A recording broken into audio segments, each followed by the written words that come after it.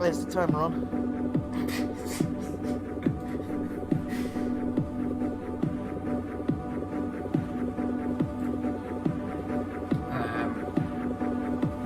Yes, it's on 3 minutes. 3:50, 3:56. 5:56.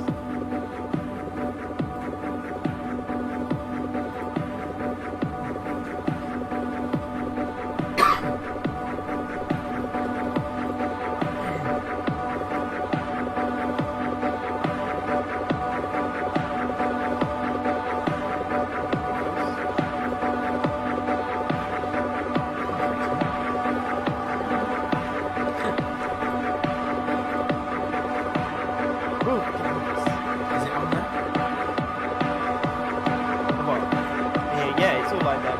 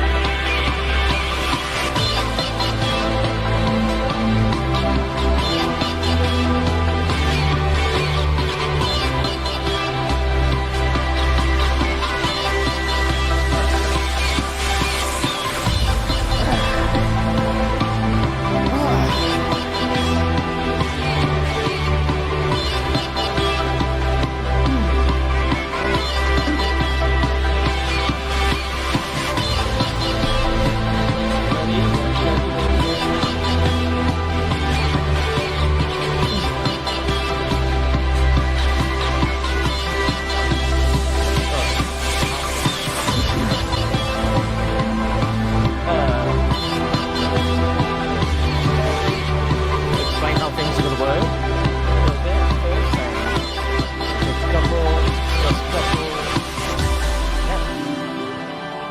Go with an even flow. A lot of people already watching.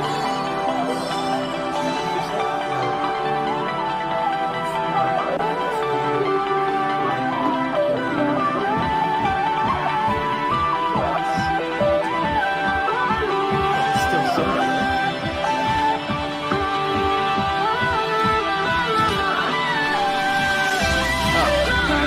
Can you hear me? Oh, hey! Hey, everybody! Pretty much. They heard me. Well, that's good stuff. Forgot about it.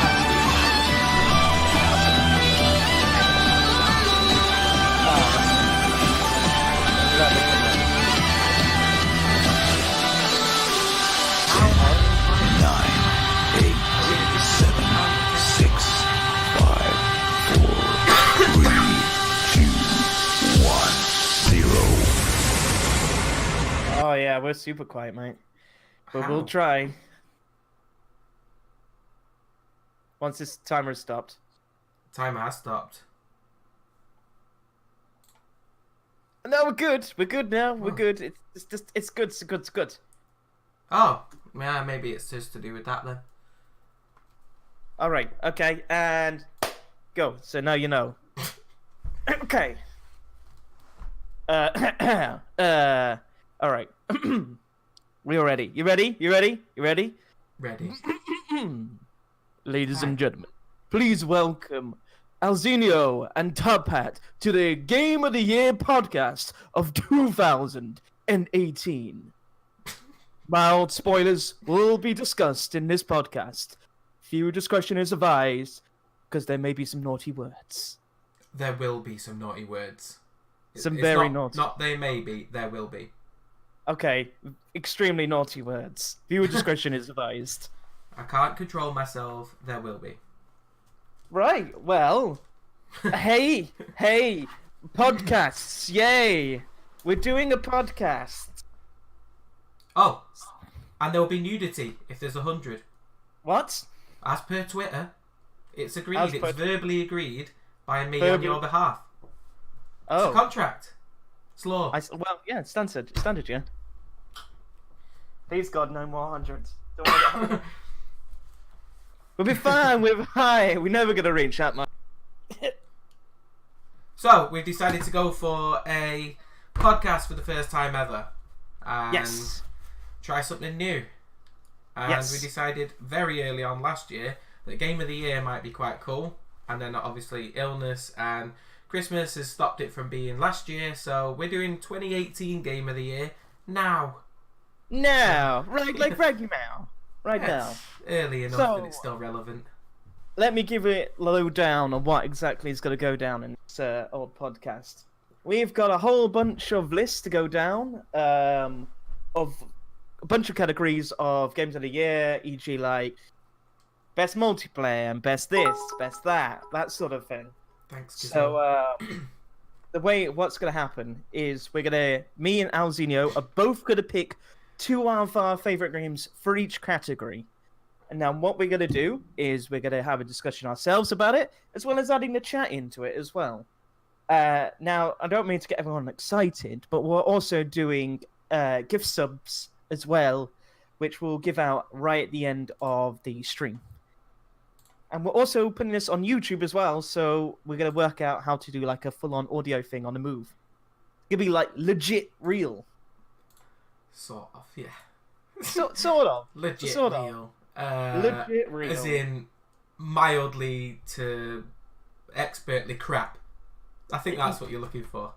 That's the technical term, but we don't use the Latin here. Well, Right. no expert, just mildly crap.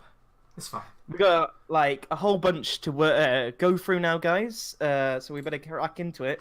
Literally, we've been working on this for Like, minutes a couple now. of months, a whole couple of minutes. We put on that much work for everybody. That's how much preparation we've had. So Yeah. feel free in the chat to discuss and to say what your favorite games are as well. There's also going to be chat integrated categories as well, so you guys can decide on whilst you're watching here as well. So that's going to be cool as fuck. So let's get stuck into it, shall we? Yeah. Right. So, So- our first category, best exclusive. Best exclusives. Now you have to bear with me for the. Oh mate, we've got like anyone who is actually watching this instead of listening to this, we've got like a full-on we got picture displays. It's like what's the word? It's not Excel, it's the other one. Paint, something like that. We got Microsoft Paint. It was done in GIMP actually. So. Oh well, excuse me. Only the premiere in this podcast. All right, so Right. So. you started off, mister. So the best exclusive for me, the very first one, I'm gonna say yes, GIMP for the win. See, that's good news for you. You're a GIMP topper. Man, I'm not even going to argue that fact. Right, is Forza Horizon 4. Ooh. So Ooh, I inside. absolutely Ooh. love this game, and yeah, it's just technically not an exclusive because you can get it on PC, but it is Xbox, so yeah. Technically exclusive. I'm having it. Yeah? You know, it's visually pretty. Right. There's hundreds of cars. It's free on the Game Pass. I mean, you can't really beat that for something can't. so well polished. You cycles all the different seasons. There's absolutely, there's no flaws to it that I can see. Except for the amount of time that I need to carry on with it. Yeah, it's definitely up there with one of my favourites. No, this is not my game of the year. This is my best. Well, this is one of my 2 best exclusives. Yeah, I would explain, guys, that the actual game of the year is right at the end of this podcast. Yeah, otherwise it'd be really short. This is like, yeah, like 5 minutes. What's your game of the year? Oh, I don't know. Red Dead, I guess. Oh, well, I'll see you again next time, huh? Hey, it's not Red Dead. Not Red Dead yet. We don't know. That's the thing. You've got to stay tuned to find out. Best exclusive. Well, I went for it. I went for Xbox, PlayStation, and Steam. So all around us. So this is games that I should stress, by the way, really quick. These are everything we discussed tonight is what we personally played last year. So some games like your Tomb Raiders and stuff like that won't make the list, but we got chat integration things that you can add in for us. Yeah. Just in case you say, like Celeste was the best, and I'm like, well, I never played Celeste. Okay. Yeah. Well, I didn't, even though it just became free. I downloaded it myself. Yeah. So have you? Yeah, well, it's free, man. You might as well.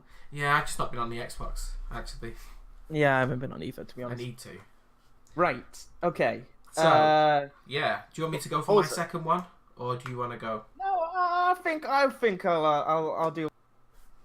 And then that one. Okay. Yeah. So Sure. I'm going to start off strong, and I think a lot of people are going to agree on me with that one. God of War or why Dad of War. Oh, well, are we good? Yeah. Yeah. Okay. Well, I'll discuss it while he puts up the pick on the old podcast. That's fine. The reason why I picked up as an exclusive is because this game is ridiculously fun. I'm one of those people that semi-knew God of War from like PlayStation 2. I think I played like the first one. I knew little bits of the story of the original sort of thing.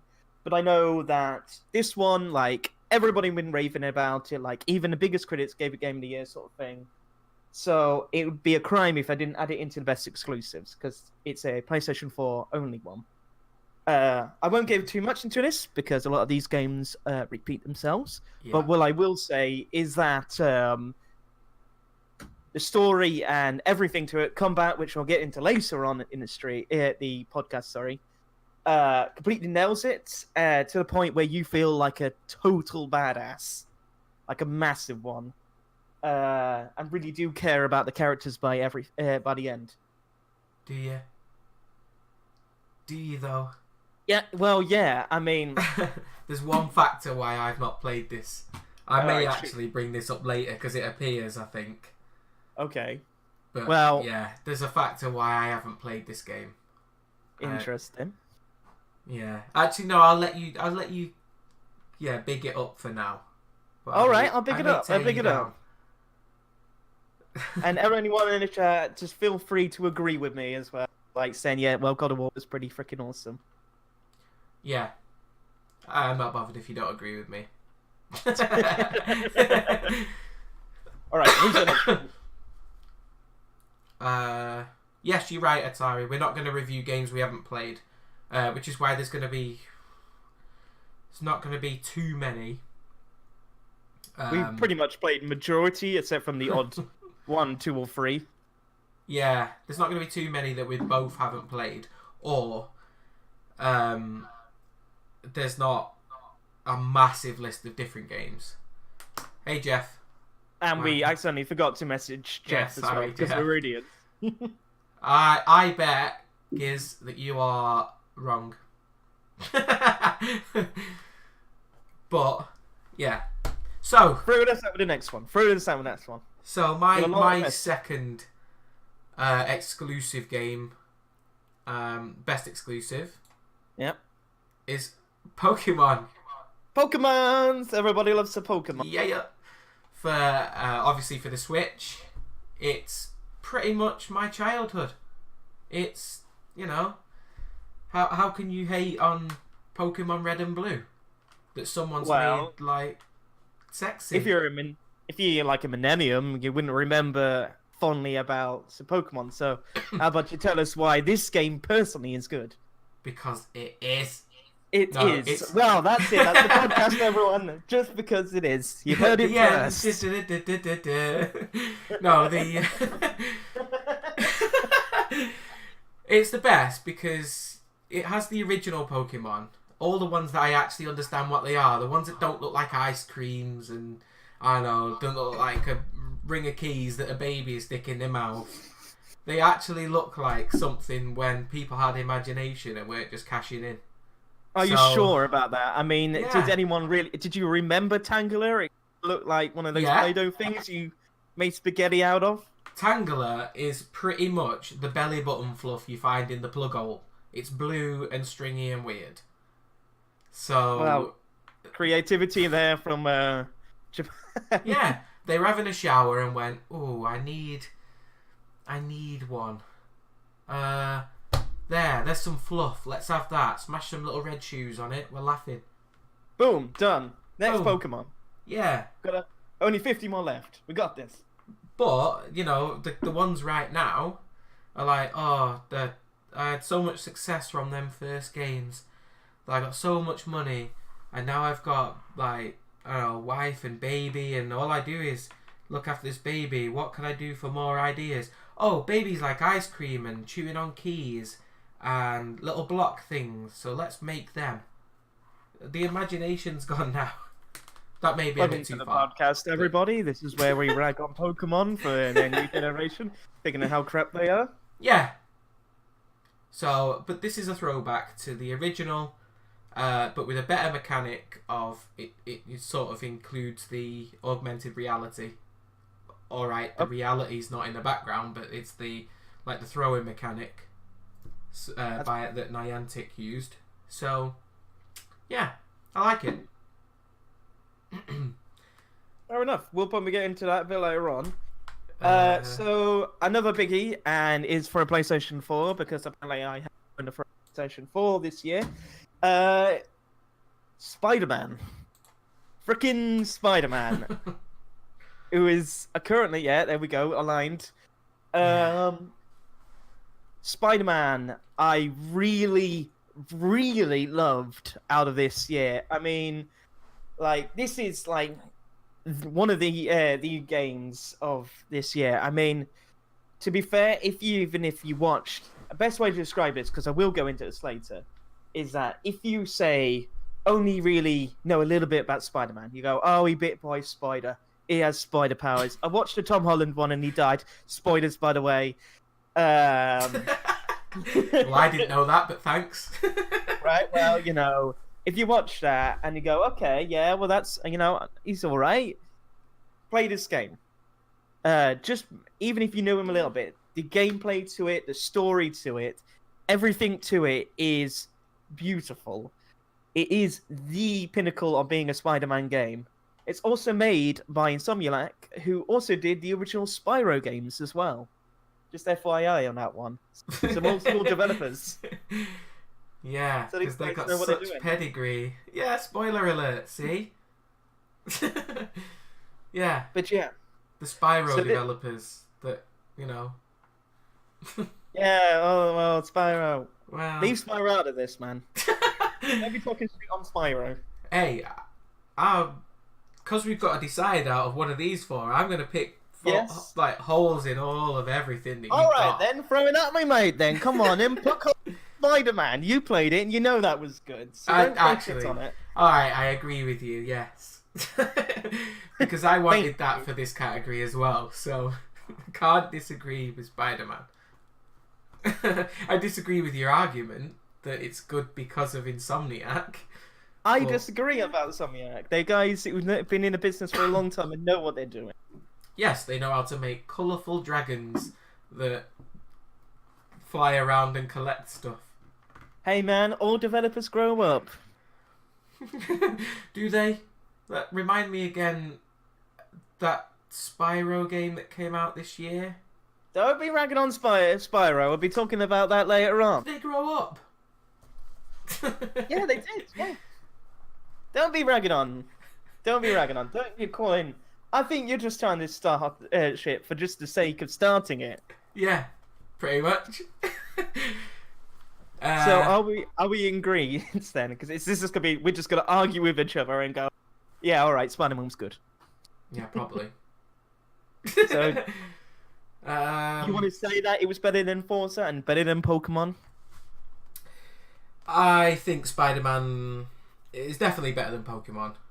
I included Pokemon because I really enjoyed the nostalgia.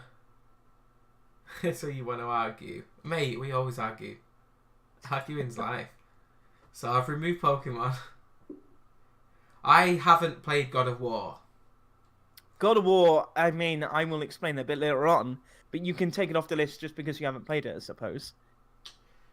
Doesn't mean it's not the best exclusive though. But True. It just means that I haven't played it. All right, well that's another one off the list. So it's between Forza and Spider-Man. It's Spider-Man. It's just fucking Spider-Man. You don't even have to worry about it. End of story, mate. I don't know why you're doing. It's Spider-Man. It's definitely It's- Spider-Man. It has to be. It's got to be Spider-Man. It is visually brilliant. It is a great game. It's If you got a PlayStation 4, buy this game. It's 100% worth the purchase. yeah. I agree. I'm not so sure about the DLC and all that. Do we really need that? Well, see, I think the DLC to it, which I'll probably discuss later, it's kind of worth it if you enjoy the actual game. And it's cheap as anything as well, so I guess so. It's not as cheap as free though, is it? True, it's not cheap of anything, but people gotta make their money somehow, right? I think the multiple millions of sales they got from this game will make their money, but sure. Legacy. They had a Agree bit to more. disagree. Right. Right. That's one. Knock down. One. Boom. Done. Category 1 done. Spider-Man. Spider-Man's the winner for the Spider-Man first one. is the winner.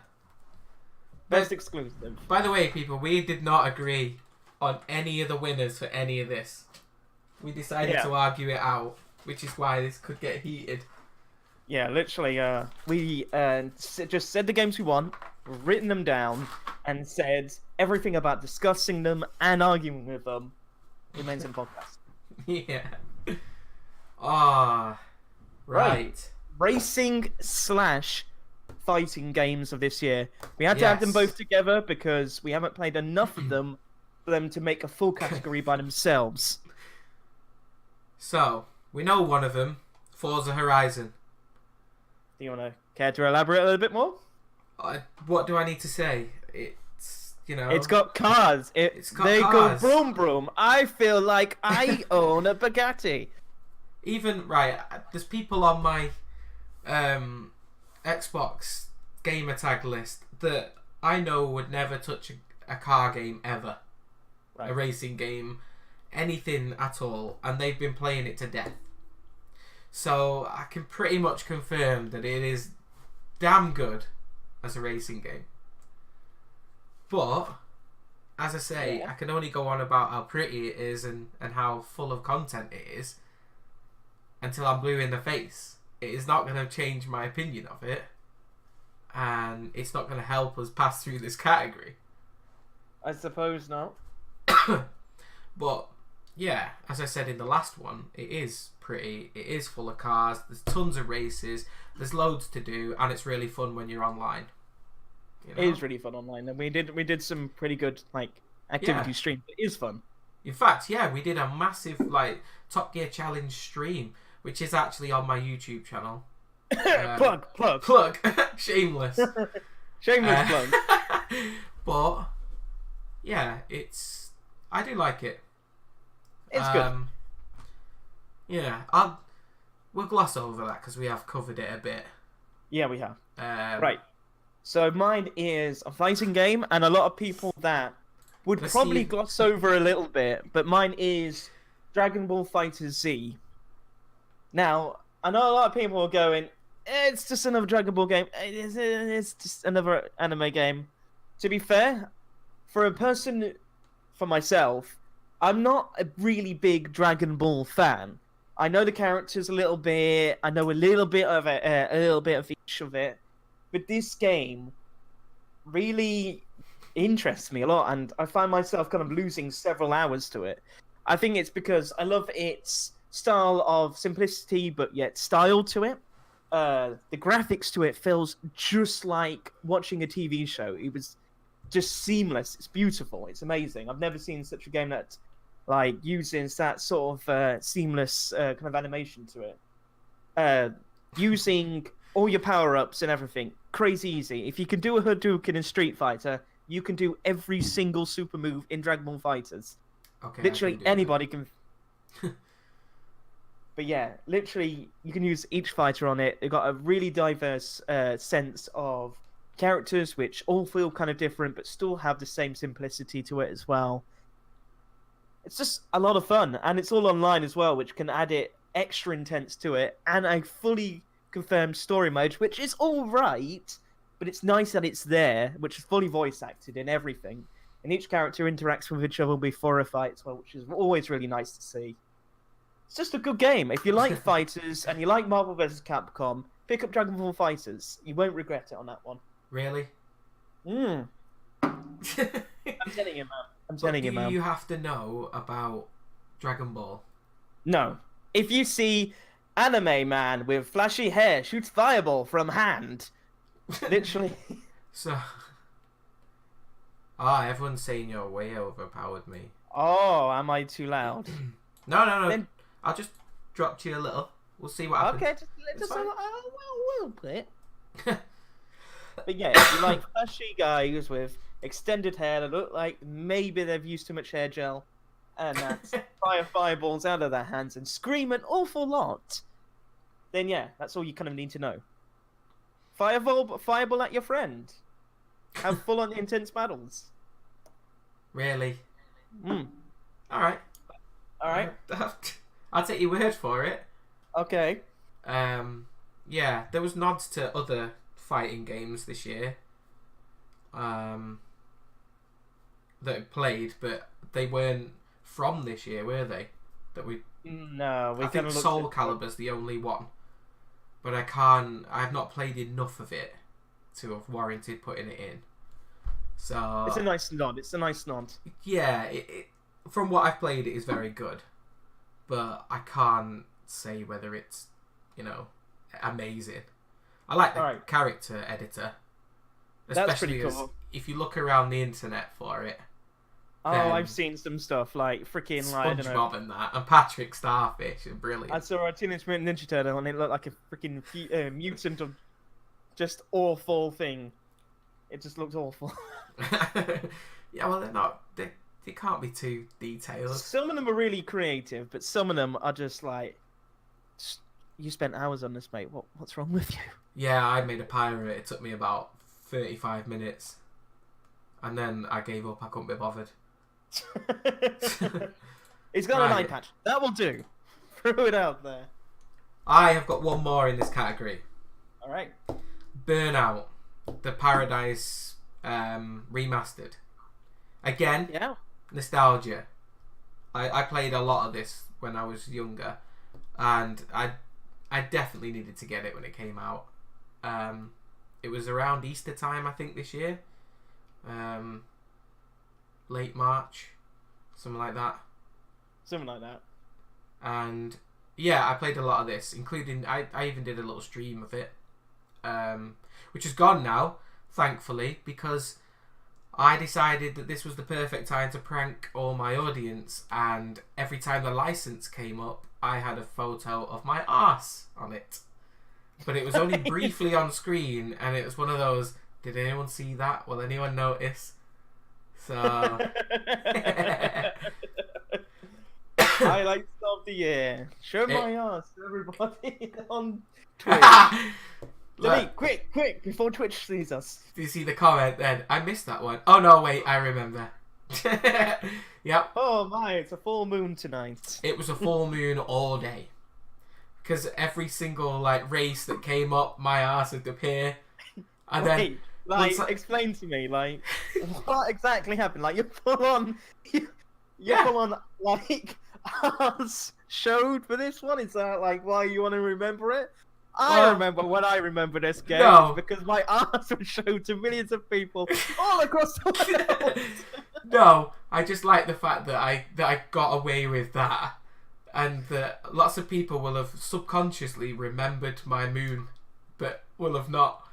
Mate, did you actually like showing your full on arse? Oh, or was yeah. it like your full on arse? Like Full. your full on arse Oh, yeah. was out. Yeah, every time the license updated, the what you had the ability to change the picture. So the first time, I had a full-on grab of the cheeks, and then the second time, I got to update it while I was streaming. So I actually trousers around the ankles, gave it a full moon, and took the picture live, and people didn't even notice. But I love games that give you that sort of freedom. They shouldn't, because it's dangerous. Oh yeah, best games ever. 10 out of 10 would win it because I could show my arse to everybody and no one would pay attention to it. But again, it's another game which, you know, it's absolutely rammed full of things to do. I'm not even surprised myself. It there, Jeff. is massive. But it that's the reason I had to bring that into there, because it was awesome. And I got to prank everyone that watched. Yes. In fact, I wish I could be there to see anyone that had watched it in on the replay, because that would have been excellent. Oh. Because the sound would have been muted because the music, so they'd just been watching, and then boom, there's the ass. Boom. been amazing. Oh man, no, it's a black hole. But yeah, it's absolutely full of stuff, like content, and the downside is the cars aren't licensed, but it was a good remake. Don't worry, Jeff, I will send you a picture. Nice. Maybe that should be a giveaway. Yeah. I Think always on. do love my moons with low hanging fruit. So, Right. Okay. Let's continue. Stop talking about your ass for 5 Yeah. minutes and find out. Come on. although it let's is go. wonderful. But Right. yeah, let's, okay. Let's get this discussion on the go. So, So, boom. let's- Burnout Paradise. You showed your ass to everybody. let's Dragon cut Ball Burnout Fighter. out of this list then, and You let's want to take it out? let's have it between Forza and Dragon Ball. Fine. Okay. So, yeah, what do you reckon? So honestly, I Because really you did play love. both. I did play both. I really did love Forza. I think probably the best car game, Wow. and it was incredibly fun. Wow. Okay. Thank you, OCB. Wow, Great. that's amazing. Welcome to the podcast, everybody. You're all in for disappointment now. You missed talking of arses. Uh, But anyway, let's get off the arse subject. We talked about it long enough. Right. So did like Forza. It was a crazy fun game, nicely realistic. I did feel because my favorite car of all time, if you didn't know, is Dodge Charger. So had a Dodge Charger, and it feels like you're actually driving it and kicking everybody's ass in a general league. Loved it. mm, But I found myself stopping after a while. I mean, I suppose it's crazy fun with friends, but I suppose taking a shit next to your friend is fun as well. So you can't really rule that one out. wait, what? Since I'm when sorry. has taking a shit next to your friend been fun? Well, let's not get into that. It's an example. It's an example. It's an example. I've got to be honest, I have never ever gone, come on everyone, come round and come and have a shit at my house. We'll have a good We can party. We can talk about sizes. No, you can do that with a photo, but mate, at no point has anyone ever decided that was good. It's not my best example. I would agree. No. But you got the idea. You got the idea. Oh, yes, he has definitely got the experience. Anyway, I feel what I am that- saying I is think that that you have a- multiplayer with anything, it's funner than doing it alone. That is the point I'm trying to get at. No,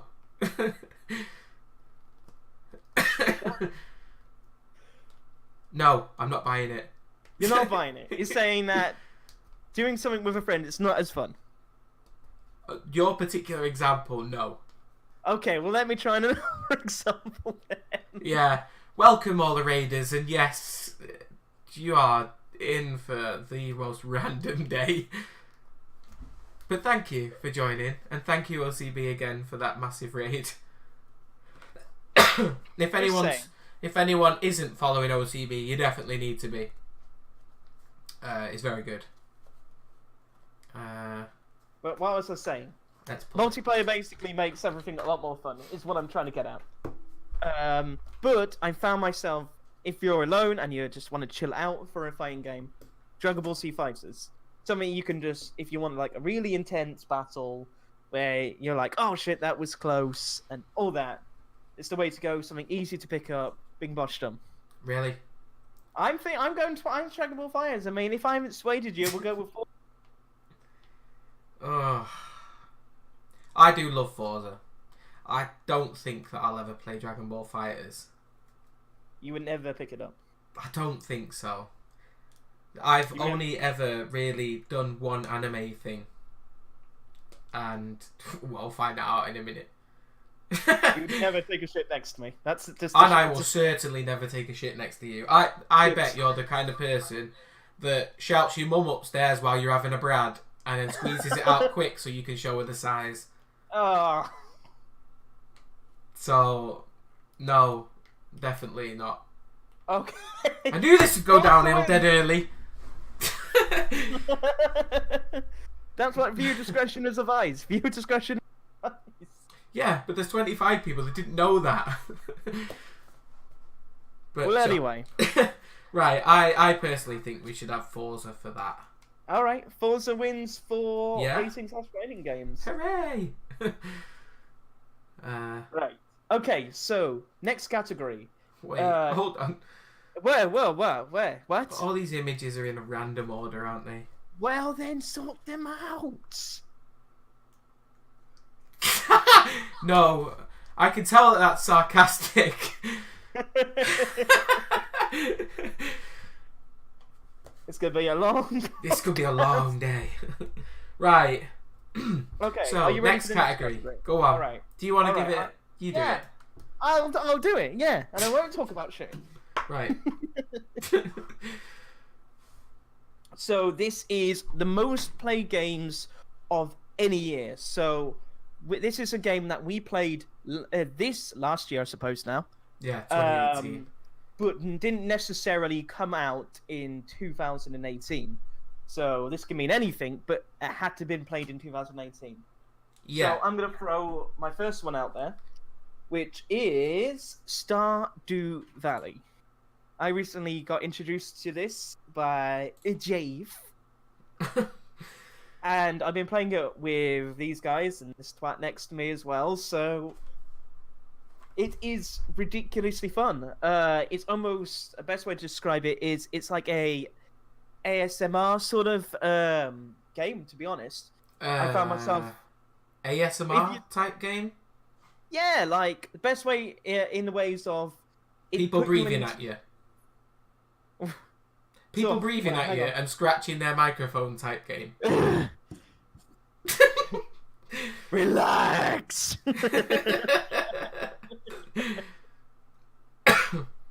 Alright. Well, I felt incredibly shut out when playing this. Found myself locked into it for hours, tending my farm, planting plants, getting loads of money, building stuff. It's just really, really nice. It's a pretty game as well, made by one dude, which is amazing. The multiplayer with 4 other players makes it so much more fun as well, because you can all work on a farm together. That's great. I honestly had a load of fun with this. I lost hours to it. I did have a go of it. I enjoyed it, but my whole life just took over, and I ran out of time. And you and Jeff just like pissed off into the sunset basically, and started trying to pull old ladies on it. So Hey man, leave I had Pam to out nope of it. out You at love that the point. parsnips. She If loves I the wanna parsnip. The local alcoholic of that town. That's my choice. Great. So I've now got a new phrase for Facebook. Is she loved the parsnip. It's amazing. Can't wait to be using that in groups. Oh dear. See? People saying chill game. Not It is a ASMR. chill game. It's not It's people not- breathing at you and eating things. Yes! Creepy talking and eating noises. That's what ASMR is. I kind of like ASMR. That's all it is, but I know what you're trying to say. And BDSM. And all those sort of things. Hey man, at least I'm not showing my arse off to the world. Yeah, well. Not yet. I said 100 people. I said 100 people and you will. So, there's still time. There's still time. Right, how about you stop complaining and have a go at me? And throw out your next one then. Alright. My one. In fact, it's perfect timing because I've just seen that Robert's appeared. And the person that dragged me into Minecraft.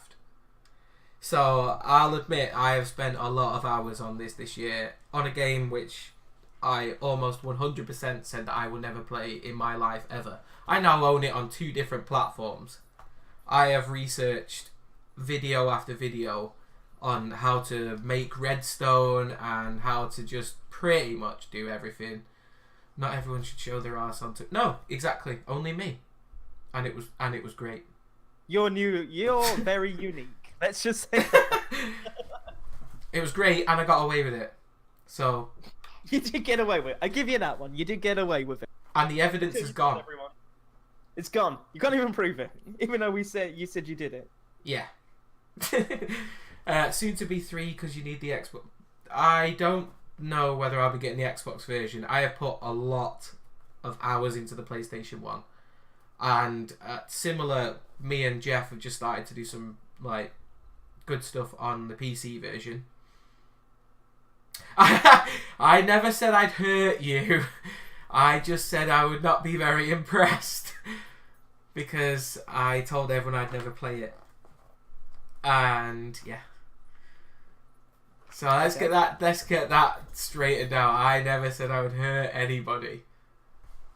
Fair enough. Yeah, I've even to the fact that I have put well over 100 hours into the PlayStation version. I built a ginormous house, which I started on stream and I have since finished. And then I've had it burned down and I've had to rebuild it because I made it out of wood and I set fire to it by accident, trying to be clever. Good job, you. Yeah. And I'm not surprised. I have been doing a lot of Minecraft, and I've got to admit that I was wrong, and it is absolutely incredible. It's adult. It's like pixel Lego, and I've also got another massive project that I'm going to do on that. I've just got to work out how to do it. I don't know whether I should reveal what it is, but it's something that's really sort of close to me. Fuck's sake. People quoting me now. Yeah, people are quoting you, man. It's all over. The jig's up. I think you'll find that followed that was, I'm 31 years old, I shouldn't be playing Minecraft. It's... Yeah. Actually, you did. Minecraft. So... Right, Yeah. well... So, that covered got it short. Minecraft. We're only on number 3, still got a while to go. Yeah. Right, mine is kind of difficult because I'm trying to think if I actually put a third one. If that came out on any year. Yeah, you did. Yeah, but it came out this year. It's Kingdom Come Deliverance. Yeah. So this game did come out this year, and I suppose I shouldn't have put it in this thing, but oh well, I'll talk about it. I love. No, if you this played game. loads of it. I played an absolute metric shit ton of this game. It's unbelievable. Totally underrated, which we'll talk about later on. But basically, because I'll be talking about this quite a bit this podcast, is that this game, in summary, is lengthy, great story, amazing graphics. It makes you really do feel like you're in a medieval times, and the sense of detail is ridiculous, absolutely ridiculous. Thanks, Atari, and no. Sorry, So I'm carry not on. going to get too much into that, but I will be discussing later on why I am in love with Kingdom Come Deliverance and why you should play it. Why I should So what's play it, the- or why everyone should play Everybody it? should play it. Everybody. Yeah, It's that basically, good. basically, this is an advertiser's wet dream. This Yeah, podcast, pretty much. Yeah, because we're going to be like, oh, you should buy everything on this list, and it'll cost you about $1,000. oh, you go and buy this. You just got to ignore all the butts and the shits, and then you're all good. Yeah. Well, you got to throw some negative in, otherwise everyone will think that you've just been paid to say it. And I Very true. categorically can tell you, I have been paid to say nothing. They should pay. Yes, Actually, they should pay me to not say things. They should. Yeah, they should. Yeah. I cut off the sound effects because we're going to roll this into a podcast, and I wanted as little editing as possible. I'm really sorry. Yes, but yeah.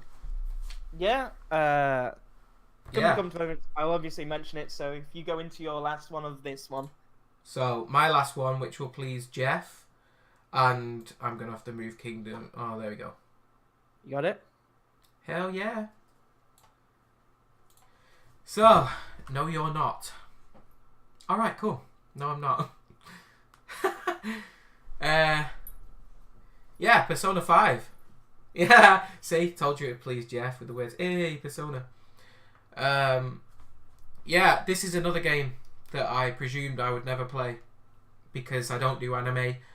I don't really get into the ginormous eyes and the only focusing on about 4 characters because they're the ones that are differently coloured. But I've got to admit, this game's incredible. It came out a few years ago. In fact, I think it's a PS3 game that they remastered for PS4, and I've sunk hundreds of hours into this, and I am less than 3/4 finished, and I wish I had the time to carry on because it is brilliant. I have started playing this. Like, I really do love the sense of how it looks and the style to the game, and the gameplay is quite nice. I don't think I've had enough to make my own personal opinion. That's the only problem. Is there anything else you want to add in Persona, or do you want to say it later? No, this will be the only time this makes an appearance. Really? Okay, so go Yeah. all out with it, matey boy. Well, I can't really because you've just started it, and and I know for a fact if I spoil this for you, as this is hundreds of hours, there's how at least about you one title explain to later me- on where you're gonna go, well, you spoiled that for me, so have this. So It's a good point. You've got a good point there, buds. To be fair, seems like it's 100 hours long. How about you go for it? Because I'll probably forget it. so yeah, a basic snapshot of it. There are characters in there that I will admit are sketchy to me, and lots of things I am not bothered about. But yeah, there are some shady characters in there, and I took an instant dislike, including one that ends up in your party, and I don't know whether you're that far yet, Top Hat. I am like at the beginning, mate. So like Yeah. everything's a spoiler. Like You're everything. definitely not far enough.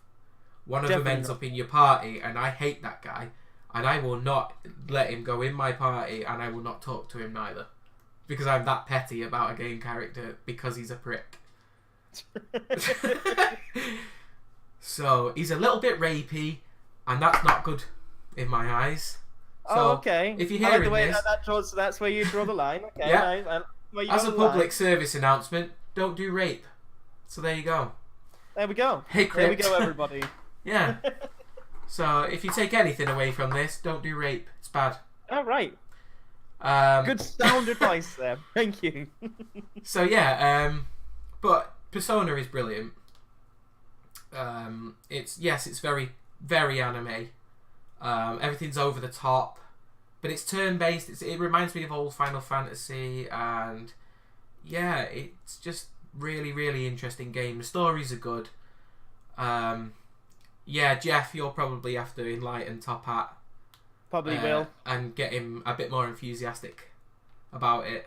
But it's definitely one to pick up if everyone's got a PlayStation. Or Well, the main emulate Persona it. does have a top hat, so No. No. No. He doesn't have a top hat. what do you mean he doesn't have a top hat? It says right there in the picture you brought up. Oh, no, you're on about Arsene. No. Yeah. Well, yeah, that Persona got canned like within 8 Oh. minutes of playing it. I'd been that one Oh, off. great! Well, spoilers. That's what I said to you. But well, it's not really a spoiler Great. because there's The only person that hundreds. doesn't have a fucking top hat. It's gone. 8 minutes. Top Don't hat. even know. Cancel. Worst Whoa. game. All right, chill your beans, simmer yourself down. Right. So let's make a decision then. As shall we? Jeff said just then, you can resummon it whenever you want. You can increase Well, its that's good, level, okay. and then it's worthwhile having again.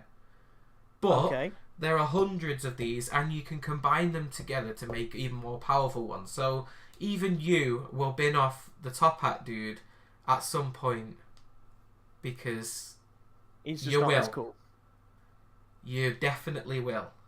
So, yeah. Let's Let's make a shall we? decision because we need to move on. And the answer's Minecraft. And fuck you if you don't. All believe right. Okay. So no. All right.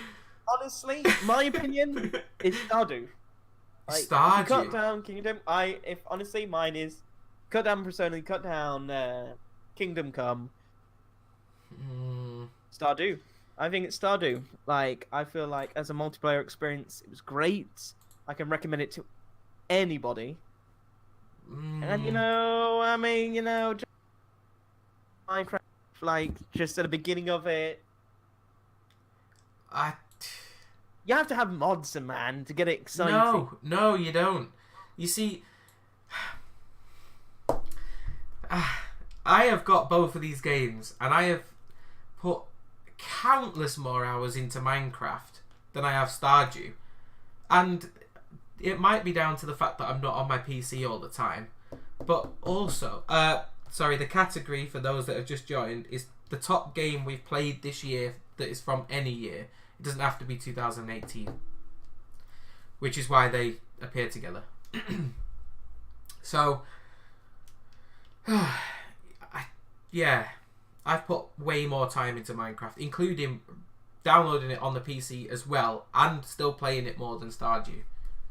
To be fair, I would agree that when I first started Minecraft, I did have it on my phone as well as Xbox as well, and played a lot with that as well. So, vanilla I didn't play Minecraft that. is brilliant still because you have to work hard to actually get the same things as you would with mods. You have to be clever with your redstone to get anything that functions half as well as mods, and it kind of makes you feel like a superhero when you've done it. All right, Well, that's why I'm okay back then. in Minecraft.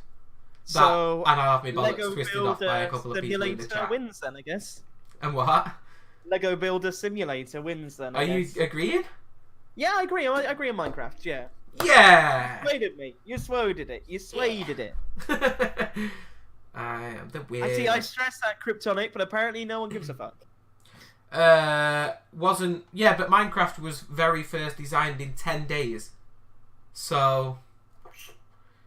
Pro Minecraft. Let's get it on. Yeah, I'm happy with that. See that? I even learnt, like, the lore about Minecraft. That's how. There's a lore with Minecraft. That's how. Lore as in Lore, not as in Yeah. the lore. Yeah, I know. I know the lore. I'm gonna send the Minecraft police round to take you away. Wait, what is that lore? Oh, here's Steve. Oh, he likes to build blocks, and then one day he took building blocks too far. Yeah. I can't believe there's a lore. I do not See? believe you that there's a lore. I have Like, it. I wouldn't say I'd Do play it. 5-year-old children have that much time on their hands? Crypt, man, you need to get on it. You need to be on it. Mate, I need to Google this after this podcast. I don't believe that there is a law. I mean, I can imagine there being, I don't know, something ridiculous, like, I don't know. Freaking, I don't know. Won't get into details. But I bet there is that as well. Don't Google it now. Oh. I'm still here, man. Let's move on. Alright, Jeff. Yeah, you do you. You go and Later, Jeff. make sure they're alright. And see you later. So, Alright. category 4. Whoa. Let's start it up. What you got? What can he got? I have got a Heineken. Oh, he's on the beer. Tony. We've got to category 4, and you've had to have beer because you didn't realise how much I would argue. Excellent. Yeah, no, I'm fine. You know, I don't know. I've turned you to drink in 3 categories. You'll be on the floor by the end of the podcast. Yeah.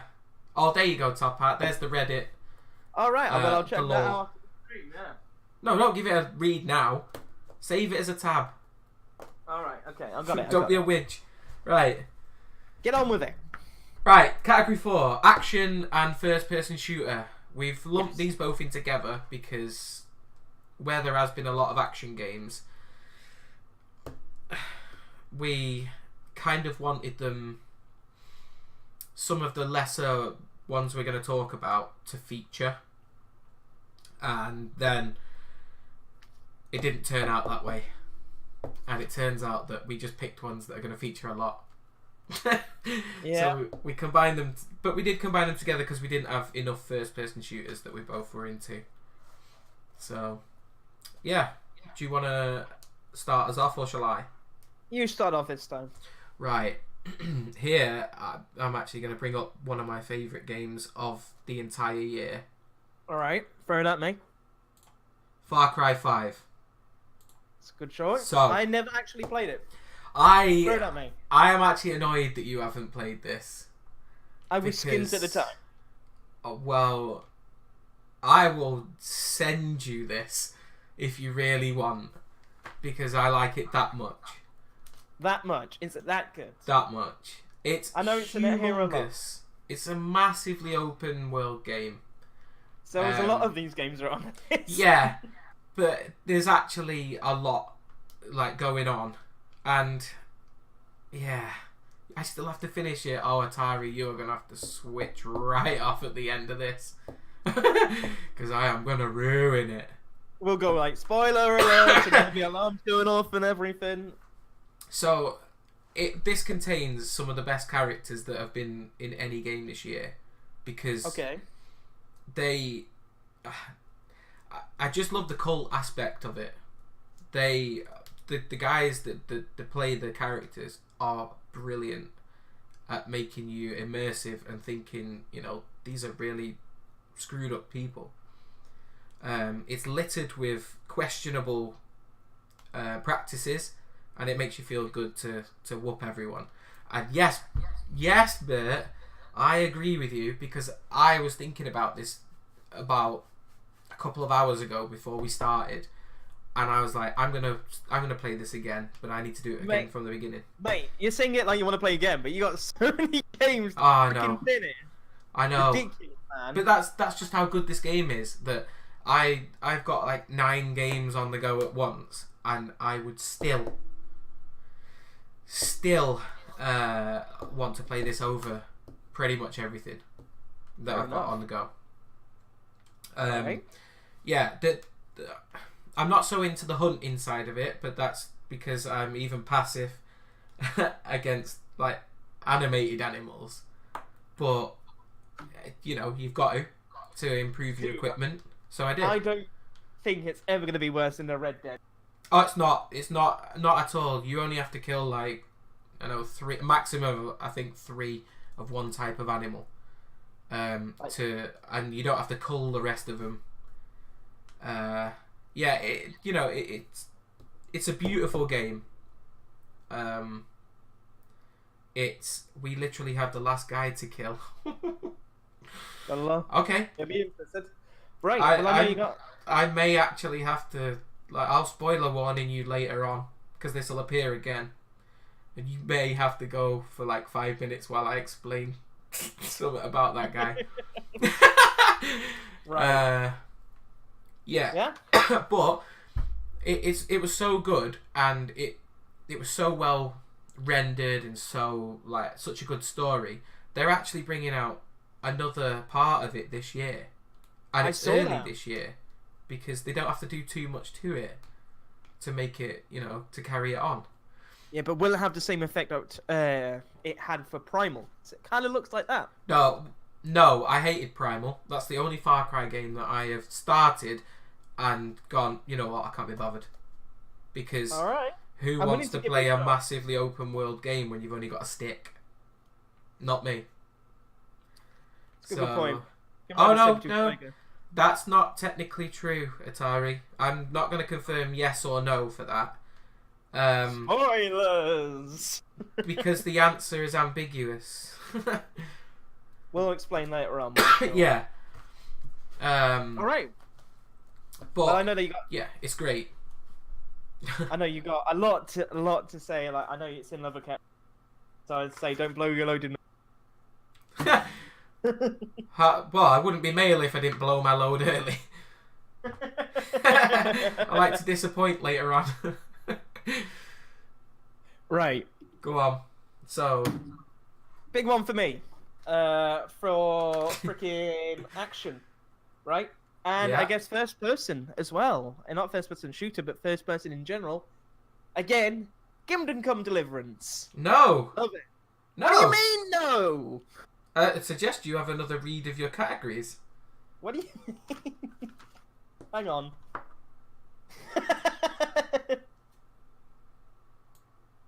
No, wait, it is in there. No, it isn't. No, it Oh, isn't. shit, no, it isn't. No, it isn't. I fucked up already. It's alright, I'll stay on the It's ball. Kingdom Come Deliverance.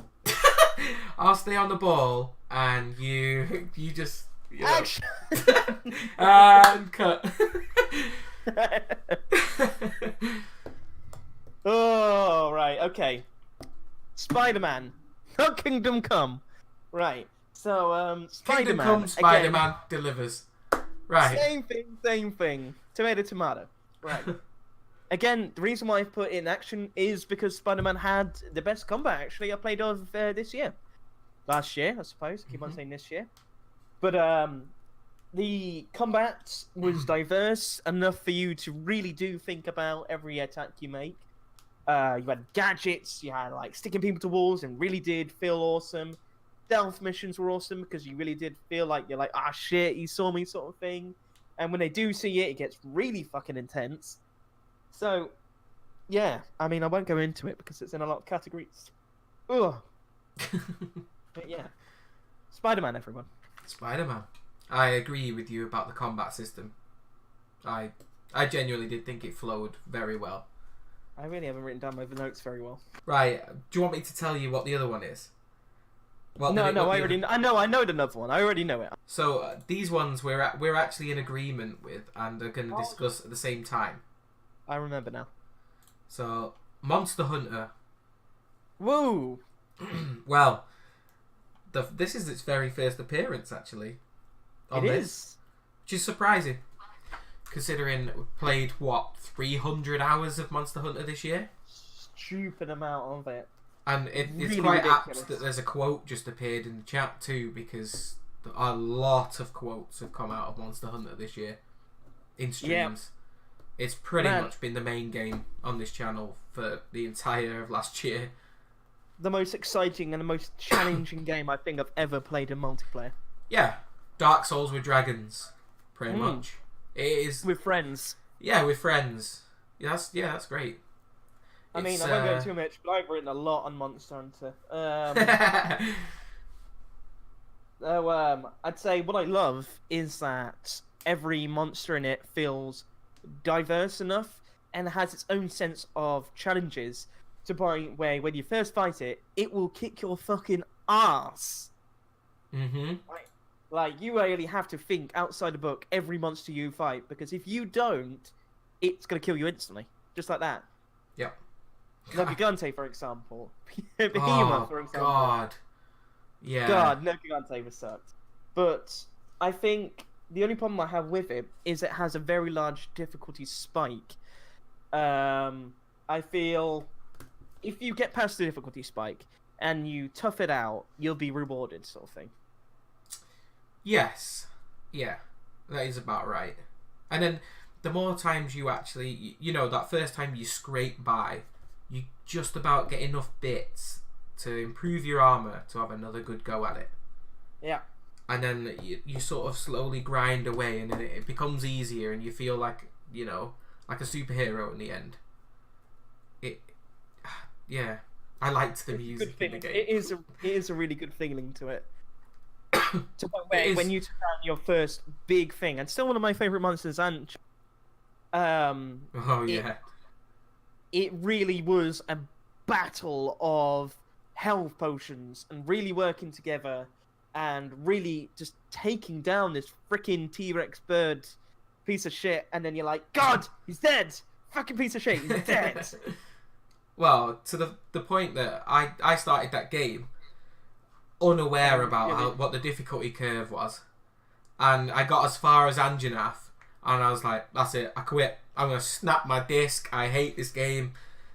Yeah. Because I didn't know that you had to upgrade everything.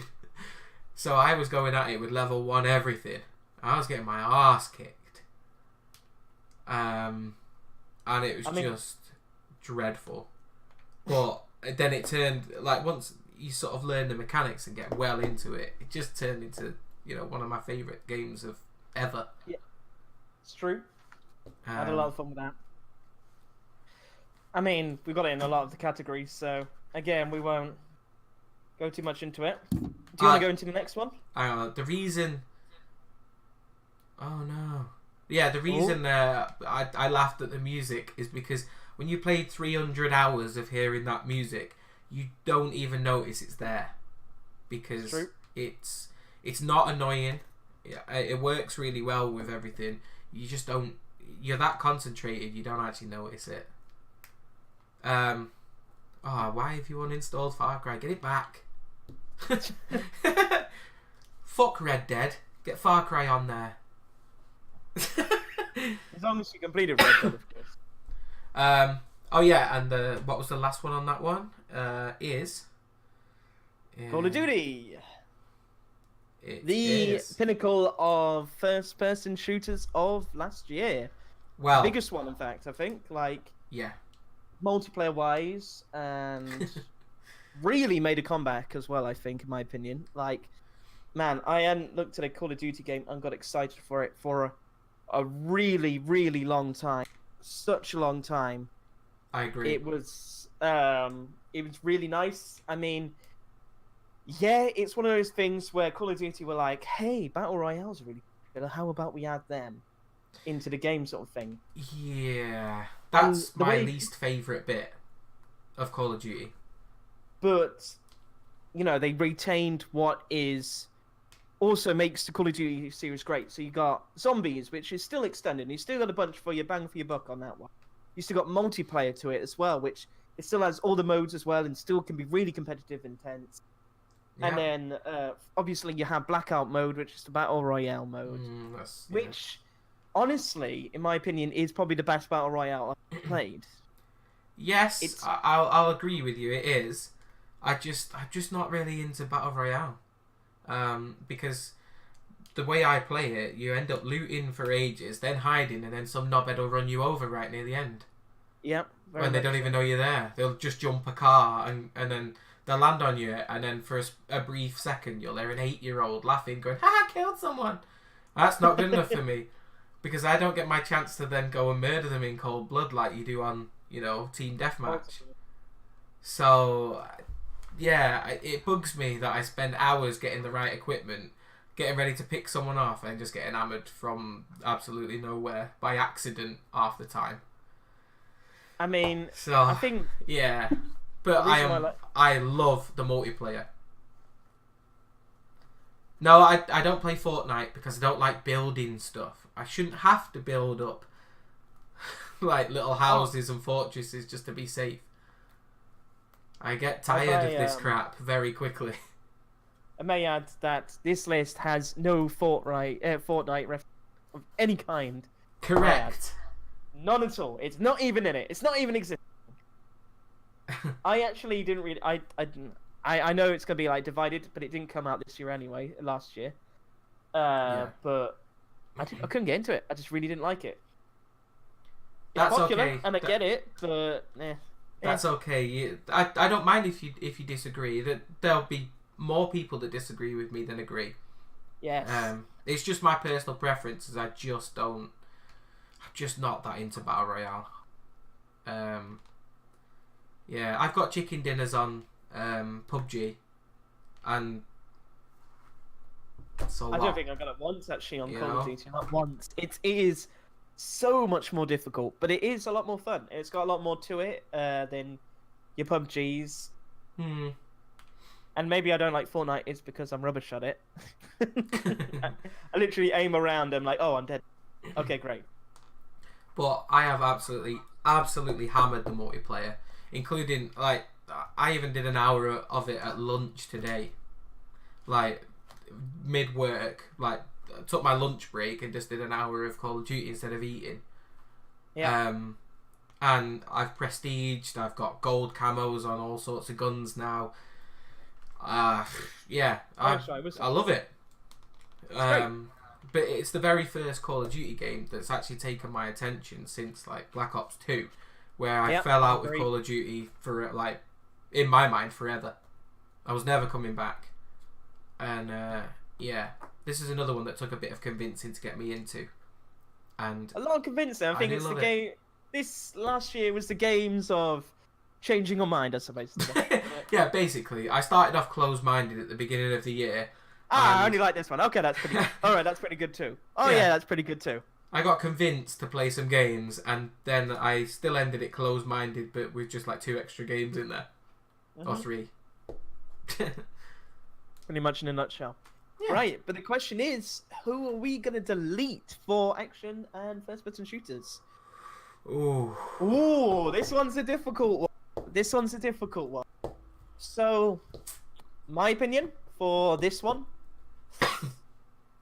Go on. gonna take off Spider-Man.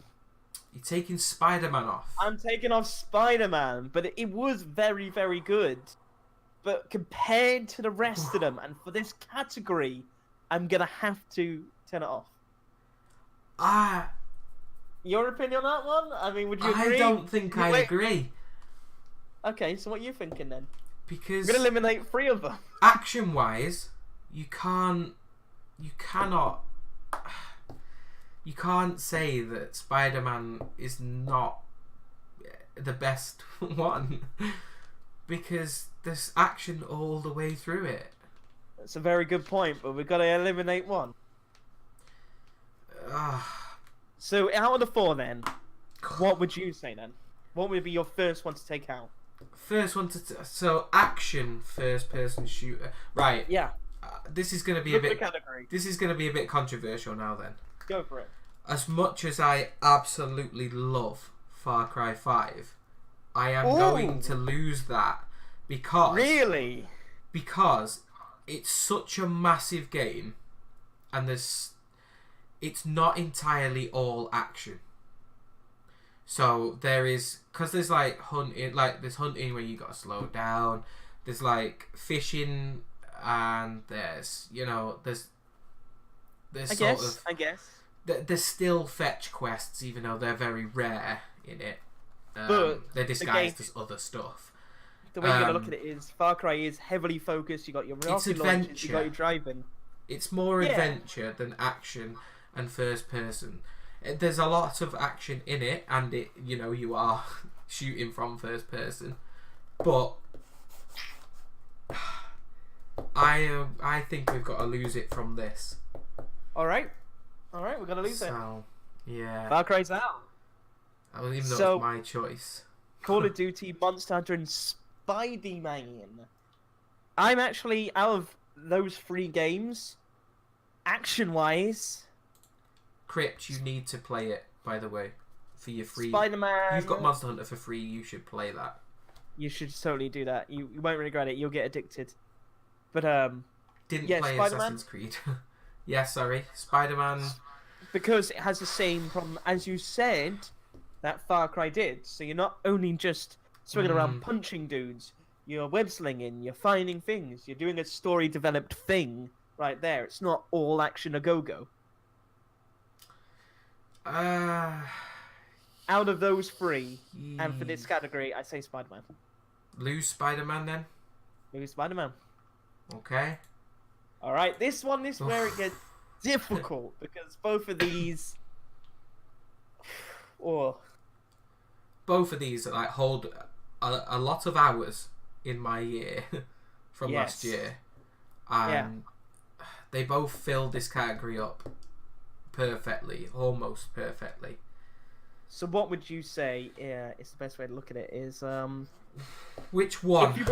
if you were fresh to the fresh to both these games, really didn't know anything about them. So from like regular, like, oh, you fight monsters and you shoot people. What one would you say?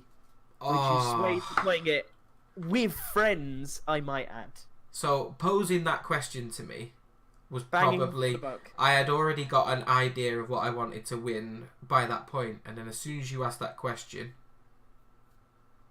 I've changed my mind. All right. So what is it? So, the question you asked was fresh to it. Which one would I recommend to play with friends? Yeah. Yeah. My answer's Call of Duty, Really? Okay. because I remember being fresh into Monster Hunter, and as I said earlier, it was so difficult, and I was like, meh.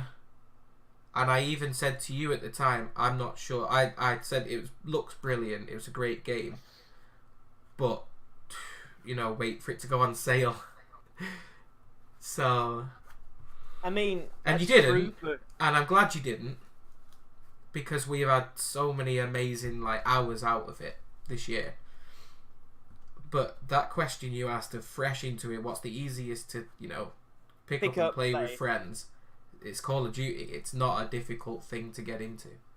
It's true. You really need to get locked down when it comes to Monster, but you really, really, really do get a bang for your buck on this one. No DLC. All the monsters they add are completely free. Basically, if you're a kid and you've got friends who got this game, and I know that this game kind of demands, which is the only problem, you can't really play it single player and get the same enjoyment. You need to have friends to play it with and really coordinate. I think that's what lets it down a little bit, which Call of Duty doesn't have, I would agree. But you really do get a lot for what you pay for. You pay your regular 50, and it's so unheard of that you actually get this many hours out of a single player game, and they add free content. It's unheard of these days. Unheard of. Call of Duty No. It's only not is, unheard of. You're forgetting well, CD Projekt Red. Every that's single very Witcher true. game, everything's free. Apart from the DLC. No? DLC wasn't free, mate. Yeah, it was. No, it wasn't. For Witcher 3. Everything was free, Yeah. wasn't it? No. The free, is it 2 or 3 add-on packs? Not free, no. Oh. Oh, well. So, I take it back then. I genuinely thought that they were free. No, so Oh. Oh, yeah, Crips just said not free. so yeah, alright, I'll hold my hands up, I take that back.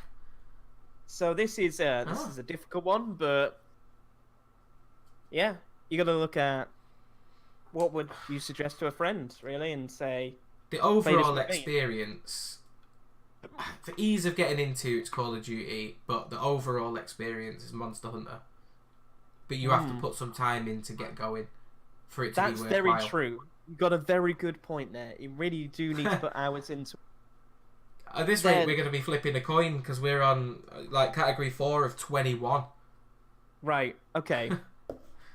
To keep it short, then, seems like you said that, and you got a very good point. pick up and play, easy to play with friends, don't really need any experience with it, you could just play it, it would be Call of Duty. I guess Call of Duty would win it. Yeah, I'll go with that, yeah. Call It of was Duty. action and first-person shooter there at time. Right, this one I really do look forward to. Okay, Yes, category So- 4. category 4, 5. Oh, we're on, yeah, we're on five, category 5 now. No, I was agreeing with Crypt. Yeah, It's taken This us an one hour and is- 19 minutes to get to category 4. fine. It's this is all you guys in chat. This is all you. So we're gonna show you now chat's favorite highlight / clip of me and Alex's Ooh. of this year. So we have picked 2 of our complete favorite highlights / clips that we think are brilliant, and you in chat decide in a poll. This is all you guys. So we're gonna show you this one. I really look forward to it. So, do you want to go? Yes, It should have sorry. the first one. So, do you want me to show your ones first because they're easier to hand? Sure. Yeah. Sure. Okay. So, let's. All right, I'll. It's not gonna do You just go ahead and play that.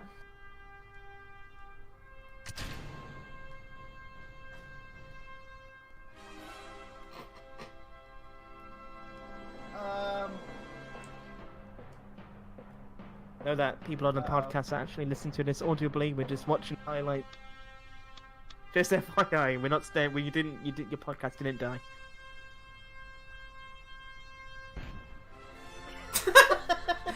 Idiot. Yeah.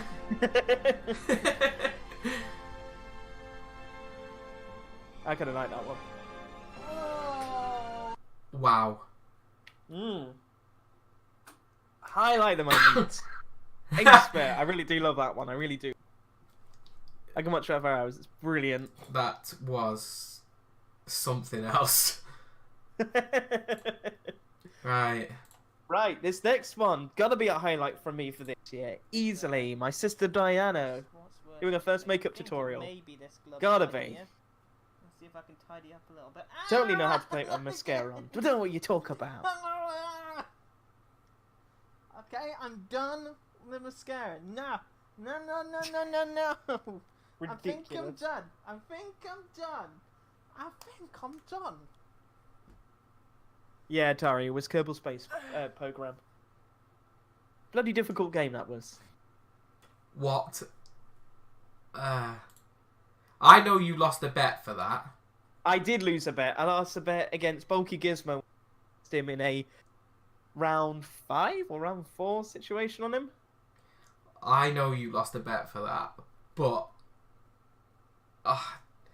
who hasn't got the coordination to put something near their eye? Mate, You're it's looking so at it much as more it gets difficult there. than it is, though. It's so much more difficult. Luke, literally, your eyelashes are right next to your eyes, so you're literally flicking it. So difficult to get it right. I don't know how girls do it all the time. It's ridiculous. Right. Here's one of my Sorry, favourite some ones. boys want bows and plats too. We were It's just a lot talking harder about than it hair seems, length that's for with sure. very long hair. Hold on. Oh yeah, the Highland ones do. Yeah, they have that weird little fuzzy mane, don't they? Am I thinking of a lion? Ah, the Highland do. Lions. Ah, How class. did you end up from Counter Lion? Because I said fuzzy mane, but they don't. No, I remember him now because they got that. They're really light brown and they have the long hair all the way that's almost touches the ground. Yeah. It was the Highland Lion. Gotta love the Highland Lion. And Super Secret Agents. Yes! Love this clip. Like something out the grudge. You do. You're supposed to do the worm normally, think but this we is a can very just good use the idea. stairs. It seems like a party. Top-notch heist planning. It's like watching an Oceans movie. Yeah. Oh, for goodness sake, could someone... Did you just shoot him? I got him! Relax! This was Dreadful. I wanted to shoot them, Yeah. them innocents downstairs. It but was, no. yeah. We Wait. really do need to go back to Payday. It's so much fun. Yeah. No. No, he's the good guy. We're the bad guys. We're robbing the boat. Open the window for me. This is wrong, man. Open the window. No. Yeah, I'm gonna throw the body outside. If that went on a lower deck and not in the water, I'm gonna switch the mod on for team kill, and I'm just gonna blow you away. That was. It's good. I like that one. I like that one. Yeah. It is Chat's decision. Chat's It decision. is Chat's decision for that one. So we're gonna get a poll ready on that old chat bot, and I'm gonna go for a wee whilst this. I really am desperate. Wow. Because Well, don't leave the uh, door open and have your friends round. well, all right, Steve, what you doing? I don't know. I'm taking... So. Should I set a poll up? Yeah, set a poll up, man. I'll be back in a minute. You set the poll out. I need to Come back. remember Come how. back. It was in chat bot. Chat bot. That's a good point. Yes, it is.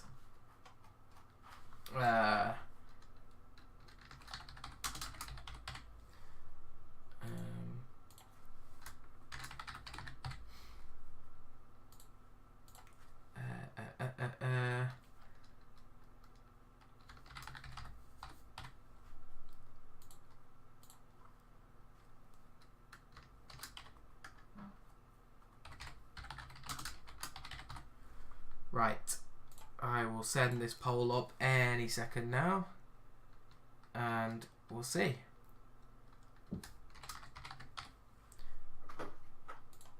Okay. All right, I'm back. Let's. You're back. You got it? Yes, I'm just thinking, I don't know, 2 minutes? 2 minutes. Sounds good. We Yeah? can chat one then. Yeah. Let's see if that appears. Yeah, it does. Yeah. Yeah. It's good times. Good times. I'm excited for this one. I mean, some good ones there from last year. Yeah, I agree. Absolutely creasing for throughout some of that. Yeah, very Like, much so. when we recorded some of them. In fact, you feature in all of them, you know. Do I? Yeah. Well, yeah, I'm supposed to do. Like, Highland Yeah. Lion was even that as well, I suppose. I mean, you do stream a lot of multiplayer games. as I well, do, so- yeah. Yeah, it's because I think I have a bit more fun on multiplayer games. Just the once, Atari. Just the once. Otherwise, Yeah. we're going to be here all day. You can only vote once.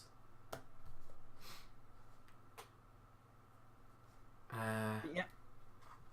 I mean, we do really need to go back to Payday. I think Payday was a great game to stream. Bizarre and ridiculous, but yeah, I love it. Yeah, yes, but also Escapist 2 Escapist? or Escapists or however you say that word. Escapist. Well, yes. Well, hold on. Ah. Whoa, before you mock that, the person that gets out of tight spaces and lock things is an escapologist, so it could always have been escapists.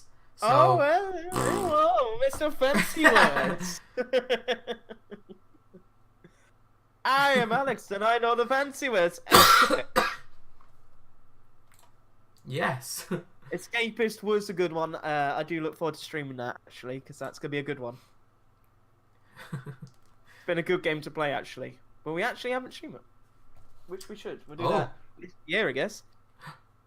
Oh, my one, heist one. Ah, Wow. Okay. interesting. I really enjoyed your Kerbal one, to be fair.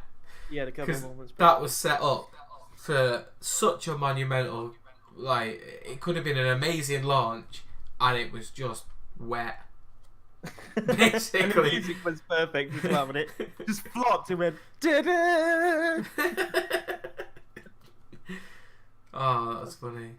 It was good. I really like that. But yeah, the heist one was excellent. Really ridiculous. Love it. Couldn't agree more. my clips are actually on YouTube. Yes, we could set up we could set this up and do a bigger straw poll afterwards.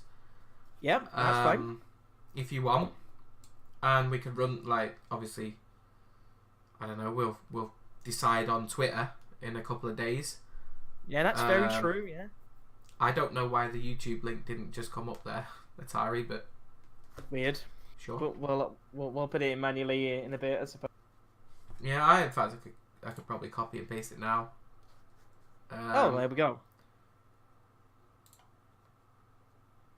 But it's hard to find because I'm not allowed to. I've got some like special characters on the back end of it or something. Like, because you know, if you're not, what's the word? If you're not popular, then it isn't. You can't change the back end of it until you're allowed or something. I don't know. Well, there we go. That's another thing. Yeah. Anyway, that's another day. Right. Well, So- there we go. Moving on. Category 6. Category 6. This is all yours. No, it isn't. Yes, it is. Most underrated. Oh, yes, it is. Oh my goodness. All right. Okay. Right. Which Right. one would you like first of your most underrated games? Okay. Right. This one is A Way Out. A Way probably the Out. Only time I'm showing it, so I might as well get my notes out for this one because apparently I'm going to need them. Where did I put them? Hang on. You are, whilst because I you bring can't it even away- back you up. No, you're all right. I mean, page 3. Got a bunch of notes in my own thing. Here we go. Right. So, A Way Out. Really, really like this game actually. Very unrated, a little bit unknown. It kind of fell into that. Thanks. Basically, when it first came out, quite excited for it, but over time of last year, it kind of fizzled out and was forgotten, which is a shame because it is very good. It's short, but it's not asking for a 50 quid price tag right to it. It's a nice cheap game. Now the coolest thing I love about this game is that it has to be entirely played with 2 players. It has to be. It's a must be. Can't run otherwise. So the developers have said, what we're going to do is, if you buy it, you can get a code in the game and hand it to a friend, and they can download the game, the full game, completely free. No strings attached, completely free. So if your friend has it, he'll give you a code for it, and then you can play it the whole game together, which is great. It kind of works in like a split screen sort of thing, so you can see what your friend's doing. And basically, what it is a it's for all 3 of them, Crypt, all 3 of them, PlayStation 4, Xbox, PC. I think mainly Xbox, if I remember rightly. But what it is a prison break story. So basically, you are playing 2 blokes in the prison. And it's a whole, like, 1950s style, you escaping out into, out of prison. So you use mirrors to find out where the guard is. Now, the only problem I have with it is that a lot of the scenes are scripted. It's not really you thinking about it. It's all kind of scripted of the way they got out. But it is interesting enough for you to take out. Now, the thing is, I'm going to get into spoilers. So there's a big whoop spoiler territory. So what this game does, which is excellent, and why I loved it actually, and the reason why it's in here, is because in the end of the game, you find out that one of the protagonists is actually a cop and was like fluking you the entire time. And you're like, oh my god, how can he do that? So what you do is have a great big battle and have a massive brawl out with your buddy, and each of you are trying to, like, because you've got so attached to your character over time of playing this, you're kind of like, yeah buddy, I'm gonna beat you and then take this all out. And there's 2 different endings to it. So basically there's, at the end of it, which I loved, was there's a button mashing section where there's a gun on the ground, all scroll away, and you're rapidly pressing A, and you're like, oh, I'm gonna get this, and then you finally get it. Oh, it's such a good feeling. It is an amazing It is a really, really nice game. It's probably dead cheap now, to be honest. Like really dirt cheap. So if you got a buddy, it's only like a 2-player game. So you pay like a tenner, probably a fiver now these days if you got it pre-owned. Just get it. It's great. You won't regret it. It's a really nice little game to play together and have the experience, and some really hilariously ridiculous things. Like it looks like I've been played it. magsied for this by Atari. You know that I'm too pretty for prison, right? You know these things, bad things happen to people like me in prison. That's why we're escaping, buddy. There are some good moments. I won't go too much into this, I know, because I know you haven't played this one. So No, the next go one for the most underrated game is yeah, it is on under. I was just double checking we're actually on underrated. Yes, we are. So the most underrated, and probably the most underrated of all the of 2018, easily, big one, Kingdom Come Deliverance. Really, really big underrated game. Such a huge, amazing game. I'll go a little bit more into detail now about it. It's basically this entire game was crowdfunded. People donated in a like a crowdfund sort of thing and raised a ridiculous amount, like I think $300,000 like dollars to it. It was ridiculous. Now the reason why I love this game is 100% historically accurate, from the characters to what the people were doing at that time to the locations to everything is 100% accurate. Now what I love about this game so much is that the first time you start this game out, you're a nobody. Just some, peasant guy, village burned down, you run to safety sort of thing. So, you're really nobody. So, you can't read, you can't wear armor, you can't play swords, you can't fist fight, you can do nothing. Absolutely nothing. It's also on the Game Pass, I think, Atari. If I may be mistaken. I'll probably be mistaken on that. But You might be right. yeah, Kingdom Come Deliverance on this was you learn everything on this. So everything that you do, it kind of feels like you're actually doing it. So even to the point of actually reading, which I thought was genius, you have to learn how to read for you to actually to read anything in this game. That's quite clever. Swordplay is really quite different as well. I don't think I've experienced something like that before. And the difficulty spike to it is a little bit difficult, which will put new players off. But once you do it, you do feel like a badass on it. So what it will use is your toggle on it, the look around button. Basically, you use that, and it's a whole circle where you have to block and parry and attack people. And And what? it gets You well. block and that's what? it. Just block and attack and parry. And who's Perry? Perry, well, Perry's the guy down the street, Matthew Perry? Oh. Perry Cox? You go around with your sword and in Perry. Like, all You mean like parrying? That's it. Yeah. Sorry, I couldn't not bust your balls for that. Carry on. All right, thanks for that. You're welcome. So that will put a lot of people off about the melee attack. I'm absolutely rubbish at archery, because archery is the most difficult thing in the game. You wouldn't believe it's so ridiculously, stupidly hard.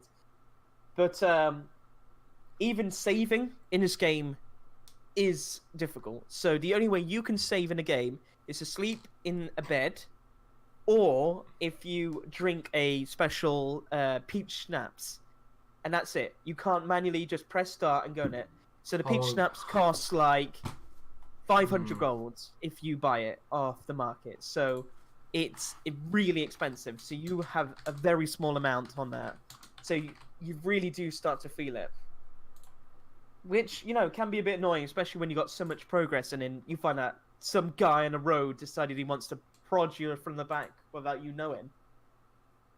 But it is really cool. I mean, even with clothing you wear, people will treat you differently. There is like a wear and tear to your weapon. So if you're in a fight with your like normal shirts, your like light armor, you'll notice cuts and everything, and it will be less effective on your armor. And the same with your weapons as well. You have to clean your sword out of the blood in town, otherwise people will notice that your face is completely covered in blood, and so is your sword. And people will react like horrified to that, which is really, really, really nice. Actually, really went all out for this game. Did you hear me? Did you hear me Google then? No. What's the drink that you drink? A Carlsberg. No. The drink that. Oh, peach schnapps. And what was the percentage of historically accurate you gave it earlier? Like 100% like historic. Except for peach schnapps was invented in the 1980s. Oh, snap. Well, you got me down. I as soon as you said peach schnapps, I was like, right, okay. Hang on now. Is he talking about actual peach schnapps? Hang on. Hold the beer. It's Yeah. from Google. That's why I had to have a quick Google then, just to see how historically accurate. Well, shit, I guess. Well, that's it then. Think of myself. No. So, hang on. We've got a lot of categories to go. So, We'll keep this short then. Sorry, I went a little bit on a no, rant. it's fine. So What I you're guess saying is this your best. Difficult. Underrated though. Yeah. Kingdom Come Deliverance in a nutshell. Is it? Absolutely, yeah. Definitely get this game if you're like into your Skyrims and stuff, and don't mind the realistic features to it. Like you have to eat and drink and stuff like that, like Red Dead. So yeah, if you don't mind that, buy this game. You won't regret it. It is a very, very good game and very nicely developed. Right, Kingdom Come. Kingdom Come. Cool. Nice. Nice. So, adventure and RPG. Ooh. You go first, because I had a rant on those most underrated games. No.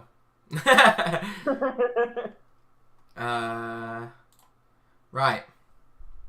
So, for adventure and RPG. Oh, I was giggling at everyone's comments while he's talking away, because I'm reading that. I'm like, I can't butt in, but that's what half the time I'm giggling at. How about you start with adventures/RPGs? What was your first thing? Do you know what? I will. Yeah. But Alright. I'm gonna do my shortest one of this. Ooh. Red Dead. So, yeah. as far as adventure games go, this is massive. It is visually brilliant.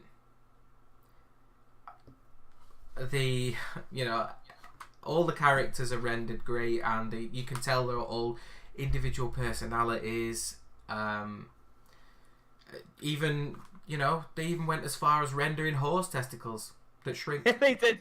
They certainly did. That is That's the most unnecessary detail on any game development ever.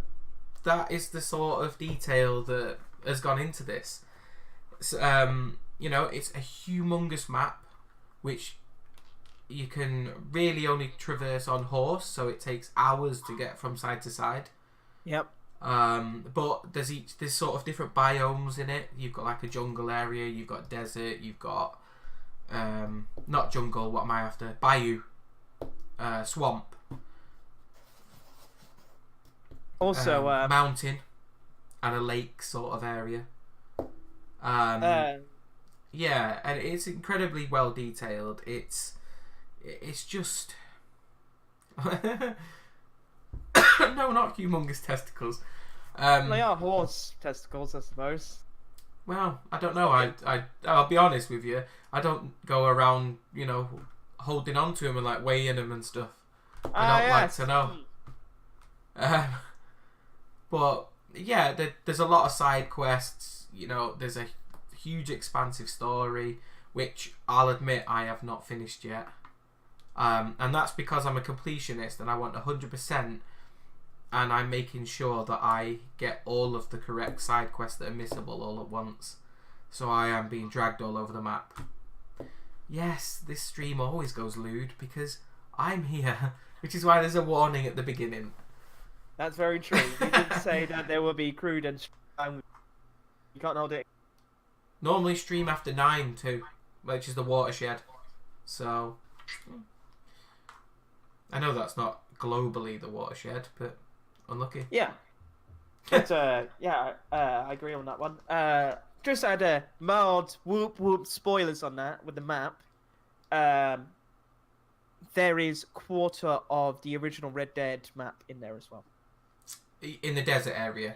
Yeah. Like, is it Armadillo? Yeah, that's Yeah, he did cut out a little bit there,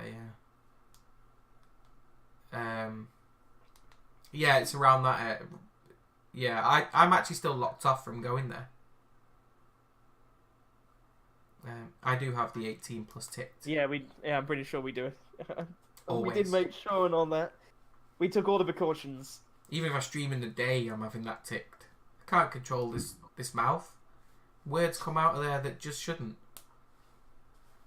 I also heard that the online mode had the entire original Red Dead map, like all of it.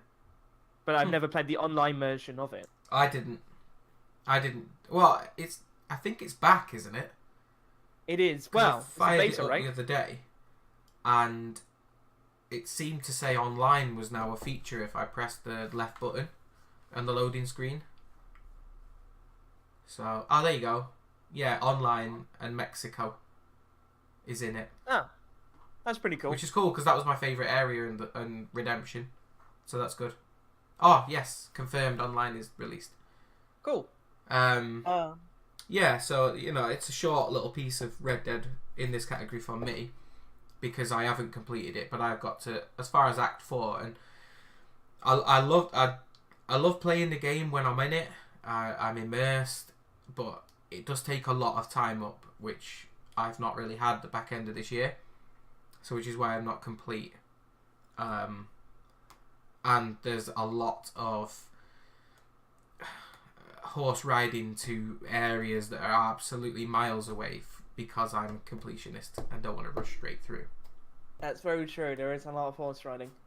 And then obviously I've had to play other games, and I've chosen to play stuff differently, and you know, the limited time I've got has gone. But that being said, this is not not something that I could have missed playing this year. I definitely was ready to play this game.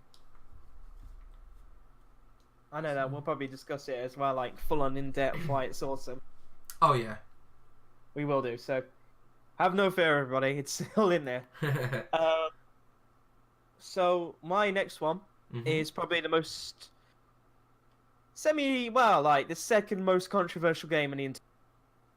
But it really doesn't deserve, in my opinion, the hate that it is getting. Fallout 76. I actually had a lot of fun with Fallout 76. Yeah, I mean, it really does depend on what you wanted out of Fallout 76. Like, if you wanted a brand new Fallout game with NPCs, it's basically Fallout 5. That's why people were, like, really pissed about, saying there was really nothing in there. Honestly, I really had a lot of fun. I just played it with friends. I chilled out, dicked around, ran around screaming a load because there's giant freaking dragon bats hanging around this place, and they're so high a level than you that once they get their grasp on you, you're kind of just fucked. So you're hiding in this little tent until it goes away. I can't believe you've been screaming in a game again. Oh yes, a lot of screaming. Yeah, it's true. A lot of people were butthurt about this.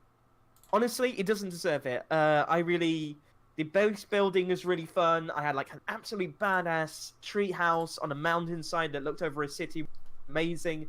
and I had like a banjo just on there, like the balcony as well, whilst I play it, which was it's ridiculous. It's just like a nice little chill game where you can play with a friend. Don't need to take seriously. You can put like music on the background and just chill out. It's one of those games where you just explore. It's an adventure game. All right. So, there's enough said on that one, I suppose. Because I know that we still got like several categories, and we're only on number 6. Oh yeah, that's true. So I'm gonna keep that one short but sweet. But yeah, it doesn't deserve the hate, and don't be deterred from it. You just need to like just chill out with a friend. That's all you need. Yeah. Explore the map. It's huge. What's your next one? So my next one is a little controversial. Controversial. Yeah. Controversial. Get it out, Yeah. mate. Come on now, you got it. I get there in the end. Because I have this in a later category, pretty much dumping on it. But I'll explain that later. So, Just Cause 4. Now, this has taken a bit of flack as well, because lots of the clearing out towns and the little missions around gaining your chaos level have all gone. And now it's just straightforward. Basically, you can't beat this game for sheer mess about. This is basically a sandbox of fucking around, and it is perfect for that. Oh, Atari, you should go and have a look at the Steam rating for this. At least a couple of weeks ago, when it was checked, wow, there was enough people that returned that game, and it got such a negative review and a lot of hate about it. But this, I love it as far as blowing things up, and you know, you could stick boosters on the backs of cars. It's got balloons in it now. You can put balloons all around a tank, stand on it, float into the air, and just get in the tank and just blow things up. It sounds like a San Andreas mod. It's crazy. It is like it's like someone has put like Just Cause 2 on steroids and just added a load of mods in and made it exactly how people wanted to play it. Like, you can get like AA guns when you've like anti-aircraft guns and things like that, and rail guns, like humongous ones, when you get far enough. And you can attach balloons to that and like rocket boosters, and you can float up in the air and then fly around the map, blasting things with a giant railgun. Who doesn't want that? Does sound pretty cool. Gonna give you that one. You can control storms. You can, like, when you're going around the map, it's random weather. So, including tornadoes, lightning storms, which, if you are the highest thing, will take you down. And yeah, it's just a really, really good game. Again, another massive map divided up into different biomes. They've made some of the features easier than the old games, which is good, because some of them were a bit of a pain in the arse, and I didn't like enjoy them as much in the older games. Like the wingsuit, it's much easier to control this time, and as far as vehicles go, it's just like a massive toy box of fun. And that's why I think this has got to fit into adventure and RPG category, because it is just fun. Fair enough. I'll give you on that one. That sounds pretty good. It is. Sounds it. It is co-op. Is it co-op? I don't think it is. I think there was a mod in 3, but I don't think... Oh, number 2 was... But I don't think it was cooperative. At least I don't think it is. Could be mistaken. No, actually, no, I don't think it is. The wingsuit in Far Cry 5. Yes, it was. I spent a lot of time getting gravel in my chin on Far Cry 5 with the wingsuit. Realism, mate. It's all realism. Well, yeah. But this one, you know, your wingsuit close to the ground, and you just do your grappling hook, and it tears you back into the sky. It's great. So, yeah, I think I've bigged that up. Yeah, I think so. Right, mine one. This one's gonna be a quick one as well. I'd say really quick. Adventure, in a nutshell, God of War, easily. Again, God of War with these. There's a bunch of different locations. An open world, surprisingly, sort of, where you explore each locations. Everywhere feels different, and each place has like different kind of enemies, like ice and fire. Makes you like really think on your toes. You can make it really difficult as well, but there's different enemies. I'll keep it short, but yeah. God of War, with its open worldness, its beauty, and just sheer gameplay to it as well, incredible. That'll be enough said on that one. Is that where you're leaving God of War? That's leaving God of War, yeah. I'm going to keep it short and sweet. Because it's going to feature again. Yes, it will be, yeah. Right, well, now we've got to argue the toss here about the best adventure / RPG. So, what's your first one? For just sheer fun, I've got to say Just Cause. To knock it out, or to... Oh, no, to keep. to keep. Okay, so no, you need to knock things off. I haven't played God of War or Fallout. I know enough people don't like Fallout, but then... A lot of people... I think it doesn't deserve the hate, and for its adventure, it is pure adventure in a nutshell. That game, really is that good. You just explore and have fun. Literally, oh look, there's a town full of freaking like ghoul people that are frozen like statues because of the radiation, or you go to a place that's got like a man that's a Mothman. It's just ridiculous fun that you can have with your friends, or build an awesome base with big ass turrets. And it would be really good. But if you want to put off God of War, that's on you. I haven't played it. It's not, I'm not voting it down at all. It's just that I haven't played it yet. Let's put yet as a caveat. We're gonna knock one off. Again, easy. Today. Easy. I don't know. I say the first one again would be Just Cause 4, probably. I'd say, generally because you're gonna be ragging on it in a bit.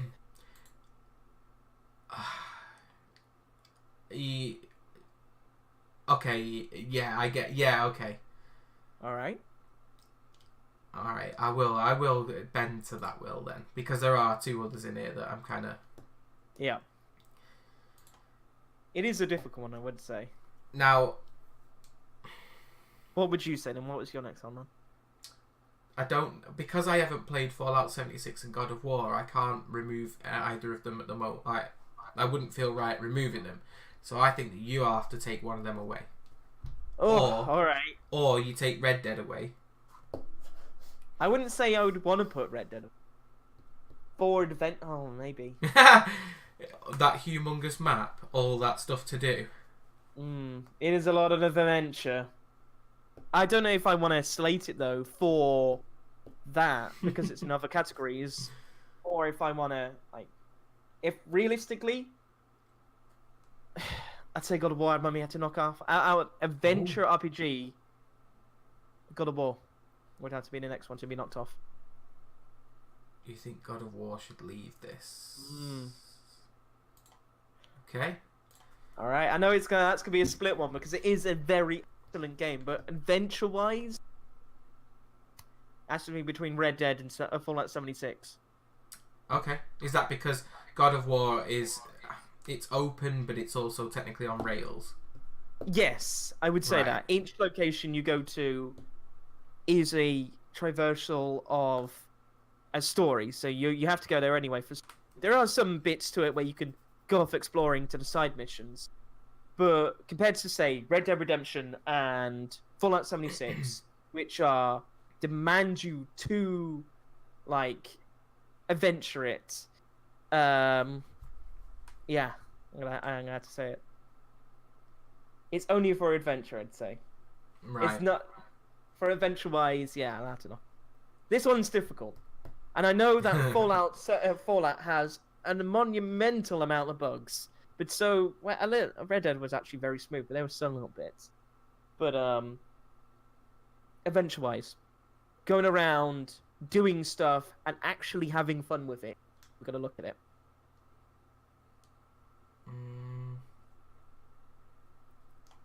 So you're thinking Fallout?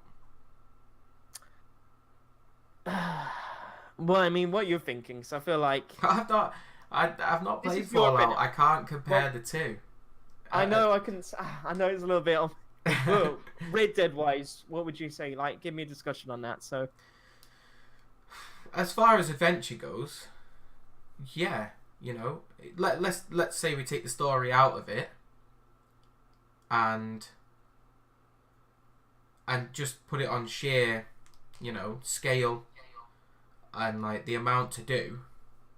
If you compare those two against each other, which one has the most? it's a good point. I'm guessing Fallout 76, because Fallout 76 has a It's really no nice story. cooperative. but it must have its content in adventure then. Yeah, it does. But if Red Dead comes close to the amount of content and the amount of adventuring like features as Fallout, then it should win because it also has an immersive story in it. That's true. I mean, there is a whole lot to do in Red Dead as well. Say, hey, I'm gonna go fishing and find this really big fish, or hey, I'm gonna talk to this dude who's taking pictures of wildlife, and then he gets mauled with his face ripped off in a really horrendous way. I've got Yeah. I've got a question now then. Yeah. If I was to if you had 10 hours of uninterrupted game time and were given both of those games, which one are you putting in? Oh, you know what? I think that's swayed in there. That's a very good one. I'd say Red Dead. I got hooked. Literally grabbed its meat claws. It literally ripped me through. I played it for weeks of just ridiculous doing of nothing. I didn't do the story for like 10 hours. I spent 2 hours playing freaking blackjack. Did you lose all your money? I did lose all my money, yeah. Wow. I didn't say I was the best gambler. I just said it was addictive. You chased a loss and it made it worse. I won a little bit. I lost a lot. But yeah. Right. Well, And that's if that's Red Dead? Red Dead, yeah. sounds pretty Yeah.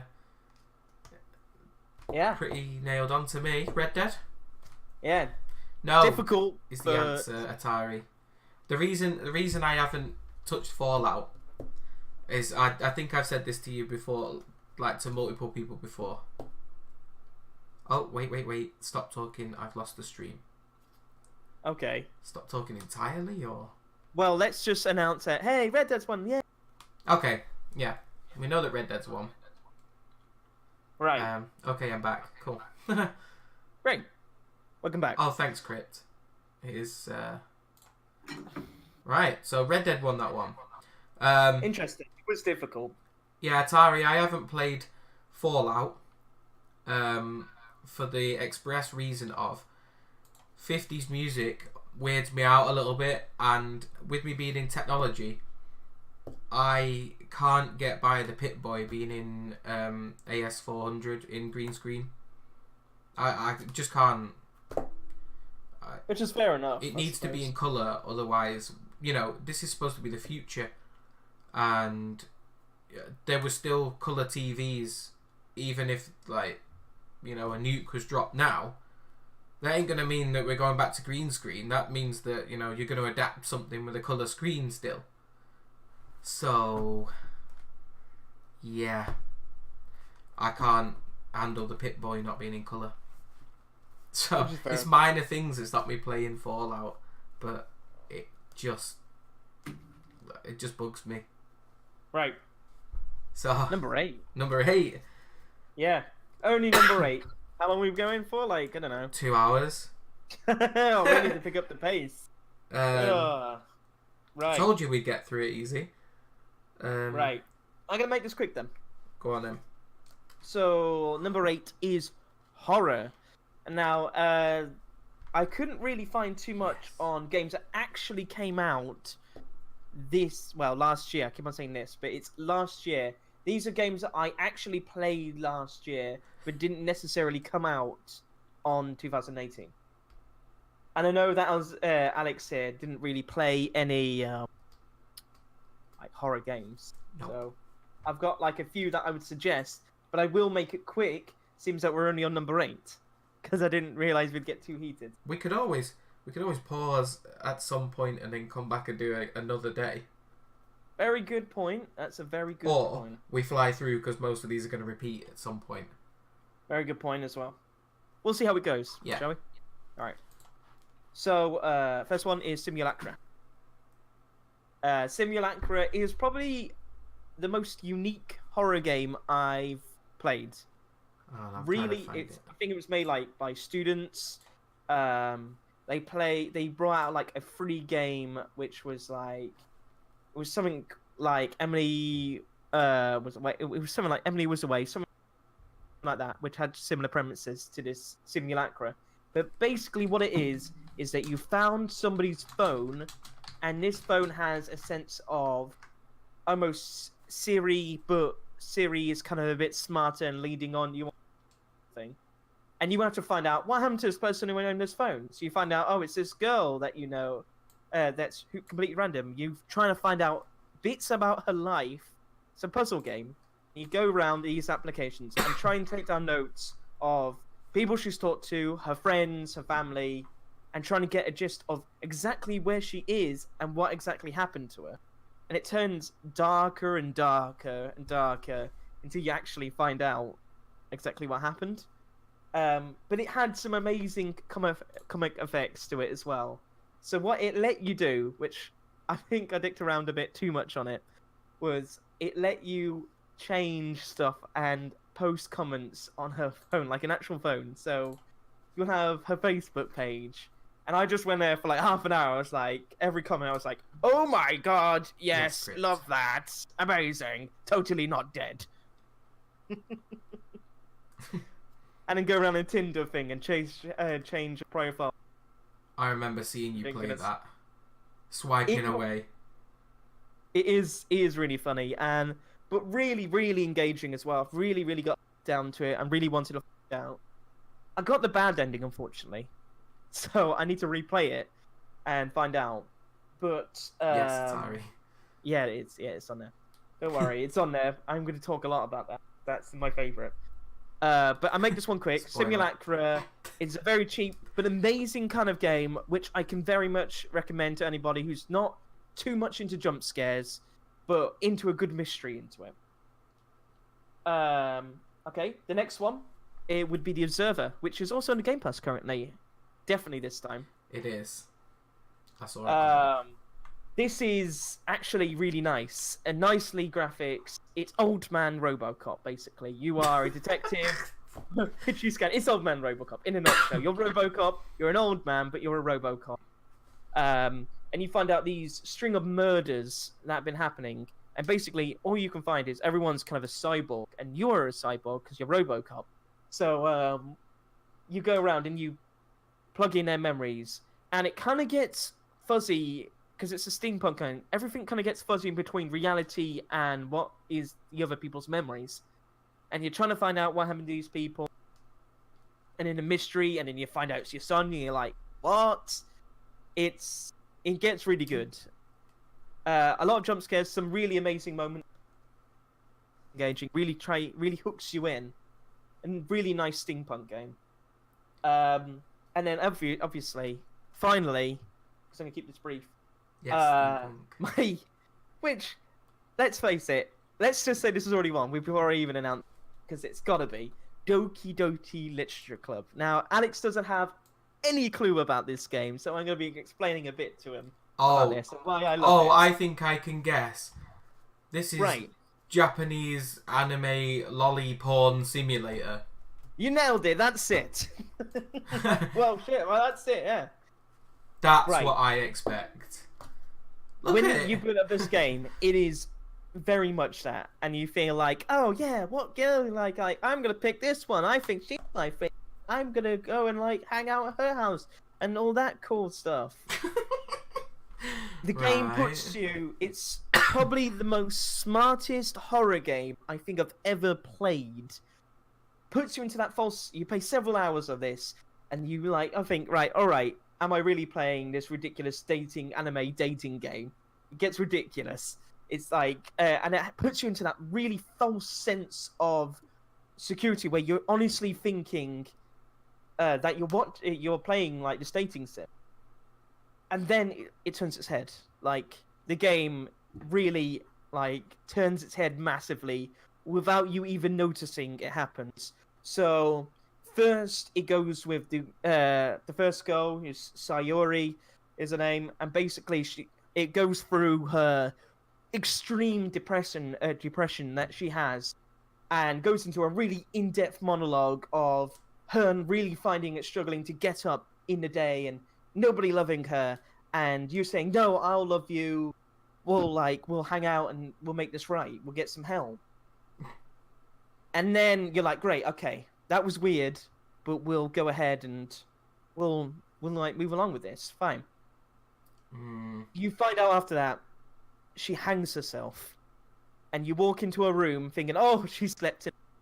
You see her corpse hanging there, and this whole sense of dread fills you on this, and it is nothing I can describe to this, because you really do get attached to these characters, and you get a premise of, and it's wow. And then that's where it all goes wrong.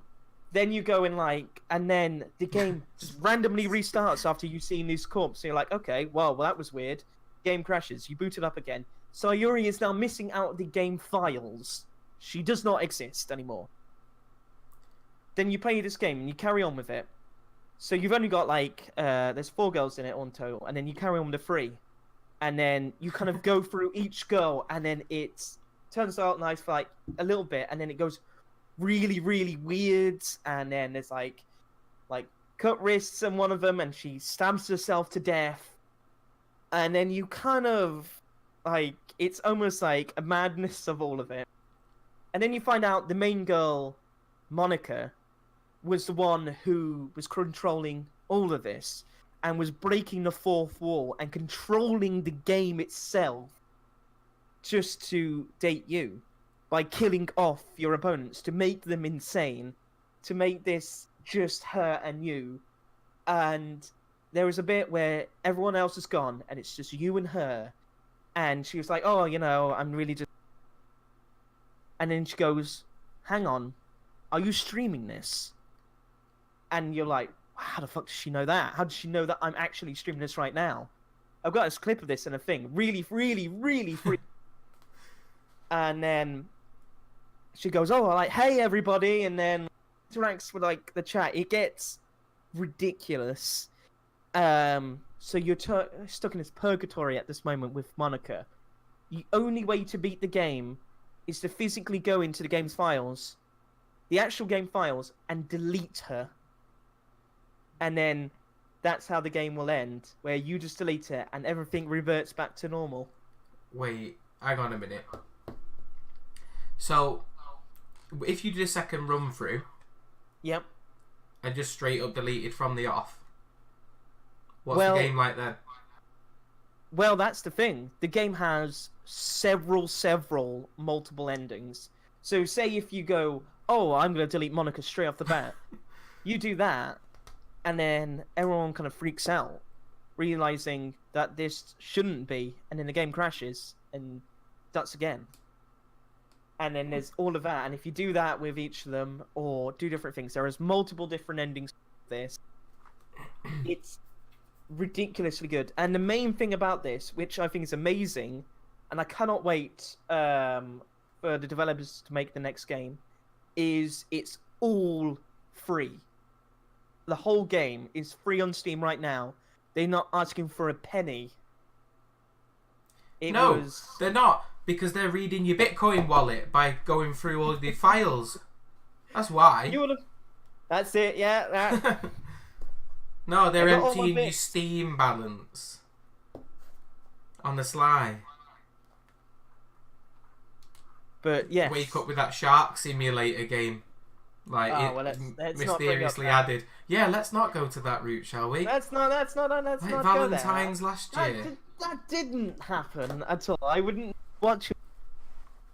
Totally nothing happened between me and that shark. I wouldn't know what you're talking about. There is no any kind on that video. I wouldn't know. Atari said that if you delete Monica, it makes you reinstall. Does it really? That's interesting. So it is a clever game. It really does break the game. And probably my favorite horror game I've played in years. It's honestly, it really does fill you with a sense of dread, and you generally are a little bit scared by it, by its fourth wall breaking. It's quite cool though. The fact It that is. that it does interact with everything. And That's it even very good. says, didn't you know what you're getting yourself into? Didn't you not read the Steam page before you bought this game? It's an experience, and one that if you haven't played it, just go through it and have your own experience with it and get your own attachments to it. I know I may have spoiled it a little bit, but Yeah. P.S. Yeah. Monica did it. Monica did it. But it is a really amazing experience and an incredibly amazing, so incredibly smart. All right. But yeah, I may have ranted about that, but yeah, easily a winner is Doki Doki. It chilled my spine playing that. Okay. So yeah.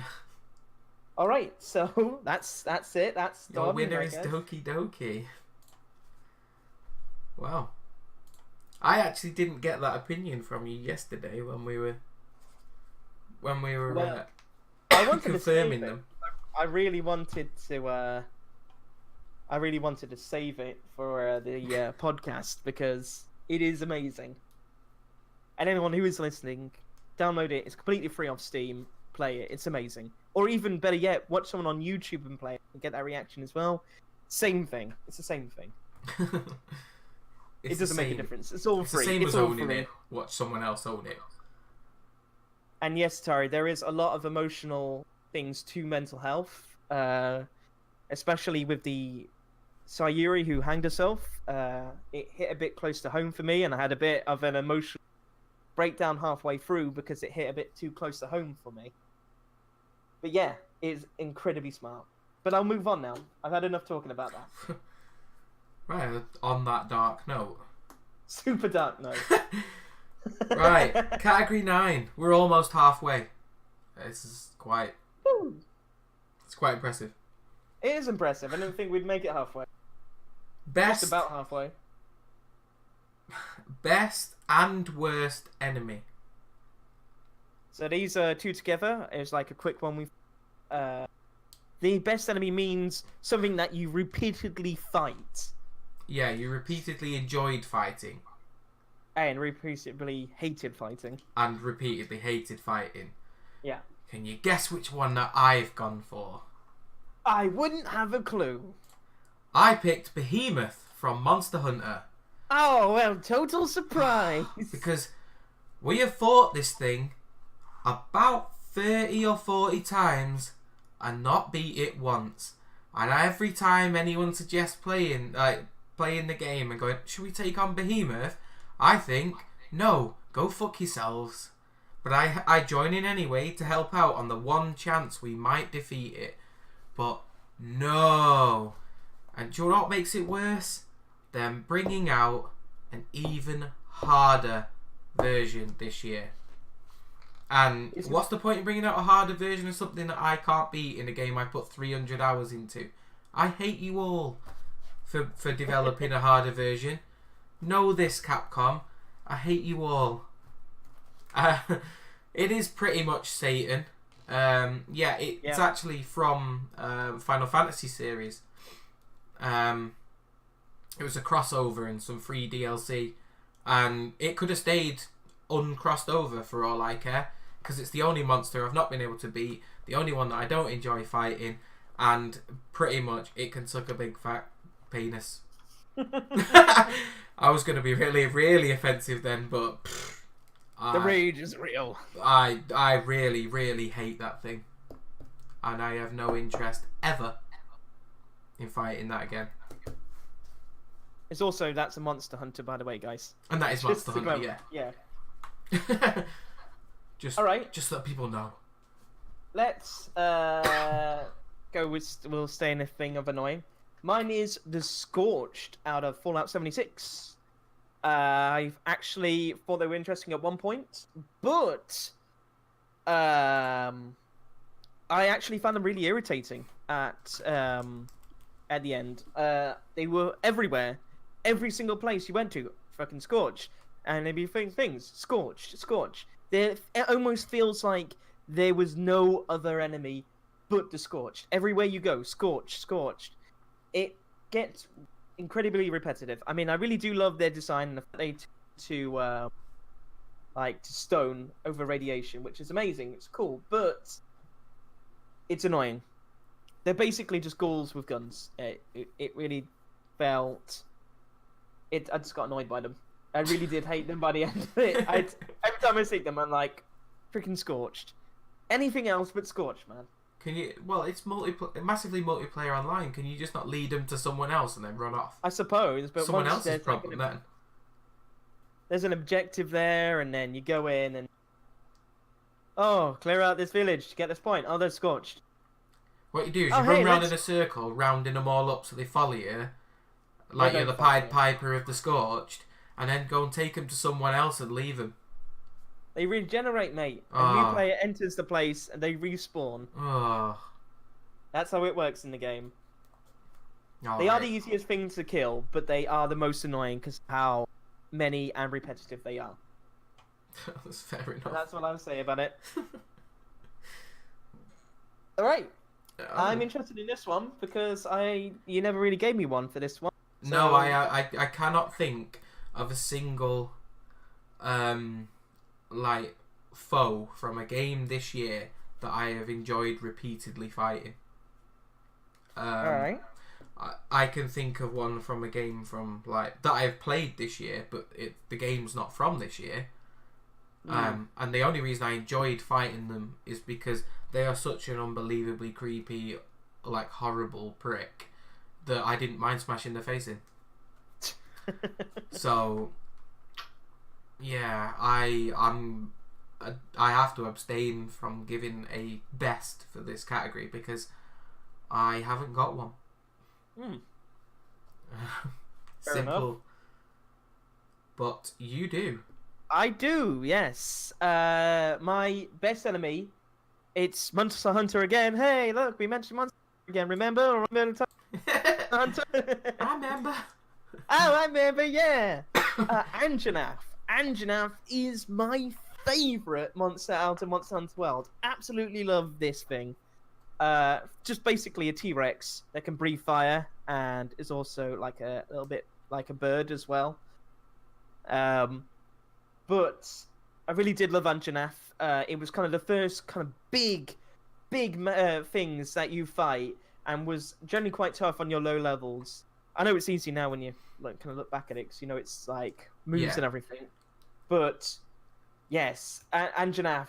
I kind of love its design. I love the fact that it's just a giant T-Rex, and T-Rexes are kind of awesome out of Jurassic Park. So I the hated fact it fighting breathes that fire, early and on. then it's actually fighting it, and it's generally tough. And when you first see it, you are generally quite scared of it as well. It is a lot of fun. I really do love Anjanath, and I really Yeah. do want those little plushy things they've released for it as well because I just love him. Love Anjanath. Good old Anjanath. I hated fighting that thing when we first started, but that's because I Yeah. took all the low level items to fight it. But Yeah, you did. But now I agree with you. It is an enjoyable fight. We know its move pattern, so it's not a difficult one. But occasionally it surprises you by doing things out of sequence, and you kind of feel stupid now for falling for it. Yeah, you But do. Yeah. It is it's still tough. You still take a fair few minutes to take it down, even with how powerful our characters are. But I do. Yeah, I agree with you. I do enjoy fighting that dude. Well, I suppose Anjanath wins. Best enemy, yay! I would. At Yeah, default. definitely. At a default.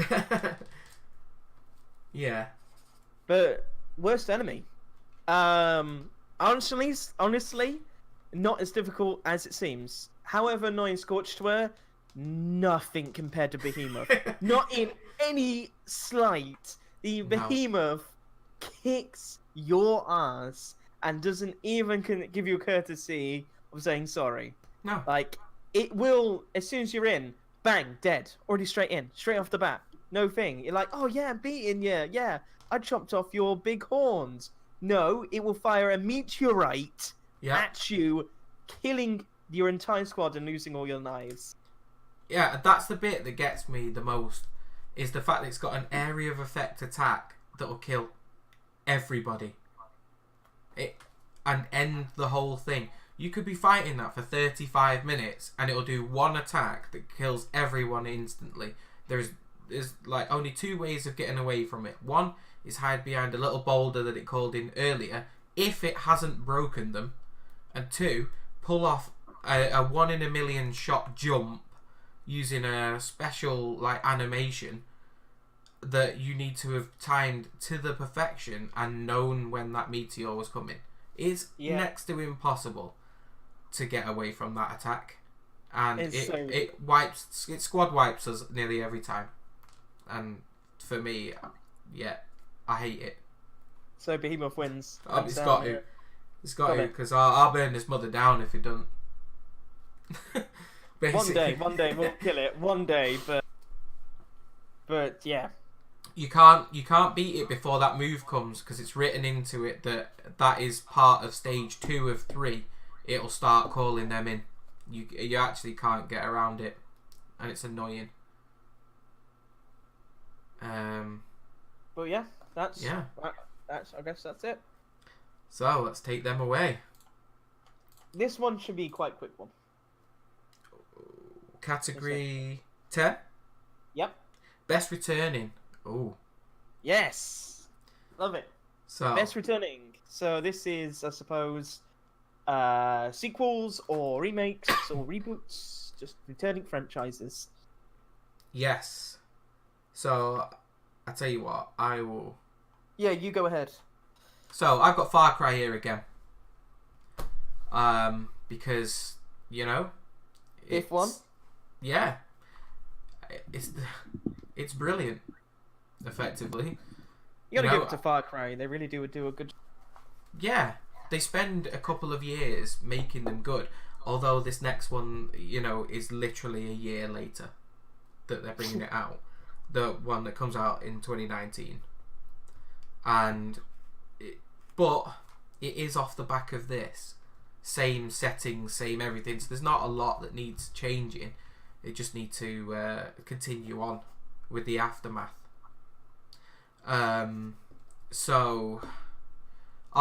Returns or remakes is any franchise of games that has made a return this year. So Last year. a sequel. Sorry, last year. Yeah, Christ. Oh yeah. Doing a me. So anything that's got a sequel or something that has been away for a really long time, and then as they've remastered it, or they've decided to carry it on after, I don't know, a 30-year break, whatever, something like that. So yeah, I said earlier how much I love Far Cry. The whole environment. I love all the characters in it. They still haven't got hair right. That bugs me with hair is animation, the most but difficult. nobody gets hair right somehow. No. They can make individual blades of grass move like separate to each other on an entire football field in FIFA, but they couldn't make one character's hair work correctly. So that is probably the only graphical downside that I can find to Far Cry. And no one ever gets hair right. It seems to be an industry standard of, can you fuck the hair up? If you can, If you can make it look like a really shit toupee, then do it. That is, you know, would that hairpiece get a laugh on stage? If Probably. it can, it's going in the game. So, you know, but Ooh. modders did a pretty good job on Skyrim. I've not actually played any Skyrim mods. The Didn't only come one out that this year. the only one that I've seen that I've really liked the look of a Skyrim mod was the Thomas the Tank Dragons. But Yes. that's just because I'm a child. Mate, it's all about the Thomas the Tank Engine ones. No, not Thomas Tank. It's the Macho Man Randy Savage ones where he comes down and he goes, "Ooh yeah!" And then when he breathes, he's like, "Gonna break a Slim Jim." Oh my god. So amazing. Apparently some good hair mods. Well, you see, I've got Skyrim on the Xbox, so I don't know whether they're on that. If they are, They then- are. Are they? Yeah. Oh Mhm. man. No, not mods, but the actual hair ones. Well, the actual mod is like you can get mods on Xbox. It's just PlayStation 4 you can't get it on. Oh, cool. Yes, now I say I'm a child, but I refuse to play Minecraft because it's a child's game. Alright, sue me. But we're not on about Minecraft. Right, we're on yeah. about- It's about Far Cry. Fallout. So, about Far Cry, yeah. Christ. So, yeah, they wouldn't keep bringing it back. They wouldn't... And because it's Ubisoft, I don't think they would have released it, you know, if it wasn't as ready as when it came out, because there may have been the odd bug at the beginning, which I don't actually remember, because if there was, they patched it quick and it was insignificant, which is why I like this game so much. They haven't rushed it out broken. And, That's true. and like, there's a lot of titles that come out absolutely knackered. And you wonder why they bothered, but they've obviously just, you know, been told to rush it out. But this, they seem to have the freedom there, and whenever they bring out a Far Cry game, it is normally strong. And they did not fail to deliver this time, in my opinion. Fair So, enough. Yeah, that's why I'm thinking best returning franchise. I was pretty quick to put that one in. Do you want to do the next one as well? Because this one's crazy quick, because we already talked about it loads. Oh, okay. So I also put Monster Hunter because Yeah. Oh my god. Monster Hunter, unbelievable. now this is a tough one, really, because Monster Hunter has actually been out in several iterations before, on different platforms. I think there's a lot of them on the 3DS. There is a lot, yeah. And this is the very first one that's come to all the major consoles and the PC, and it has managed to bring in such a huge amount of people like to play it that it smashed all of their records ever. In fact, didn't it at the beginning of the year, wasn't it the fastest selling game ever at one point? Yeah, Fast is actually the biggest opening sales of Capcom in its history. Oh, there you go. And considering Capcom holds Street Fighter, and you know, you've got to hand it to them that they, you know, if it's their marketing team that's managed to make that happen, then they're nothing short of miracle workers. But that game speaks for itself. You know, it is graphically brilliant. It plays really well. Everyone can get involved. You'll just struggle at the beginning, like I did. Yeah. And you might need friends to convince you not to burn it all down. But yeah, it's got to be up there for returning franchise, because to smash records like they have, even if they're their own, they've done something right, and it makes it a really good return. Fair enough. I mean, we were obviously, because as we said, Monster Hunter, a lot of these repeat themselves. Mm-hmm. Yeah, that is a good point to bring up. Actually, is that Monster Hunter was a record for Capcom ever, and I also absolutely love that they've added all the crossovers as well into this. So we've got like Devil May Cry, we've got Mega Man, we've got Assassin's Creed, we've got Street Fighter, we're getting The Witcher as well. We're getting The Witcher Yes. deal update where you can play as Geralt in the game, which is amazing. I love that. Final Fantasy.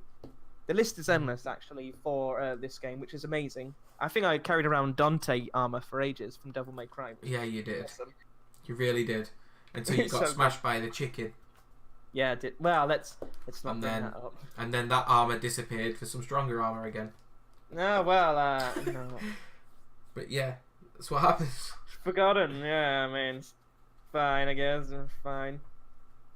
But yes, great. But I'll quickly go through Yeah? the first one, and then obviously you'll dump on the next one, obviously, because you've already dumped on it already. Have But I? yeah, you have. Yeah. So the first one for returning franchise, easy and probably easy enough, is Red Dead Redemption. Yep. Pretty much said everything about Red Dead at the moment. Great game, great adventure, amazing, loads to do. All arounder is pretty much nailed the a sequel for Red Dead, because the first one was so iconic and big and probably Rockstar's biggest game ever, and absolutely nailed it as a Rockstar always does. So that's pretty much what I'm going to say to it, because we said loads already. Yeah, I But agree.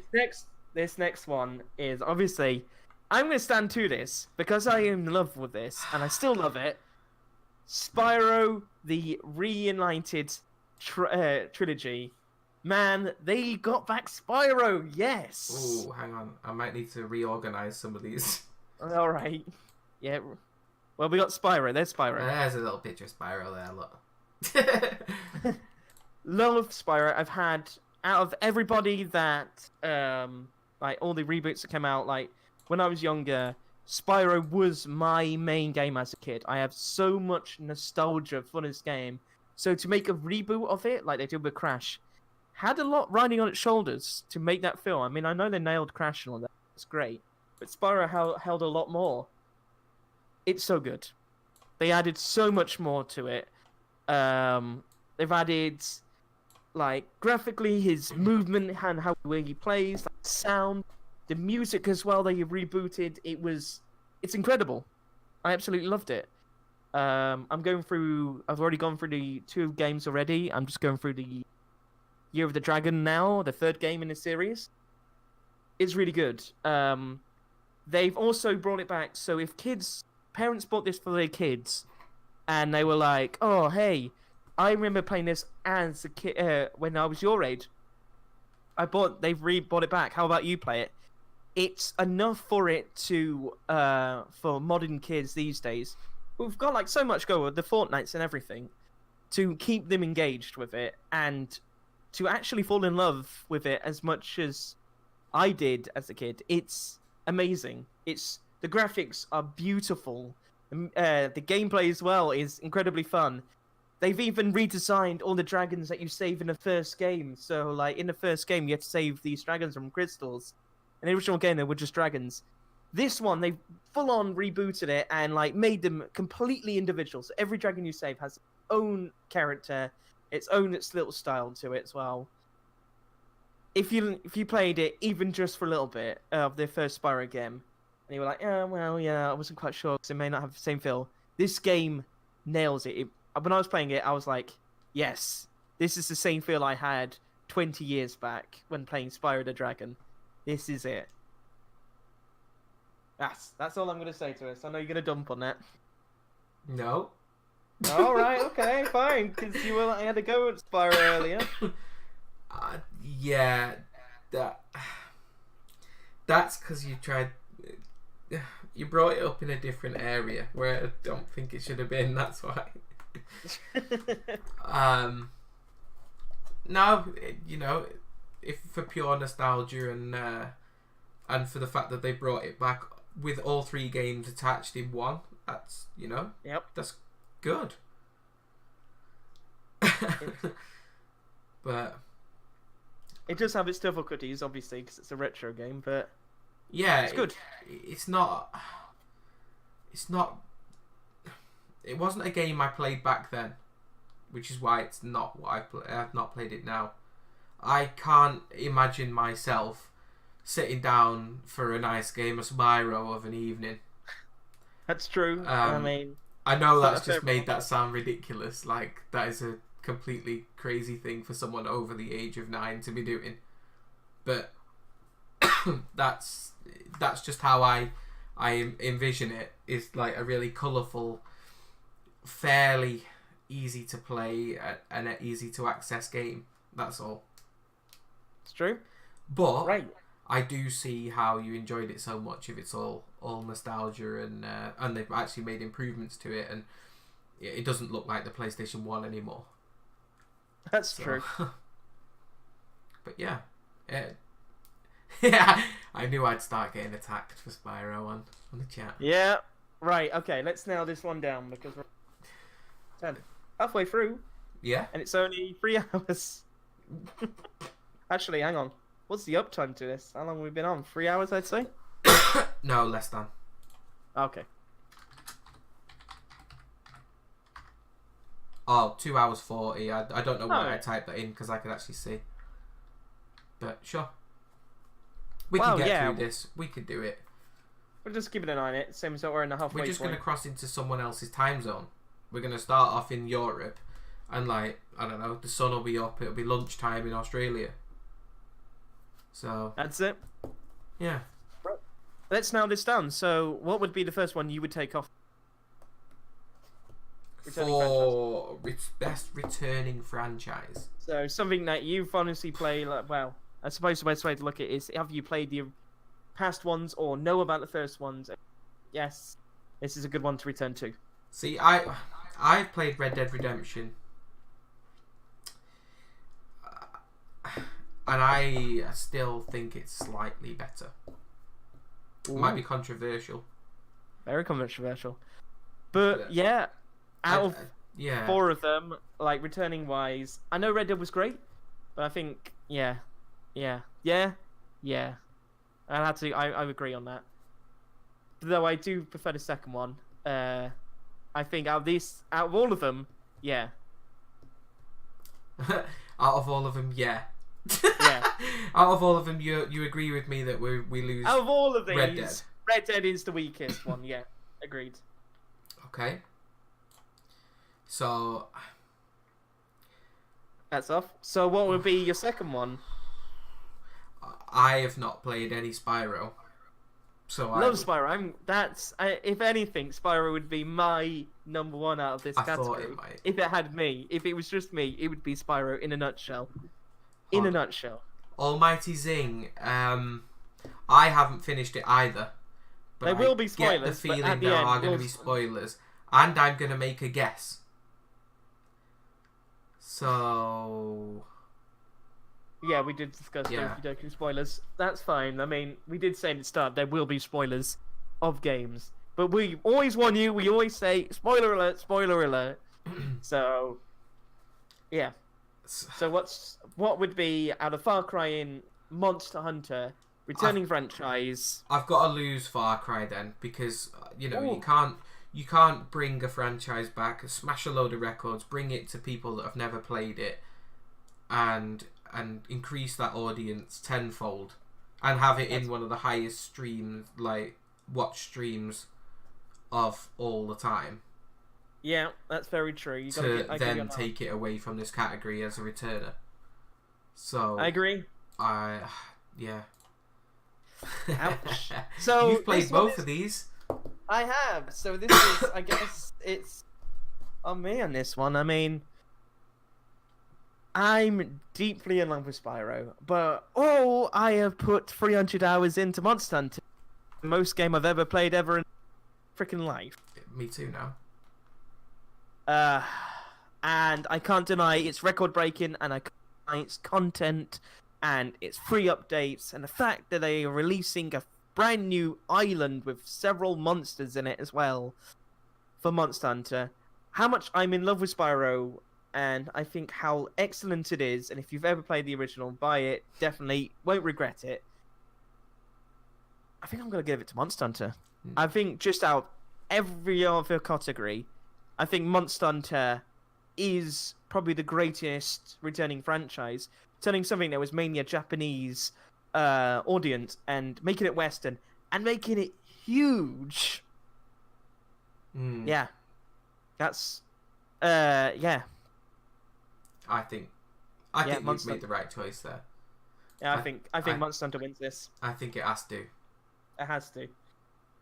It's It's difficult, but it has to. yeah.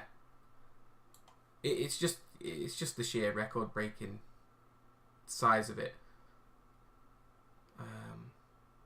So let me circle Monster Hunter. So, right. Right, this one was quite difficult. This next category, Was very difficult. and it's Didn't make- voice actor / actress, and So yeah, it's we a tough kind of- category.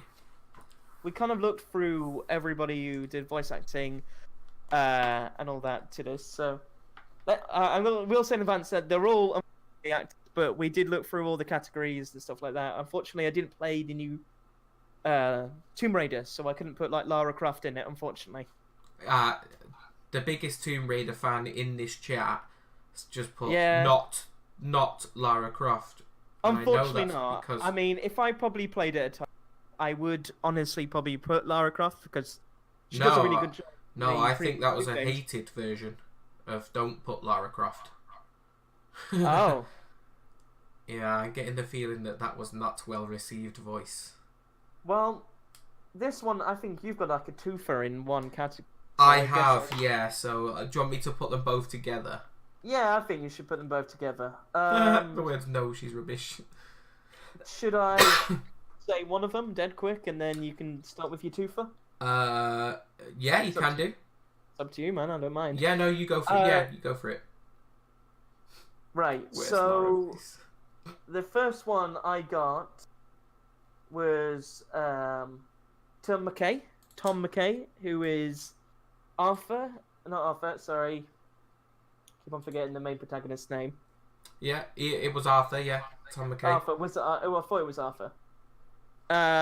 Basically, the guy, the facial like animations and the acting to this, and the amount of dialogue to him was incredible. I think he did a really good job of facial expressions and really making him a very Thanks, Giz. strong and Thanks for believable coming by and thanks for the character. bits. See you later, Giz. Have a Sorry. good one. Sorry, No, Chopper. you're all right. It's all right. Don't apologize. Yeah, Tom McKay. I think he did a really good job. Bit of an unknown game, but he looks exactly like the character, like in a nutshell. Like it's quite incredible the way they did that. So yeah, gotta add him into it. I think he did an excellent job. The way he voiced everything, and the fact that he's got like scars and stuff makes it look even more realistic to it. It's did a really excellent job. Very impressed. Right, so who's your twofer? So, I have got Greg Brick, who's Joseph Seed, and I have also got. Actually, no, it's not a twofer. My one. Was it not? No, I'm that's sure a it different was. category. Oh, that is a different category. Yeah. Well, no, explain this one then. So, Greg Brick, I mean, he has exactly the same facial, like, expressions as the character in Far Cry. I mean, the way he voices Joseph it's awesome. You genuinely, like the reaction in the chat saying you made me punch my screen, it makes you want to do that. And for someone to put a voice to a character so well and make you feel so emotive and hatred towards them it's exactly what you want from a main protagonist. So I'm not taking that on board, that like latest comment though. But you still would. Well, it means well, did a go good for job. you. He did a good job. I mean, he also did the promotion for it as well in full costume, which was Yeah. really cool. I don't know if anyone saw that, but he had full Joseph Seed sort of thing, and even showed off like the collector's edition and made like a whole like improvised Joseph thing, which was amazing. Well, as Kryptonic just said here, that they did a like motion capture as well as the voice acting, and there are certain scenes in this where while he's talking, his eyes never blink and they look dead, and the way that they captured that, and his voice is like perfect pitch and delivered like as if he is dead inside, it is excellent, which is why I picked this guy, because you know he made me sort of believe that he was that guy, and it was the character, and that's kind of what I want from a main protagonist. Like Far Cry have done this before in Far Cry 3 with Vaz. And Yes, that guy I really was like Vaz. very, very, very good. Well, arguably he is up there. Joseph Seed and Greg Brick are up there with that performance, because it was just very well acted. Fair enough. Right. I suppose He's the a next great one character to is for me is Roger Clark, who is Arthur Morgan in Red Dead Redemption, the main protagonist from Red Dead. This dude probably had his work cut out for him on Red Dead.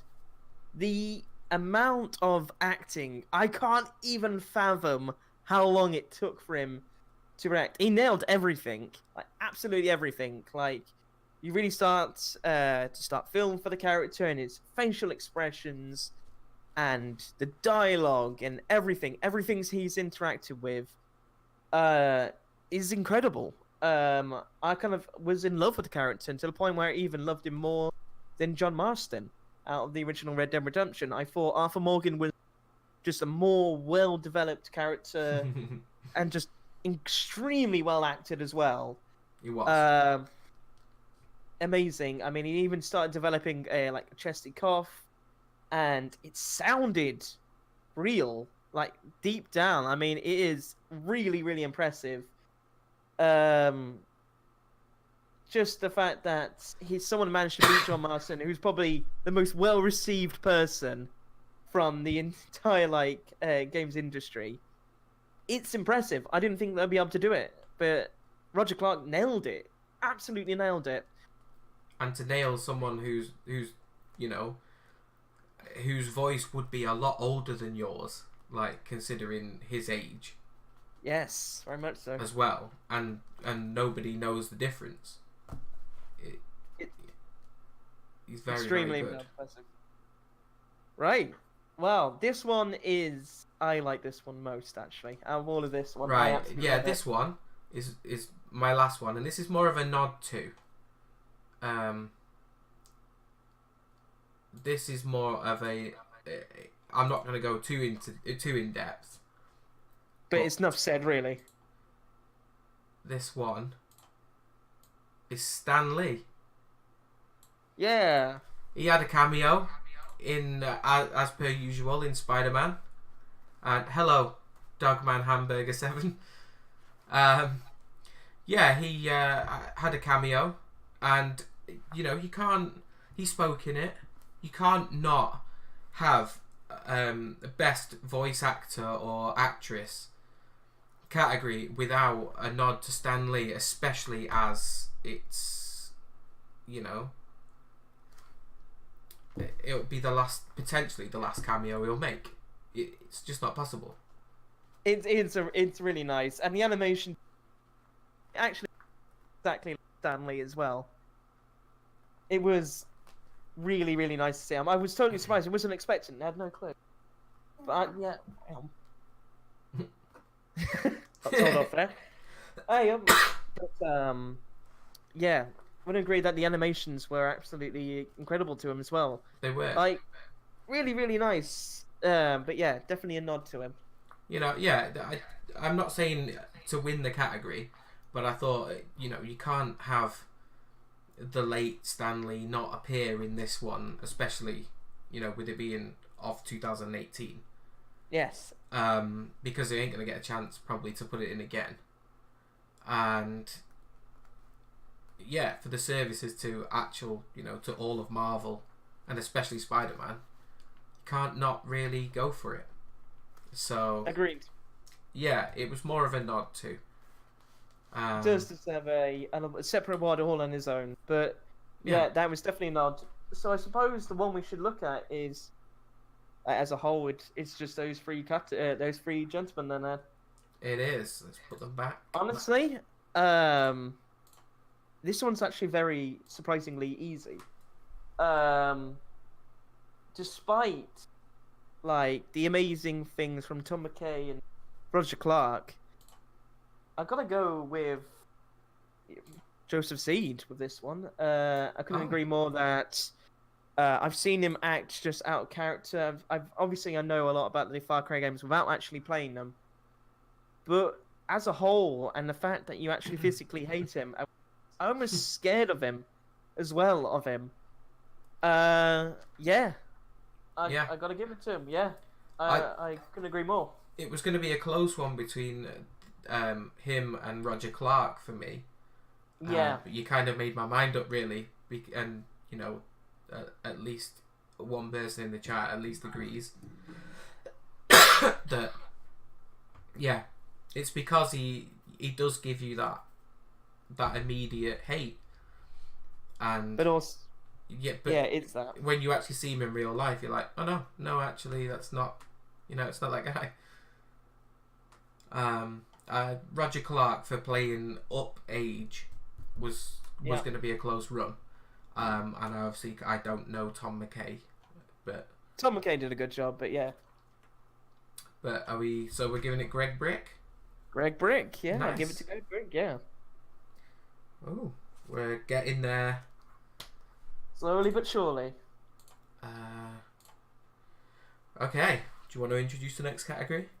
Alright, so this one should be a nice, interesting debate for this one. So this is strongest side characters. So this is characters that were in like these sort of games, you don't control them. They were at the side, which, yeah, enough said really. Sidekicks, I Yeah. suppose, is the best way to put it. So, do you want to kick it off, or shall I? Yeah, I can kick it off. Okay. So my first one is Atreus out of God of War, or AKA Boy. Boy, Boy. do this, boy. Atreus was a great protagonist, and the whole story was involved around him. Literally just a kid, had no clue that he was a god or anything. Hashtag spoilers. Woo, he didn't. Well, it's a little, but you tell from very early on that he didn't know. But literally, the whole story was evolved around Atreus, and really, really hating Kratos, because Kratos is such a cold individual that they just didn't get along with each other. So the whole story is basically a father and son bonding, like them slowly getting used to each other, and then obviously when things escalate into the story, it gets more intense, and you kind of really do fall in love with this character, and you really do understand what he's going through and everything. So yeah, I mean, I think what I liked about him was he's very much Kratos' son. He's not one of those kids that you, in it, literally, you think of the side character and you're like, oh god, he's going to get captured, and you have to save him all the time. It's going to be super annoying. No, this dude could hold his own completely and really help you out in battle with really nice combos into the combat as well, and really saves your bacon half the time. He's the reason why I haven't played this game. Is it really? Yeah, it's because I thought that you'd just be carrying a child around, pretty much, like someone just dragging your heels, like when you see a shopping centre, you see like people dragging this child around who clearly can't be arsed. Oh, my legs are tired and all that sort of stuff. This is how I imagine that would be. So I genuinely didn't It's not pick that it at up. all. It's not that. He does his own thing. because you don't like kids. Boy. I'm not going to confirm or deny that. Boy. Alright. Yeah. Alright. So I will go in with Palico. Yay. Now this little dude will follow you into the depths of hell. Quite literally when you face in Behemoth. But when you play Monster Hunter and there is 2 or less people like physically there, then this is, you know, this is your guy. They fill the other spots that are missing, and they heal you, they attack, they pretty much do all of your donkey work, and they then even pick up items that you've missed, or like they even find other items for you as you're walking around. And yeah, and they have the side bonus that they are quite cute, and you get to design them in any colour and style that you want. Do you get attached to them? You do get attached, and then when we play as the 4 team, they're not there. But you know, they're very, very good. Occasionally they do something annoying, like they bring you a healing thing and then put it away before they give it to you, and then you end up dead. But that is very, very rare now after the patches. But they used to get sidetracked and then would just put it away, and I'd spend hours swearing at them. But now that's gone. So, you know, they're a good side character. They're really good. I mean, I kind of love that they all speak in cat puns. They don't bring you dead mice, no. They do cat puns. So They do that's do. arguably just as good. Like Meowster. Meowster. Yeah. I do like. I like Rusty. That was my cat. But okay. I can go for this one, or you can go for the next one because my one's quite a big one. I can go for I'll go for the next one. So I picked Alright. Miles Morales from Spider-Man. Now, he is a side character, but you also still play a small part as him during the game. But you know, it's a teenager who turns up to an event where his dad's going to be awarded something. Spoiler alert to anyone that's not done all of Spider-Man, but this is quite early. And then, how do I say it without giving too much away? Let's There's a say movie adverse after him. things happen, and he There's a has to man movie. up and become.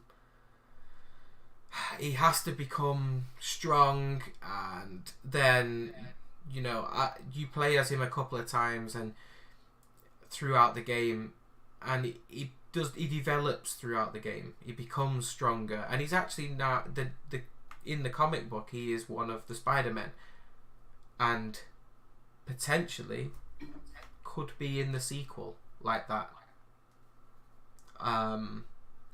Yeah, it's hard not to give too much away for Miles, but he is a very, very good side character, and I think he deserves to be in this. Quick note that there is an entire movie from spoilers, so it's not really a spoiler, mate. Alright, Literally, yeah. The Spider-Verse movie pretty much cements it. really? Yeah, I mean, come on now. Like, literally, the trailers freaking show it. Like, come on now. Yeah, he is. Yeah, in the comics and in this game at the end, he gets the spider powers, and is with Parker on the ceiling, so he is likely to turn up. He's thrust into the game when his dad is killed, while he's attending an event, and then he has to he tries to save his dad, and then goes to get his mum. And you know, as a young lad who was just a fan of Spider-Man, then ends up, you know, being part of the team, and that makes him a good side character. Super good. Yeah. Right, this one is my favorite out of all of this, out of everything, and I certainly hope she wins it. Sadie Adler, out of Red Dead Redemption. Love love this character. One of my favorite people out of the entirety of the. Absolutely love her character arc. I agree. Absolutely love her story. She's a badass. Yeah, without a doubt. Literally, the first time you find her, woo woo woo. Spoiler alert. Literally, the first time you find her, she's just a damsel in distress, and you just find her. Her husband is dead from these bandits, and you save her from these bandits, and then she kind of Don't goes with you spoil and his the gang. end. Is being Well, well again, I have to at the end. But Okay, I will well, warn you guys. mute now if you don't want to know what happens to No, Sadie, I'm but not don't go anywhere. I'm not going to say what happens to Sadie. I'm not saying that. I will just explain to him the characters, so there's no ending for this one. But literally, the reason why I love Sadie is because she turns so rapidly when she has to. There's bits where she's just like, common girl, like trying to get used to living in this gang and like cooking and like cleaning to help out the gang with everybody. And then she kind of like helps you out these like the gang posts, shoots, and gets really, really, really brutal. Like, there is a bit where she finds out the gang who murdered her husband, and she goes on a warpath where you have to help her out in this barn, and you see her gut this guy and his entrails and her covered in blood. I don't Like know the about pictures. this. That, Yeah, well, it's alright. spoilers. Carry on. That's fine. Yeah, but basically you see her covered in blood, and just see her character just snap, where she's just completely, like just a changed person. She's not the loving person where she can have like a wife and like have a kids and a husband until she's has to harden to this cruel world that she's in. I love that she was incredibly well acted as well. Really, really fell in love with the character itself and the way she was acted. Yeah, one of my favorite people out of the entirety of the game. I love doing her missions. I loved finding out what happened to her next. I was kind of horrified of things what she has done. She's another She's one an where amazing- the actress is playing way over her own age as well. Yes, very much so. But yeah, that is Sadie Adler in a nutshell. I just love her transformation. I love the character. I love it. Yeah. Yeah. Do you know what? I agree with you. She's definitely the best side character. Yeah. Yeah, 100%. I agree with that. I'm gonna put an all done in chat so it all saves it out. Yeah, I do agree for that one. Yeah. There's no way she can't win that. Yeah, for the sheer development alone, again, from And the damsel in winner distress is- to badass is,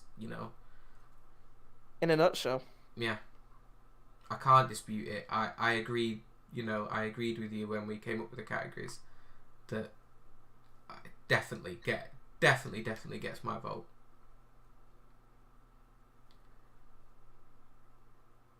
Do you agree? Yeah, 100%, mate. You went 100%. silent. It's like, No, sorry. No, 100%. I 100% agree. I think that he's the strongest character out of all of these guys, and the one I really did love in the end. Yeah, So that's it, I guess. That one. definitely category a done? winner. Okay, alright. Working our way down the list. we are. 13. Hey guys, we're almost there-ish. So, Sort of. best multiplayer. Woo. Okay, this could be quite a short one. Yeah, it's a shorter category anyway. Because we have discussed quite a lot of each one of these games. Yeah. So I will go again. Sorry. No, it's fine. You can go into that. I know you think would be Fallout 76 multiplayer. Yeah.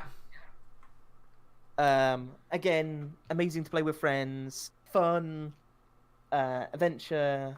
I've explained a lot already about this, so I won't go into depth. But yeah, Had a lot of fun just playing this with friends and chilling out. Your one? Well, one correct guess there. Yeah, definitely. Monster Hunter, obviously. You know, we've done countless streams this year. No, last year, 2018, of Monster Hunter. There's Very much so. you know, with at least 3 people at a time.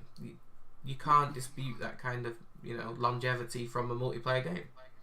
Good. We all come on. We all have different characters. We're all different in the way that we play it, and it's just, yeah, it's a really good multiplayer game. You can't fault it. Yeah, you can't fault it. I'm not deliberately ignoring Discord, but I haven't seen messages, is the answer. But I'm also not looking at my phone at all, if that's what you mean.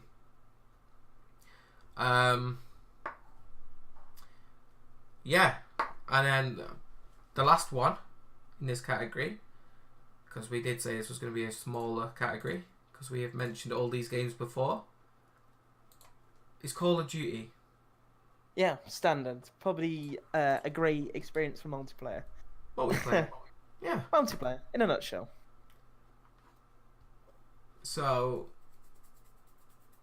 yeah, it is the epitome of multiplayer. There is no story. The whole thing is multiplayer based. Yeah. It's a multiplayer game. We've explained a lot about this already. Again, that's a Yeah. quick one. So I mean- guess the one I bet we probably play it differently. we would. Like I have certain go-to characters, and I have 2 that I go to every time. In Nomad and Prophet, and I tried a new one today. I can't remember what her name is. Oh, it's like The one with the grenade. Spec Ops. Yeah, another one. Yeah, but yeah, it is multiplayer. That it is. Pinnacle of multiplayer, isn't it? Yeah. If you were asked about a multiplayer game, you would immediately think of a first-person shooter, I imagine, and Pretty that's much. got to be about the biggest one that'll come to mind. Right. So process of elimination, I guess. I guess Fallout 76 is then the one that gets knocked out, unfortunately. Despite its awesome multiplayer, out of these 2, it doesn't. Same problem. So, Monster Hunter or Call of Duty when it comes to actual multiplayer? Honestly, you can play Monster Hunter offline and not have any problems and play through the entire story by yourself offline, no problem. Yeah. Call of Duty, on the other hand, you can't. No, it's multiplayer or nothing. Yes, so that's the way you're gonna look at it. I think Call of Duty would take actually, it. Yeah. So we agree that I Call think, of Duty 1 multiplayer. yeah, I would think so. Okay, Boom. guess that's it. Yeah, that's an easy one. Yeah, it's an easy one. Right. This one should be good, but I'm gonna need a Wii. So Okay. how about you introduce this one? So okay, yeah. Let's go for it. Let me just remove those pictures.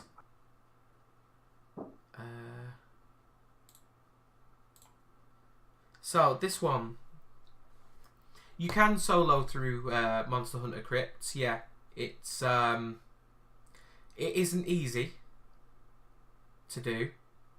It will be a big grind to do it on your own, but you can solo all the way through Monster Hunter.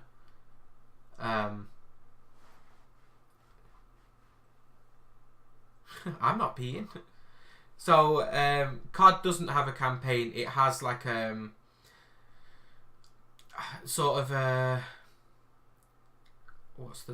it's sort of like a small introduction to how to use the character's special weapons, and then you play like campaign missions solely as them, as like practice mode, but it's not really campaign. Did I say your name? Hello. Hello. I haven't So- introduced it yet. I've been answering questions. Okay. So Oh, I've knocked the microphone. Oh, technical issues. I'm back. I feel like we should Okay. have knocked up a test card for that. Yeah. I didn't hear him pee. Although he probably did do it with the door open and invited everyone round. I actually didn't. I had it all closed. I'm going to keep bringing it up like every day now. So, Right. Category category 14. Most annoying character. Now, I know that you're going to upset someone in this with using this category, because I Really? saw a comment before saying, "How come not this for best character?" So I know that you're going to upset someone. Okay. So but you know, in a game, yes, most annoying character. How about you Yeah, you want me to go Start it first? off. Go for it. Right. So, you all need to bear in mind that I haven't finished this game. Where are you? Micah Bell Oh, okay, starting strong. from Red Dead. He is, without a doubt, one of the most annoying characters I have ever come across in a game. I don't mean come across as in I've spunked all over him before everyone runs with that one in the chat. He's just so annoying. Every mission he asks you to do, bearing in mind I haven't finished this game, so this might change, is just annoying. Like, it's like, oh, save me from this, and then you save him from it, and he goes, all right, well, I'm not going to talk to you for a bit. I'm not coming back to the camp. I'm just going to go and be on my own for a bit. Well, what was the point in me actually coming and saving you? Because it's going to make no fucking difference whether you're at the camp or not. So, I don't see his benefit. And he's the sort of slimy bastard that the way he talks down to you and he's sarcastic and arrogant, and I think he's going to be double crossing in this game. Because I haven't finished it, I don't know whether he does or not. This may get spoiled for me at some point soon. Probably. But he just seems like a massive snake. And if the option to just shoot him in the face early in the game came up, I'd have taken it. Because he's just a bit of a tit. Yeah. Fair enough. I just don't like him. All right. Yeah, Micah Bell does suck dick, but I do hate Micah Bell. So my one would be the handler out of Monster Hunter, because she absolutely doesn't do anything, and it's just a really, really annoying side character going, so you're fighting this monster, right? And she's going, oh, watch out, you know, it has fire breath. And you're like, yeah, I know, it's already hit me twice. It gets like ridiculous. I know that previous Monster Hunter games have better handlers where they actually help you through the story, and like you actually do care about them. The handler was just annoying. I actually didn't use her at all, like once, for the entirety of the game. She was just a character to just add a little bit of dialogue because your character can't speak. So it was like, oh my god, oh, it's just an amazing monster, or oh no, I've accidentally fallen on top of one of the biggest monsters in the game. Oh well, silly me. Yeah, yeah. She does ride on the back of Pickle. Devil Joe, Devil Joe, that's it. which is ridiculous. Yeah, that was. I just found her annoying. completely. I mean, I found her completely. I mean, she swayed me a little bit when she started putting on a top hat for like a month. But Halloween. Halloween setup, she had a mini top hat. I was like, okay, well maybe a little bit, alright. But as a whole, no, I found it extremely irritating and just useless through the game, which is disappointing because she could have had quite a lot to her and actually helped you. Yeah, she had her moments, like when it was sort of early game and it's more tutorial based. I guess. She was a bit more useful, but after that, she just yelled the same old crap to you, and Watch yeah, out. it was annoying. Oh my Yeah. god, he's gonna go for his second attack. Well, like, yeah, I know. Yeah, I've been tracking that second attack for 5 minutes. I know that's coming. So, yeah. She That's is hand over that one. annoying. Right, so the next one for you. My next one is proper left field, and is gotta be the weakest suggestion. But again, anger just fills me. Is the rival from Pokemon Let's Go Eevee and Pikachu? But that's the entire point. No, right? Reach your When- friendly rival. When he's not friendly.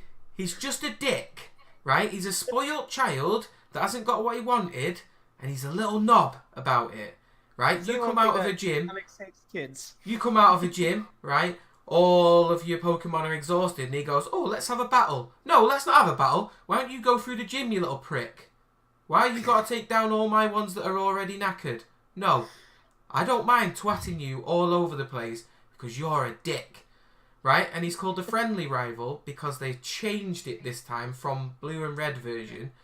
And at some point when you're in the Sylph headquarters or whatever it is called, right, he normally battles you before you take on the last guy. Well, this game, he doesn't. He battles somebody else so you can go on. That's the only reason they call him friendly rival and not just rival like usual. He's a spoilt prick who's the grandson of Professor Oak, or whatever he is in the Yeah, game. you I got it can't right. remember. You got it right. It's Professor Oak. And he just, he gets favoritism off everybody, and everyone still thinks he's the best, even though you whoop him up and down that island all game, and everyone goes, "Oh yeah, he's a really tough guy to beat, probably the best I've ever faced." Bullshit. I wiped the floor with you in 4 moves. He probably took all day because all his stuff's crap. So, he really pisses me off, as you can tell. And, yeah, I hate that guy. That's such legitimate rage from that character. Like, out of everyone, it's such legitimate rage. It's even swayed me to hate him, and I don't even know. Yeah. Oh, right. Well, let's finish this off, shall we? So the second one of the annoying characters is Mary Jane out of Spider-Man. This is where I think you'll offend someone.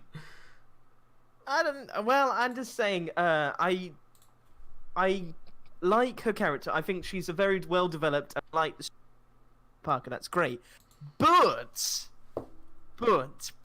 I think her missions were boring, bland, and took you so much more out of the action, to the point where when you finally finish her missions, you are just so glad that you're Spider-Man again to actually play the game, because I just found it so irritating. It took you out of the action of the game so much. Unlike Miles Morales to the game, who had similar missions, but at least with him, you'd be like, oh, hang on, hang on, spoiler alert. There's a bit where you have to go through like a maze where there's a bunch of super villains and it is quite intense, and you need to grab this medicine and all that. That's actually fun and intense, and you quite enjoy that. Mary Jane's is like, oh, I'm like a reporter, I'm just gonna take photographs and stun people. It was just I really did find her quite irritating. That it was very, very much her self-gain, rather than oh, I'm gonna help people sort of thing. I think that's what I didn't like about it. So yeah, I guess that's all I'll say. No, she's not the hero, but she could have been. She could have been a tyrant, because she could have had like a mission where she's part of the Daily Bugle, and they could have gone, oh, I'm going to take pictures to like save people and really help people out and all that, because that could have had that potential. But no, it was more like, thanks, Tax2. I'm just going to do it because I really want to get Fire and Publishing. And then the missions itself were really bland as well. It was like taking photographs, and it was like, No, I want to punch dudes. I don't want to do puzzles. I don't want to figure out what statue has his mouth open and his arms holding this such a thing. It was just, it was bland. She was really, the missions were really bland. The story, the character itself, and the way that she portrays it with Peter Parker is great. I loved that. I love that she was a really well portrayed character, but her missions were bland and it was really annoying. Yeah. Well, yes and yeah, they were. The initial ones were before she got some technology to make them a bit more exciting and a bit easier to do. But yeah, I agree. They didn't. It's more of a gameplay gripe. They didn't need to put her as a playable character, or if they did, they needed a bit more variety and a bit more. Yeah. She needed just to be a little bit better, or just not playing the I'm gonna get in trouble here. I might need Spider-Man to bail me out, or Spider-Man to come here again later and get the actual evidence. That's not. Yeah, that wasn't. It probably could have done without it. Yeah. All right, let's go for process of elimination. All right. So, difficult one for this one actually, because I found them all pretty rank, but I think for one of them, out of Mary Jane and Handler, I found so it would be the Handler to be knocked down for me. To take it out. Yeah. The Handler. Okay. I just read the chat. Can I be frank with you? Go on. Right. You really sung a tune for that kid down there in the corner, like a really big tune. So let's not beat around the bush. Let's agree to disagree that the rival out of Pokemon kind of won the most annoying, because that is legit the most rage out of one character describing him out of everyone. As I'm going, oh yeah, they were interesting in that. No, it's like, fuck this kid. He's a fucking prick. He is. I've only ever met one person that's ever decided that he is like worthwhile, and that's Jeff. Jeff likes this guy, and this is why we don't talk Pokemon. Hey man, like, you've sold me. You sold me. See, I'm thinking the same with Almighty Zing. I thought it was Mary Jane, but it's more the missions than the character, as we sort of discussed. So yeah, I really hate this. I hate this rival. Yeah, there's legitimate rage from there. So it'd be a crime if I didn't put him into the most annoying character out of that. Right, thing. I feel like this is like Room 101, and I've just managed to banish that guy forever. I like that. Right.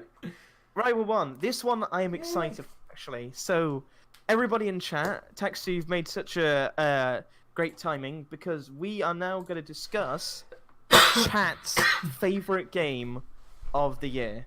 So, if everybody in chat now write down what their favourite game was, and we're going to have a poll of, say, I don't know, 2 games, and then we'll do that.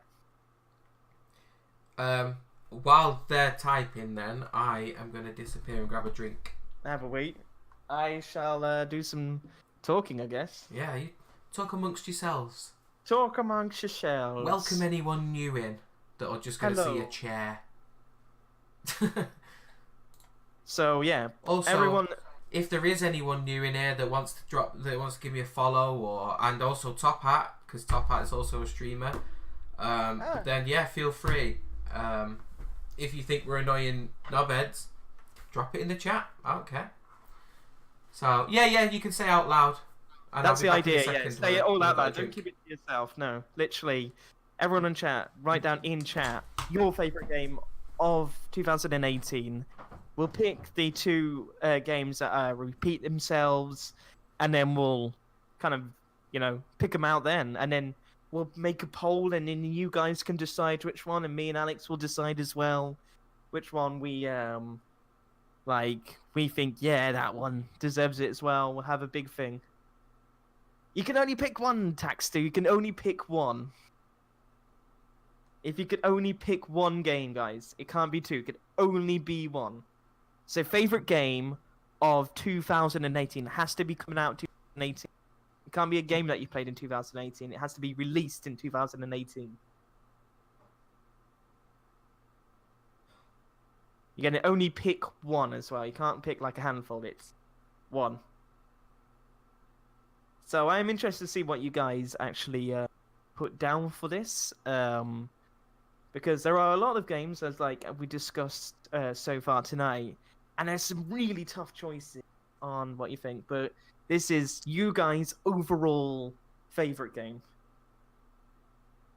I actually have never played Celeste, but I've heard amazing things about it. I've actually downloaded it on Xbox, like the gold thing, so it's downloaded, so I'll probably be playing that soon enough myself. I may even stream it, I'm not quite sure yet. I guess we'll have to see if it runs properly first. But what do you guys think? I heard it's amazing. Like, I heard it's really amazing, in fact, but yeah, I'm interested. So what do you think, guys? So I'm seeing Spider-Man, I'm seeing Red Dead, I'm seeing a couple of Red Deads, in fact. I'm seeing one for Celeste. What do you think? Like, Beat the Saber? Yeah, I didn't know that came out this year. I'm still in Chapter 3 of Red Dead Redemption 2. Dude, you got a long while to go. It's such a long game. So, it's looking like one of them is Red Dead. At this moment, I'm seeing a lot of Red Deads. I saw one for Detroit as well from a Mighty Zing. I've seen one from like Celeste as well. So I guess we need an overall winner. So you guys are gonna decide on that one. I've got myself some pet beer. Nice. So we got one. You might get the poll ready for this one, buddy. One for Red Dead 2. Whoa, and... easy. And guess they're still deciding on the second one at the moment. It's a mixed bag. I'm seeing Spider-Man's. I'm seeing Detroit. I'm seeing Celeste. That's like 3 of them at the moment. There's only can be 2 because otherwise it'll be a mixed bag. So what have we got so far is Spider-Man? No, Red Dead Redemption. Oh.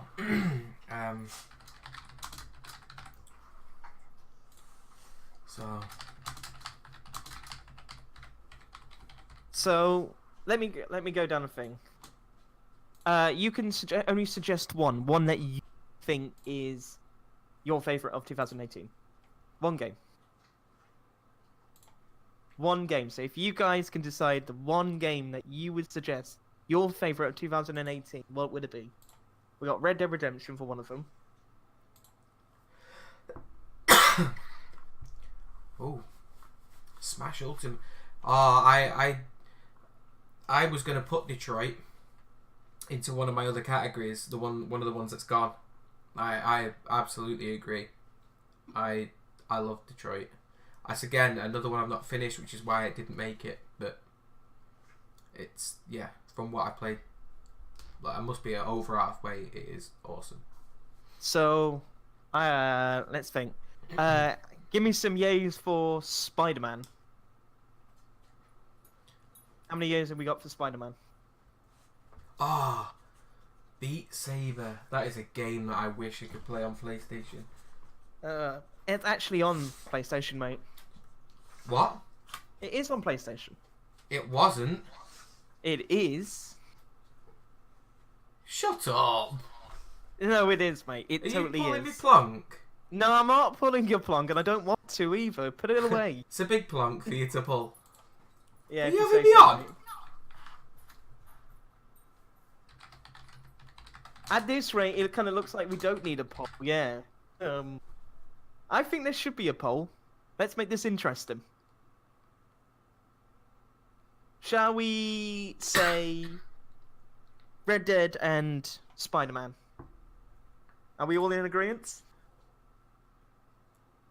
Wait a second. Wait a minute. It is, mate. It totally is. I've been waiting for that to come out. Now It's I been feel out- like a proper sponge. You're always a proper sponge, mate. Right, I've got a 1 minute timer on this one. Yeah, go for it. Because it's only one vote for it, Kryptonic. Literally, you got Celeste and you got Detroit Become Human. We need 2 because there's not too many votes. both get This is third and clearly for third and fourth place. Alright, get some voting then, guys. Red Dead and Spidey, what do you think?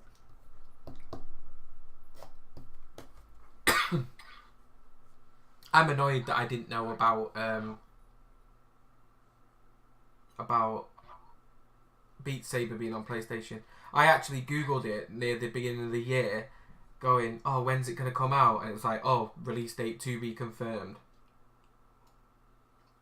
I think we've actually got a winner, mate. I have PSVR, and I've been waiting for that game. Now I'm annoyed. Red Dead wins. Red Dead wins by an overwhelming. So Red Dead was their chat's favorite game of 2018. interesting. And then Detroit and Celeste have a nice third and fourth. Okay. Nice honourable mentions there. Celeste and Detroit. Some nice honourable mentions. So it'd be Red. All right. Wow. We're getting close. We're getting close, guys. We're in 16. 16. Meaning that we've only got 5 more things after this, and then that cricket. And lots of these are repeated from earlier, so we will be a little bit quicker. Great. So, do you Mental wanna health introduce theme this to one? Celeste. Oh. Hashtag rigged. Right, Still not sure how to poll it. You want to introduce this one, buddy? You get this one. Okay, so this is biggest surprise of 2018. It's a good one. It's a good one. I've taken the sound effects off for today because we're gonna look to make this into a podcast, and any of the sound effects would have meant that we get silenced. So yeah, they'll be back on for the next stream, whenever that is. Okay, so biggest surprise for me. Mm? I'll tell you what, I'll start with Yeah.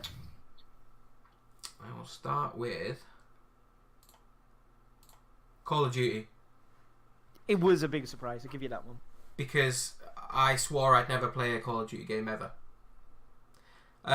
Biggest surprise of 2018, Atari is the category. Yeah, I swore I'd never play another Call of Duty game ever again. And I was not interested in any of the publicity leading up to it.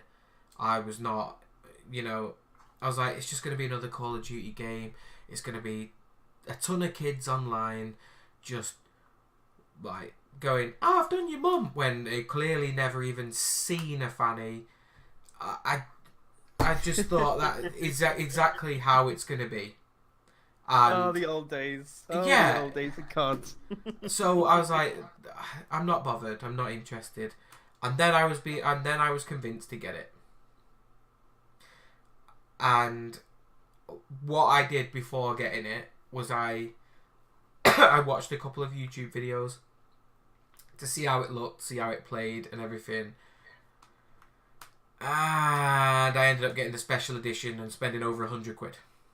Whoa. So, yeah, it was a bit of a surprise. And I have put a lot of hours into that. And as I say, I even, I forfeit eating today so that I can have an hour on it at lunch. And that was just to do some challenges to get a gold camo on the rocket launcher. Well, I have now, as it turns out. I'm also quite good at during the day as well. So yeah, it's a massive surprise that I'm on it, and that's why I've included it. Good game. Fair enough. It's a good game. So, a big surprise for me. What are you surprised? We talked about it pretty much all night. It's game of the year. I don't know, but Monster Hunter. We've talked about this loads. I'm going to keep this short and sweet. Monster Hunter, great multiplayer, great gameplay, bang for your buck. It broke records. I've explained a lot of this already, so I do not need to repeat it. You know this So, is mine, right? Was it really? Mm-hmm. Oh. But it's fine. You can carry on. I agree with you.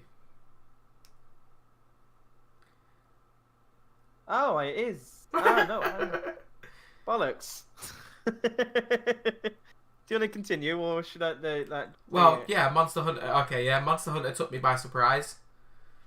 It was a game that I was watching YouTube videos, and then I watched someone do a quick stream of it, like when it was early, and I was like, this looks quite interesting, and then I started to read about it, and I was like, oh, okay, there's nothing else out at the moment. I'll get it, and I haven't looked back. All my streams have been about it pretty much this year, except from obviously the Burnout one showing me arse. Yeah, obviously. And our Fallout one, Forza one. Fallout. And this one, but that's different year, counting it different. So yeah, it was something that I picked up just because I was bored, and I was surprised at just how much I loved it. And it also led to me meeting Jeff, Yes. Solar Flare, and we've become like dead good mates, and obviously all of us have in the end, and we play games all the time, and You've met up in real life and everything. yeah, we met up. He flew over from Holland, stayed at my house for a couple of weeks. Yeah, it was he's a really cool guy, and without Monster Hunter I'd never have met him, because he tuned in for the stream because of that. So it's obviously improved everything, like my life anyway. So how can I not have Monster Hunter in there as a top surprise? Well, I'm gonna keep these ones brief because, like I said, I'm good on misreading everything as usual. No surprise, misreading it all. I'll keep this next one. So the big one surprise for me, but I suppose not a surprise for everybody else, would be God of War. God of War, as I said before, I knew about it, but I didn't know too much about it. I know this game exploded, but I was like, I didn't really know God of War. It's gonna be the same. Played it. Damn. Ridiculously good. Got myself addicted to it for weeks. Powered through it, like powered through it. I don't know. Gone through a lot of games like that this year, but powered through all the story. Fell in love with it. Fell in love with the characters. Fell in love with the combat, because the combat is so satisfying. It's unreal. Literally, so brutal, ripping people's heads off, shoving them up their asses, ridiculous sort of things. Could you do So, that? okay, well, pretty much, you can rip people's heads off. Alright, cool. And the next one for me, and I suppose I've already went into great detail with it, is Dragon Ball Fighters. A lot of things, because everyone's like, oh, Dragon Ball game, I've already explained the gameplay and everything. Actually really loved this game. Really pick up and play, easy, intense, and just crazy amount of fun, and makes you feel like you're actually watching the actual like TV show, but in reality, it's great. Probably the greatest fighting game of 2018, hands down. Wow, So that's a big statement considering Soul Calibur was this year. true. What? It's the best of 2018. I think. Yeah, how do we narrow this down to the big surprise? Right. So,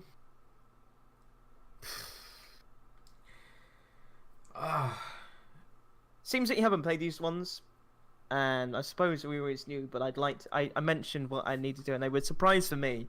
Would be God of War and Dragon Ball. We'd probably knock out. Really? Yeah, I mean, there were bigger surprises for me. Definitely.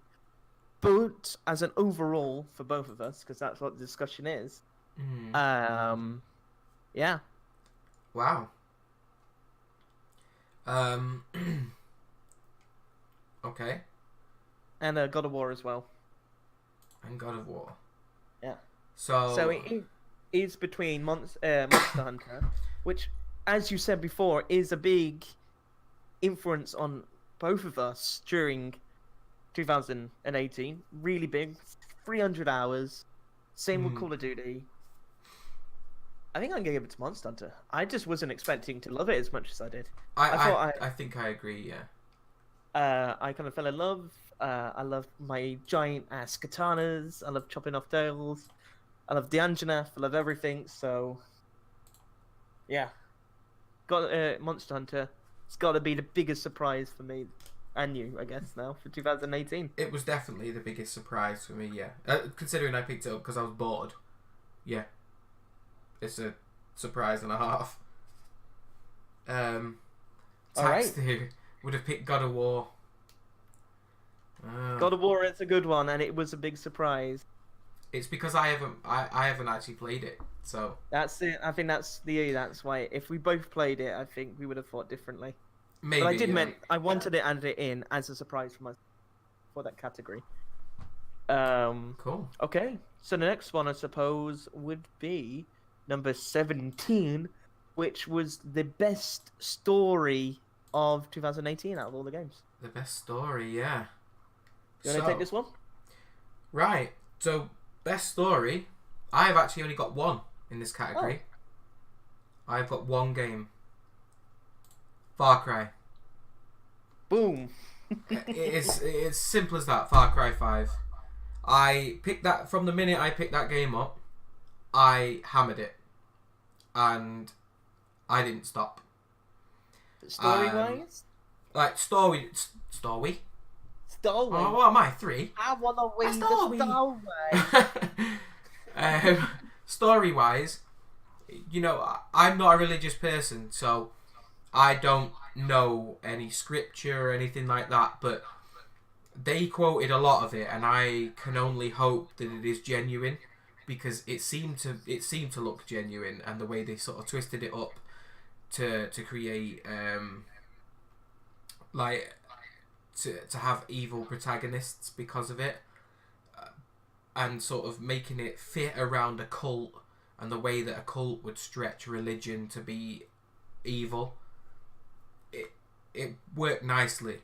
They had the character that had that used drugs to influence. They also had a PTSD character that would form an army that is just not quite right because of that. And yeah, as Atari's literally just written, the main protagonist saw himself as Jesus, and you're being brought into an area and you're told, why upset the apple cart? Just let them get on. Things are gonna get worse, and they do. And yeah, it's hands down the best story for me this year. Bear in mind, I have not completed Red Dead, but I still have been more engrossed in the Far Cry story than I have so far of Red Dead. So, fair enough. And the reason I'm not going in too much detail into the characters is because they come up later. They do. So this one's a difficult one for me because I've got some genuine corkers that I will probably argue for both of them. But I'll go for an obvious one. For my first one is Spider-Man. Oh no! Spidey-Face. Spider-Man. Absolute... This has got to be the first time we've seen that. Oh my god! Story-wise, nailed it. The whole game really did, but I really did love the story. I really loved how they fleshed out all the characters in between to really add weight to everything. Literally, by the end of everything, it gets so intense and overwhelming, and you just wonder if Spider-Man can actually make it. The actual story, I think, was made by one of like Spider-Man comics, like one of the famous ones. I can't recall his name. I should have really done research on it, but Yes. you're basically, right. he's created that story for it, and they took risks bringing this one in. Some big ones, I think, in my opinion. Creating new origin stories, but adding some lesser-known ones as well, like Mr. Negative. But it's amazing. I really love that you play as Peter Parker. His life and the complications of being Spider-Man, and also mixing with his normal life. And then, obviously, being Spider-Man and stopping all these supervillains from getting out and destroying the place, and having that kind of conflict until the end. It kind of just ends up in one big heap of a mess, and it's just, I loved it. And then a final boss battle to it just made it for me. I loved it. So I will say that I bought the DLC for the City Never Sleeps, and how I actually enjoyed it. In the way, I'm not going to spoil too much for everyone who played it yet, but I will say that it starts off good, but it ends really flat, like very, very flat, and I kind of was left a little bit disappointed like that. But that's fine. The actual main story was incredible. Did you have another one for this one? No, I only had one for this category. But okay, then I will do a quickly one, which I think should deserve a win. God of War, Dad of War. Captivating story. As I said before, I wasn't a fan of God of War before I did this, but the gameplay mixed with like his Kratos' struggle with trying to be a dad to Atreus, and then having these complications and going through absolute hell, and then having like different Nordic gods that he now has to fight, like Odin and Thor. Like, it's that sort of thing, like him having to like cut his way through to save his son, to scatter his mother ashes on top of a mountain. It's amazing, and by the end of it, and they finally scatter everything. Spoiler alert, I suppose it's not a spoiler, especially if they're carrying it all that way. But yes, they finally do it, and it's a really magical moment. And when everything's done and done, and then they really flip it on the head even more after that, which I won't spoil. But if you play the game all the way through, watch to the very end, it's whoa! I was not expecting that to hit, and I cannot wait. I cannot wait to see what they do with this. I hope that they add a God of War, like a sequel to this game. I really hope they do, because they really, really nailed it when it comes to story and gameplay. Cool. So, I guess it's decision time. So, I guess it's one of you one. It's you one, Spidey, and you've played Far Cry. yeah, but do you know what? You're actually starting to sell God of War to me. And that being a game that I have just not played because I didn't want to, it's a big thing if we've got this far, and I'm actually interested in finding out what that story is and how it unfolds. So I actually agree with you that I think, well, with your statement earlier, that it probably deserves a win, and I probably agree that you might be right. It's a non-stop roller coaster, this game. Let's put it this way: you've played all three. Yep. Which one was your? God of War. Well, God of there War. you go. God of War, yeah.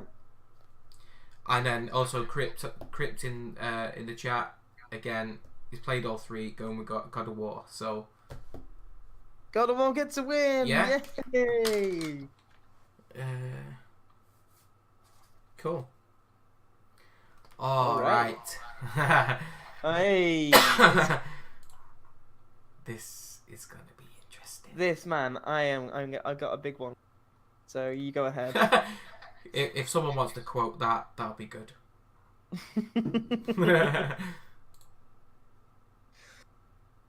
Oh, care to Um, introduce?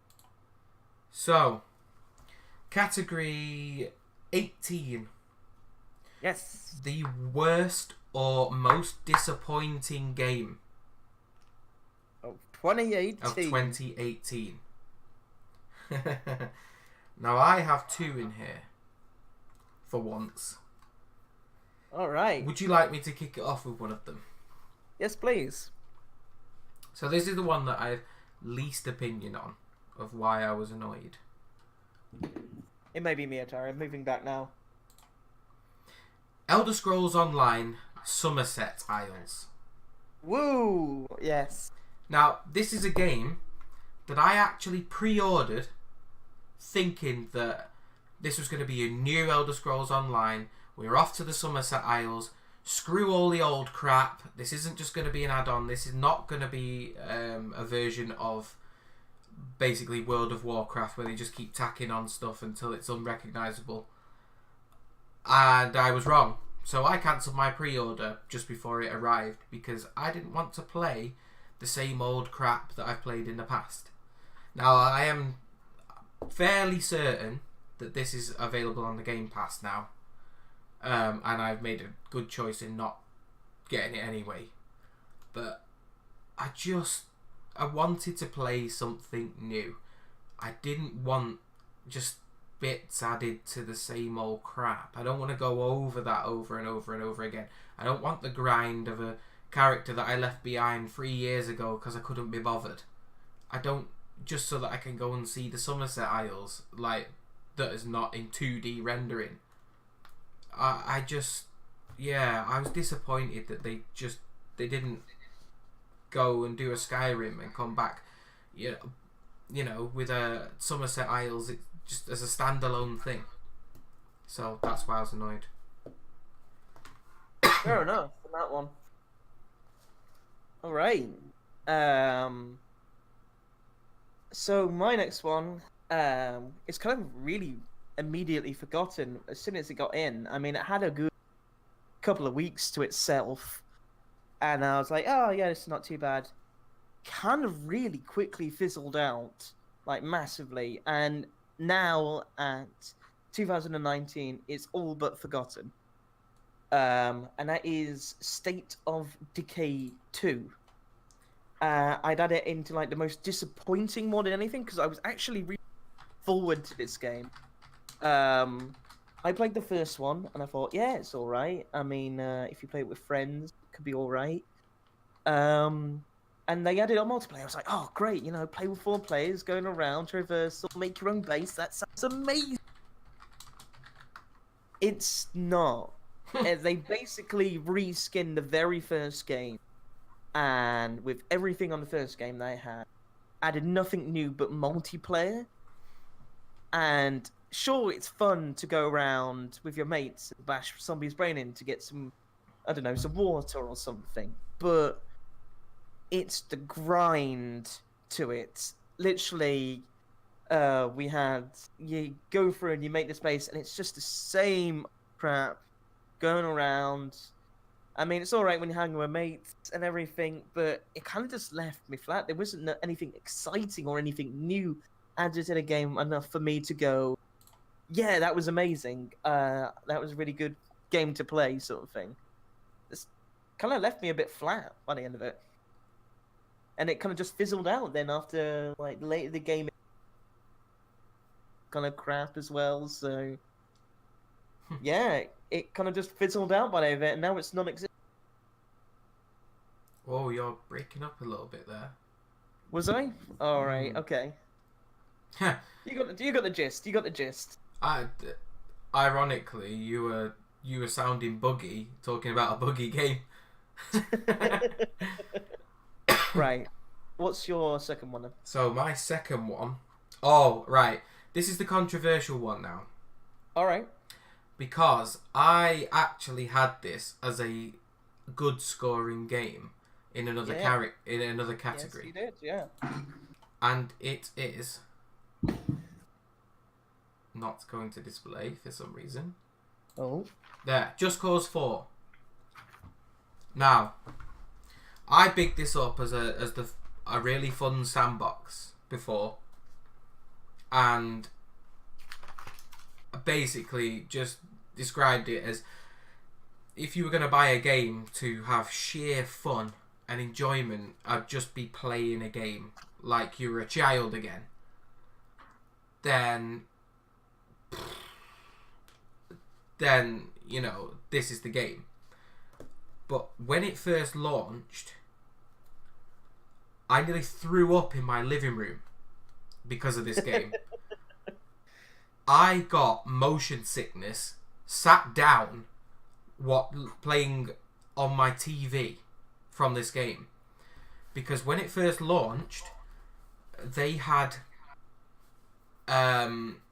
motion blur in it ramped up to 100, so that the slightest move forward was like you were doing 1,000 miles an hour. So your character is in 4K in the middle of the screen, and all of your surroundings are like PlayStation 1. So, and that's the slightest bit of movement. So as soon as you use the grappling hook, I used that to traverse. Everything went as if I'd just gone back to like the 90s around me. And my character's flying through the air while everything's gone like a massive blur, and it made me want to vomit on my telly. It was really difficult to play. Like, even sort of movement for shooting, you would go out of focus. It was dreadful, and there was rendering issues with it where you know, if you go in most games now, you go up to, let's say, an electrical box on a wall, and you'd look at that and you'd be able to see there's a little panel on there that's 3D that says danger and all that. Well, this didn't. You'd walk up to that and it'd be a fuzzy square on the wall, like someone's just not bothered rendering it, and there'd be nothing 3D on it, and it just looked disgusting. It was like, it was a AAA title that it just wasn't finished. And there's that many complaints went in that it got hammered on Steam. There was lots of returns. Mine almost got returned, but then when they sent out an announcement that they were going to fix it, they said, we'll fix it within the next month, and didn't give any details, any dates, no apologies. They just said, we'll fix it in a month. And that pissed me off to the point where that was the first one down on this sheet for most disappointing, because that whole thing, that it just destroyed that game. And if they'd waited one more month, did their testing a bit better, they'd have discovered that, and it wouldn't have got hammered so much. So Truth, yeah. It's a valid argument, that is. yeah. That aside, now, if you play it, it's brilliant, and it's fun, and it all looks alright. But back then, they'd got it wrong, and I was disappointed. Fair enough. Right. I've got a big one here, and it's a huge pile of steaming crap. It is the whiffiest and the biggest pile of crap you ever did see. My goodness, this game should not existed, like, at all. I kind of went into it thinking it can't be that bad. Oh, gods. It is that bad. And I'm talking about Metal Gear Survive. And you might as well call it Survive, because that's the only way that this game survived. How did this game survive? We don't know. My goodness. Right. Where do I begin? Right. I'll give you a lowdown on what this happens. Basically, you get sucked into a vortex, and you are a lone soldier. And all the base and everything gets sucked out, and you're like, oh my god, what happened? So when it's a survival game, so you build your base, use materials, hunt for food, hunt for water, that sort of thing, using the Metal Gear Solid 5 engine, so you get all the nice graphics and all that. And you're like, oh great, that sounds alright. Then they go, oh, we'll add some zombies into it, so you got a bit more survival because it's a bit crazy. And you're like, all right, yeah, sure. Ooh. All right, well, this is where the whole. Should I start with the biggest pile of bullshit you ever did here? Right. on. All right, brace yourself for this one, guys.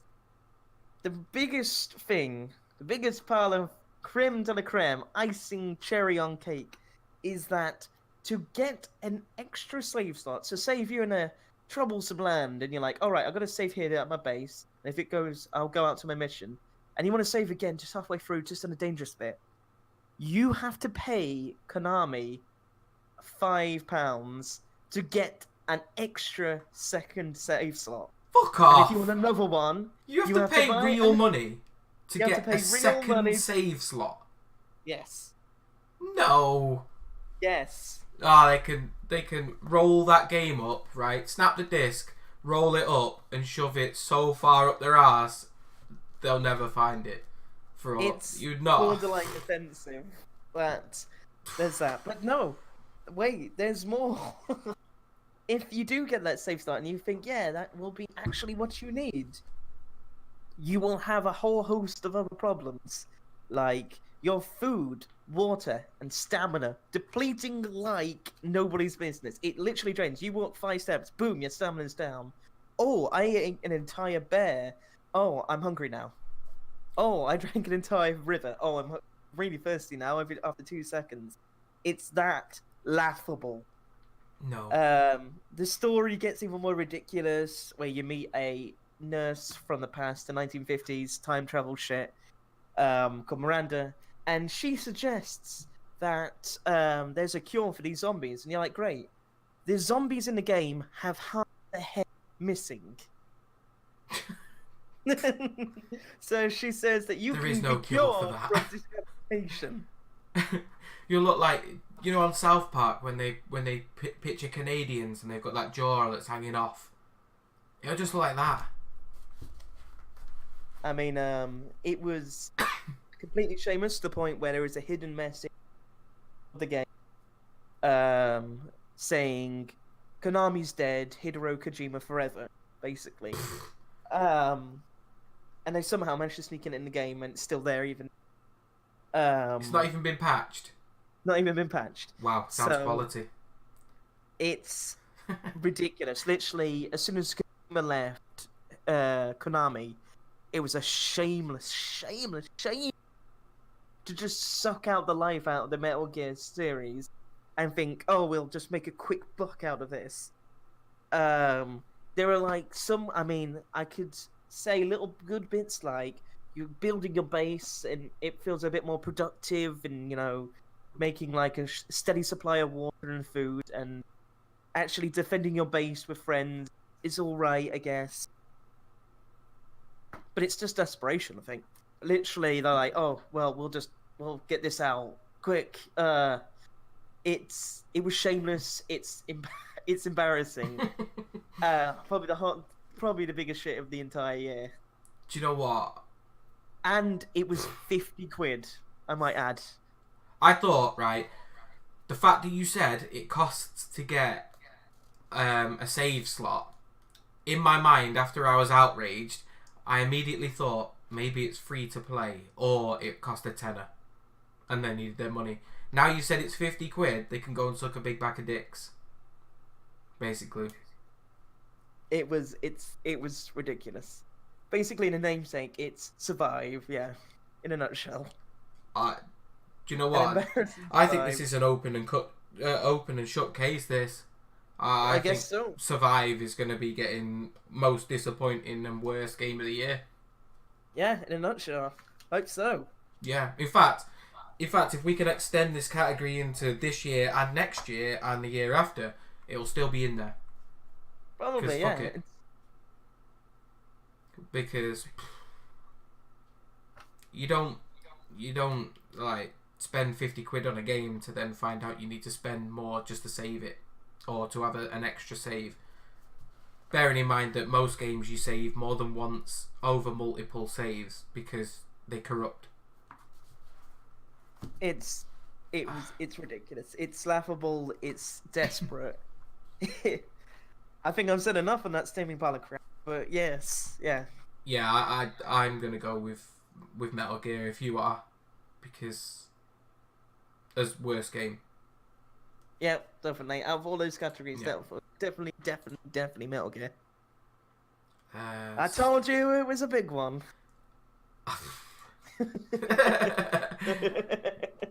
I'm not touching that.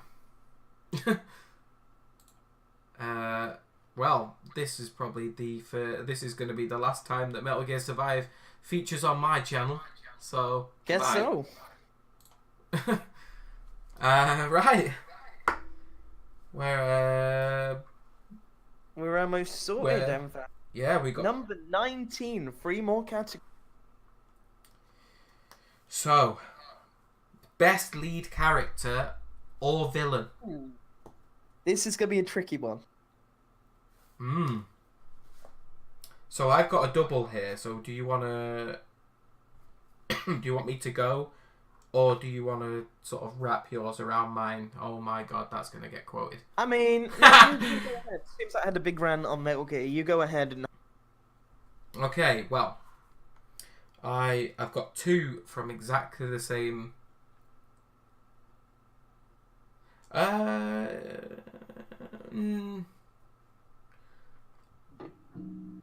No, we don't need any more. No, we don't. No, we don't. So I got a have good got Jacob and Joseph Seed. Now, 2 characters from the same game that both just dragged pure emotion and hatred out of me. Crypt, this is best lead character or villain. Now, I have re-seen some of these things. Jacob Seed, the army guy. Now, he uses songs, a particular song, to recondition your brain and manipulate you, and there's going to be spoilers for people. Whoa, spoiler alert. He gets you to eventually murder somebody who has been looking after you from almost the beginning of the game, and you don't know you're doing it because you're in a hypnotic state and you play a mini game where you basically, if you fail, you go insane. If you win, you sort of snap out of it, and most people don't snap out. That's how it normally goes. Well, once you get to the very end of it, he has you murder the person who's been sort of taking you through and sort of mentoring and sort of introducing you to the Whitetails, which is the good faction. And you murder him in cold blood in front of everybody while you're tricked out trying to get out of this psychosis. And then everyone sort of is shocked. One guy wants to kill you, and then you're tasked with taking him down. And while you're taking him down, he's like appearing to you and still playing the music and sort of convincing you should go on their side still until you end up like killing him. But it's because he's got PTSD. He's been to war, and then he had to kill and eat his own friend to survive because they got lost in the Gulf, and it just sent him insane, and he decided that it was God's plan. And then he met Joseph Seed, which is then how I'll bring him in. Now he is the cult leader. He basically has a God complex. He thinks he is Jesus, and everyone that seems to come into contact with him in the game, barring about 4 or 5 people, they end up believing he is as well. They join his cult. You end up having to shoot your way out of pretty much everything. It turns out that the thing that sent him under is that there was a car crash, and his wife, who was having a baby, died, but the baby was born, and they handed Spoilers. Yeah. spoiler, but they handed the baby to him, and he said, "Oh, it must be God's plan that I have this child." And then something snapped in his brain, and he held the feeding tube and killed the baby in his hands. Then walked out of the hospital and decided he needed a higher purpose and was to bring people like into his way of belief. And he's basically just like got as many people that would commit as much sin as possible to relieve him of his own. And to the point that he has the sins like scratched physically into his body, the ones that he feels he's atoned for, like scarred all over him. He's got tattoos of like religious things. He reads scripture as if he is, the one Messiah. It's he's an unbelievably twisted up character, and that's why I think he's about the best villain. The pair of them are, because they both make you feel hate towards them, but you sort of, there's a slight bit of sympathising, and that's what twists you up, and that's what makes them emotive to me. Fair enough. By the way, I'm not psychotic myself or mental. I just appreciate a villain.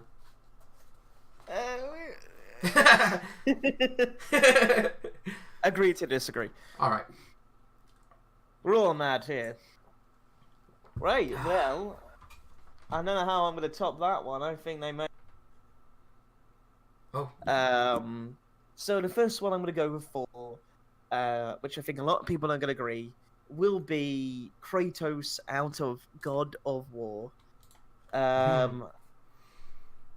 Honestly sympathized with Kratos in this one, being this hard-tied, rugged old man that just wants to live quietly and live with a family, but is kind of forced into right back into his old ways, is trying to get away from everything just to scatter his wife's ashes, and to actually have this relationship with Atreus and everything.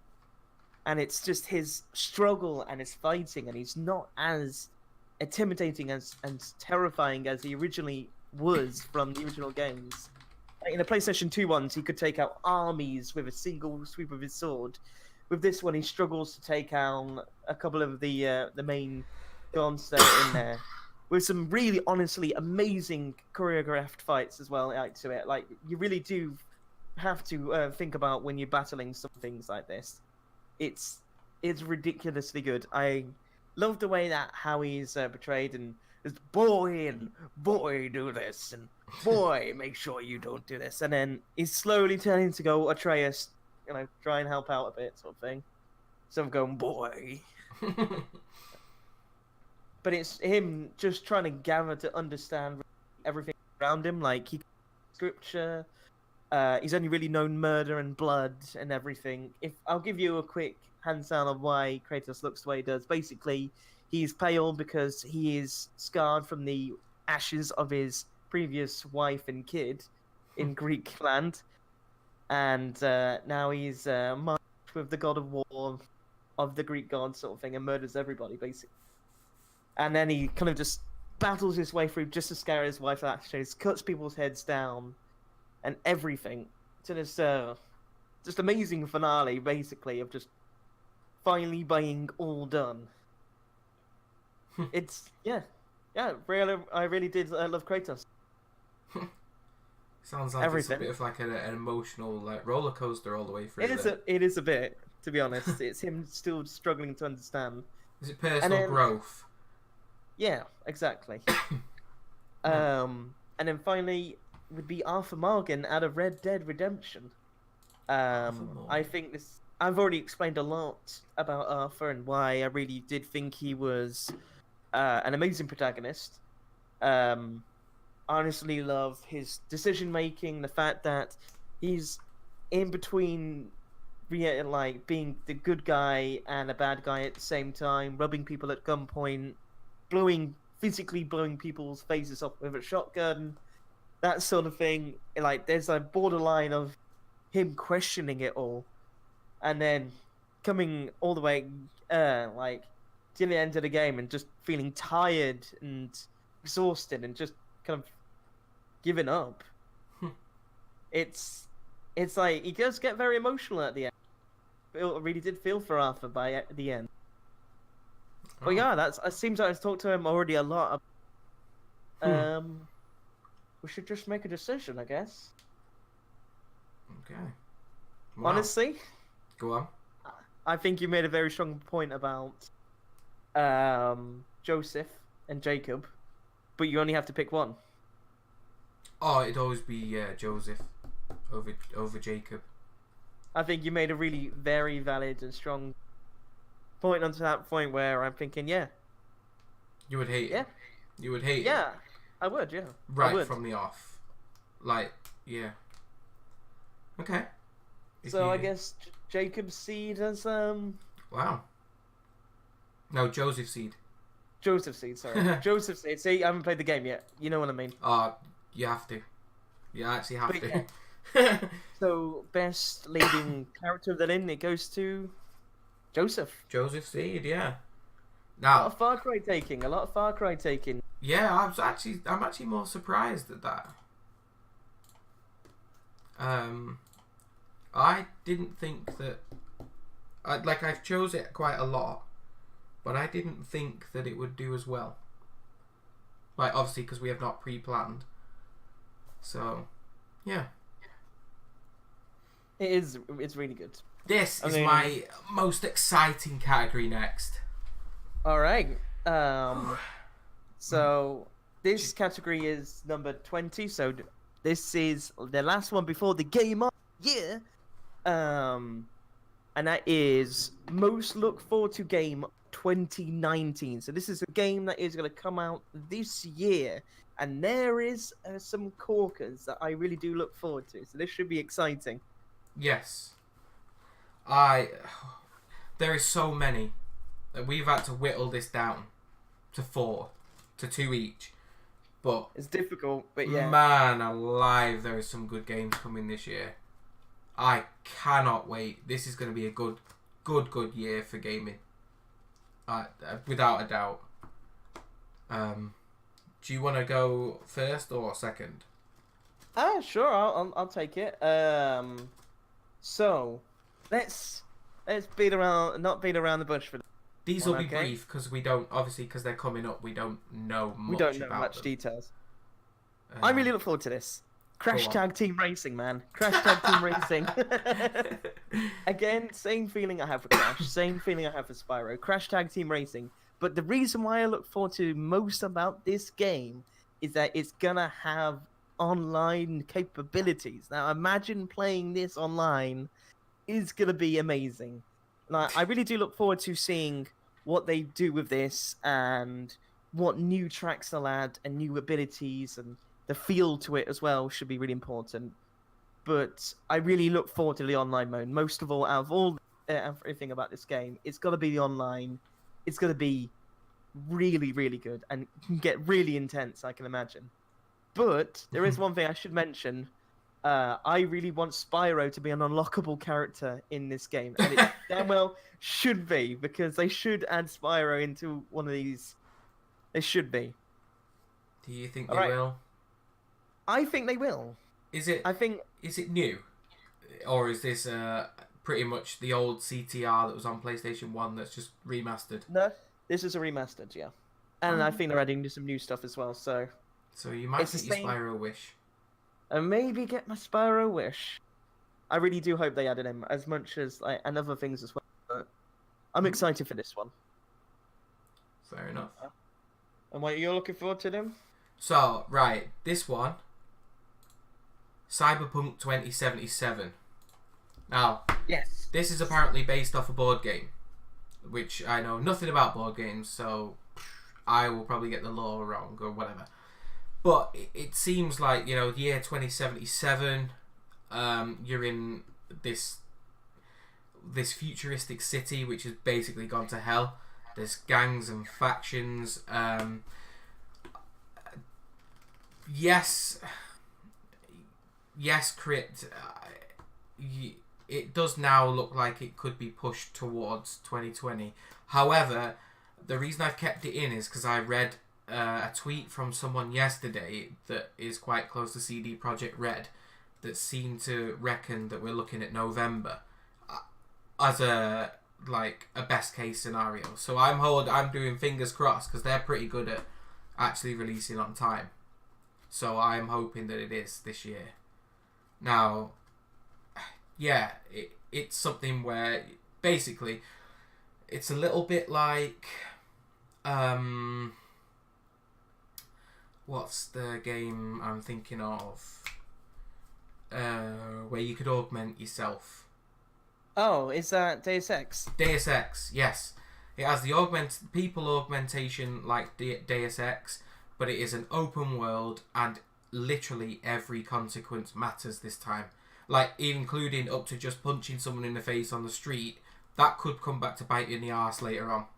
That's really cool. I really like that detail. And because every single character and NPC in that game is completely capable of becoming something, and it's going to take a lot for them to bring that to life perfectly from what I've seen so far. And there is actually a 40-minute video on YouTube of gameplay, which I suggest you all check out because it is incredible. And I will definitely be pre-ordering this game. And I know people don't, they always say don't pre-order. This is one that you can just not stop me from getting pre-order. It is pretty damn good. I couldn't agree more on that one. I mean, it's probably the most ambitious game that. See, I know Witcher is always The Witcher 3 was an extremely ambitious one as well, but yeah, Cyberpunk looks sick, and I cannot wait to get my hands on this game and to really go for it. I really hope that it delivers on everything that it promises. I mean, I'm sure it's gonna have its fair share of bugs, like every game of this size would be. But CD Red they have their level of polish to their games before release. Mm-hmm. So I'm confident that it'll do it. I also heard that they're doing a zero fetch quest game. Like Nice. Cyberpunk, you will not have to go and do fetch quests. Except I have seen a slight one that's a little bit like a fetch quest, but when you go for it, all the shit changes. Like the scenario changes, so you feel like you're going on it, and then the story starts branching out from there. Which is gonna be nice. It's nice to have a nice flow of. I'm excited to see what they do, and they haven't released too much, but I am excited. Yeah. Yes, Atari, but that I didn't actually include that. That is another one which I'm very excited about, but I didn't include Division 2. Mainly because if they do a Dark Zone, again, I'll be really disappointed. But yeah, I wasn't fussed about the first one. Second one looks alright. I may pick it up. It may be. It could be alright. It could be alright. I'm willing to give it give its chance. So the next one for me, it's kind of a big one, and it has the same problem that Cyberpunk does, and that it's uncertain it will be released this year, and that is The Last of Us Part 2. Woo! Am I looking forward to this game? There is not really anything released for this game just yet, other than an incredible CGI trailer with Ellie as a grown-up and everything. I honestly can't wait for this. Last of Us, the first one, was probably one of my favorite games of all time. I love the character between Joel and Ellie, the character building. I love how intense and horrifying the encounters with the people and undead were, and you really had to be careful, otherwise you would be eaten alive. It's horrifying. So it really gave you a sense of dread and everything. And each firefight really felt, because ammunition is so scarce, you have to be so careful. So I cannot wait to seeing what Naughty Dog do to this game. I think Naughty Dog are gonna raise the bar. This is what Naughty Dog are going to do. What Red Dead Redemption 2 did 2018. They're going to raise the stakes, going to raise the graphics, going to raise gameplay, and that's going to be the level, I think. I have not played the first one. I'll hold my hands up and admit that. It's one game that I'm constantly told to go and play. Definitely, mate. I've seen Robert play it on stream. I don't know whether she's still in here. Quite a while back, and it looks really good. It looks very interesting. Zombie games aren't really my thing. It's but- more story driven. Like I think you'll enjoy this one. But yeah, it certainly looks good from the trailers. Oh, I can't wait. There's actually, there's another game that I think you'll like this year. An open world adventure called Book of the Dead.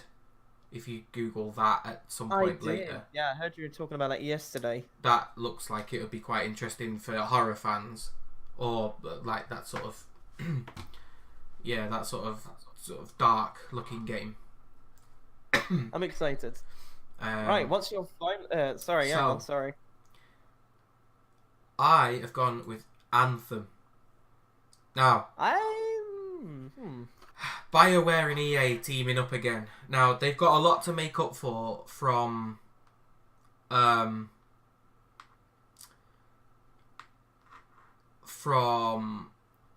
Mass Effect Andromeda. I genuinely get the feeling that this is the last roll of the dice for them. I as think a it is as well. partnership. Yeah. I think that BioWare are going to get permanently axed by EA and just stuck in the vaults if they don't get this right. Now, it looks like, basically, it looks like Destiny meets Iron Man. And Which sounds personally, that sounds brilliant. So that's just adventuring. The more people, the better, because it looks like you go around in teams of 4 again. But you can play solo.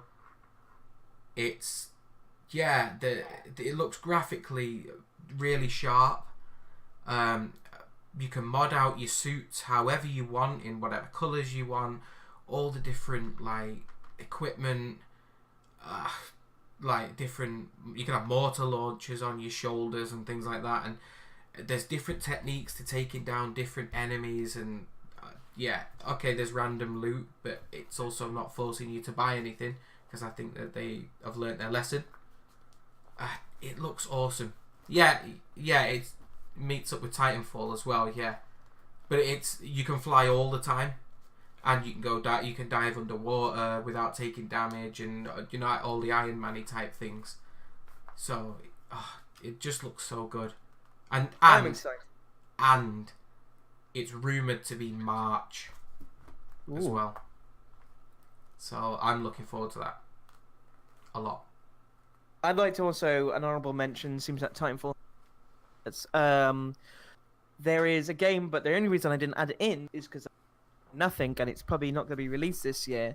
Is Star Wars Me too, Chris. Fallen Jedi? I think it's called, and that is made by Respawn Entertainment, I think, who is the same dudes who did Titanfall. Yeah. It's gonna be a story-based, third-person, Star Wars game, properly story-based, probably amazing graphics, probably gonna be the pinnacle of Star Wars games, I think.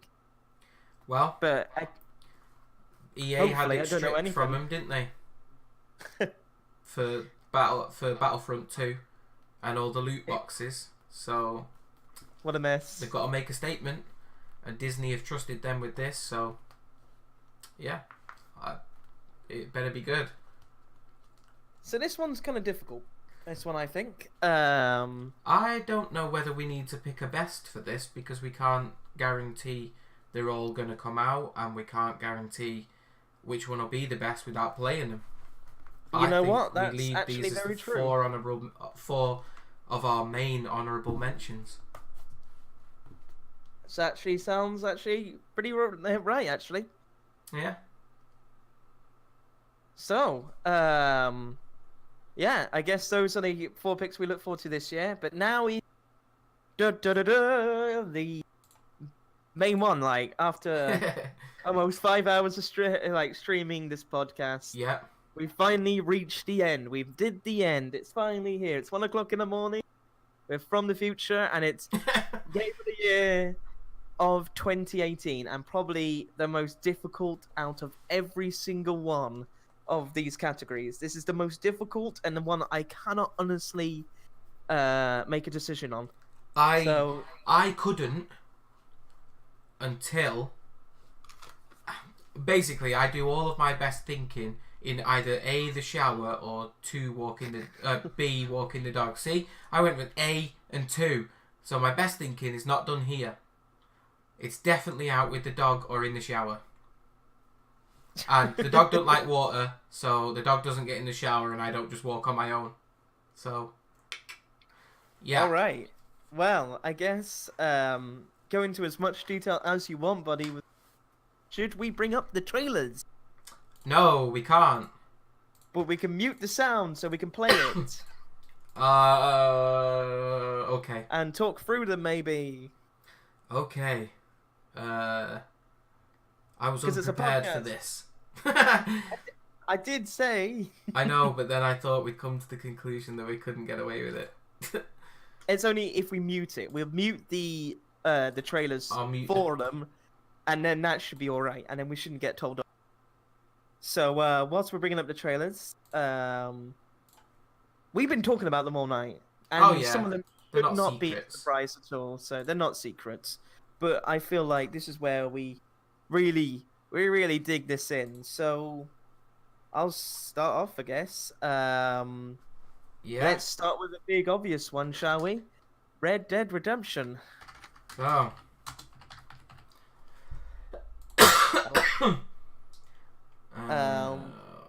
I'll talk a little bit whilst you're like going Yeah, through finding getting the up right to one. NFL. I don't want any spoilers, you see, so that's why I'm. Well, that's the thing. Like, yeah, I won't Aha. mention spoilers. I won't mention spoilers. So, I love this game. I got addicted to it. I think my favorite thing to do is get the semi-auto shotgun and full-on blow somebody's face off, physically off. It's a satisfying feeling. But yeah, I loved the story. I loved the Dutch Van der Linde gang and like how intense everything kind of fell apart into everything. And by the end, it was incredible, and then it kind of leads into like the first game as well, because this is a prequel.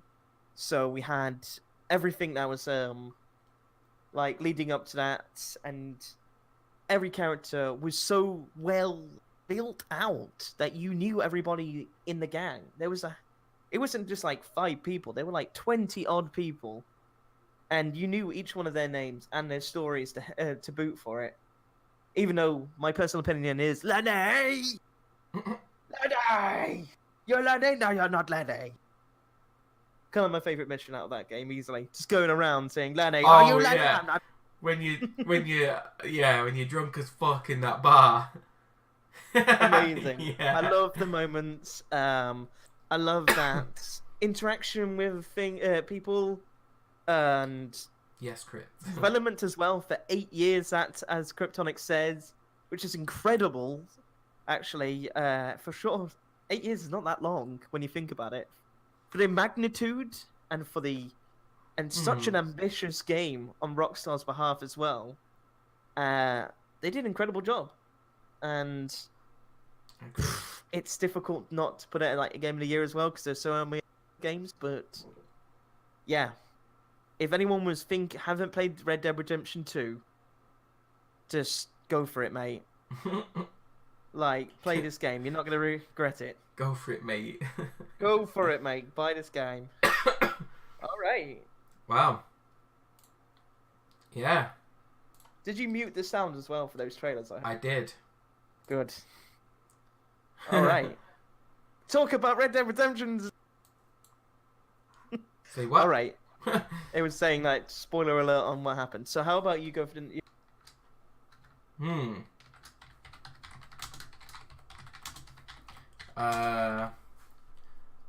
Right. this one's not going to be a surprise to anybody. Nope. And it is Monster Hunter World. Oh my god, so much surprise. So again, we've talked a lot about this. No, I don't need a voucher. We've talked a lot about this this evening. Again, it's something that I've spent a lot of hours with. I can't not put it in this category at the end because it's been pretty much most of my year of gaming has gone into this. Yeah, it's a lot of grinding. It's a lot of hunting things just for the fun of it. It's great to play with people. It's just a good game, and I couldn't not. It just couldn't not put it in the top 4. It's It's the pinnacle, I think. Yeah, it was what we Yeah. played the most out of this year. exactly. Last year. So you can't play something for 300 hours and never ever include it in at least the top 4. That's just not how this works. So yeah, Fair enough. I haven't got masses to say on it anymore because we've done Yeah, it. But we've really exhausted the options. Yeah. yeah, All right. Again, my voice is going. honestly, this is difficult. Yeah, it's a good thing this is the last one, eh? We've gone on it for a lot longer than I thought, but it's fine. Yeah. Right, so my one for the last game of the year, wow. An obvious one, I guess, is the tune of this today. Spider-Man out of PlayStation 4. Probably one of the best exclusives I think I've ever played out of recent history. I am in love with this game. I absolutely love the story. I absolutely love the characters. I've always kind of been a Marvel fanboy anyway. So, and I've always kind of loved Spider-Man anyway. So all this is like unsurprising, I suppose.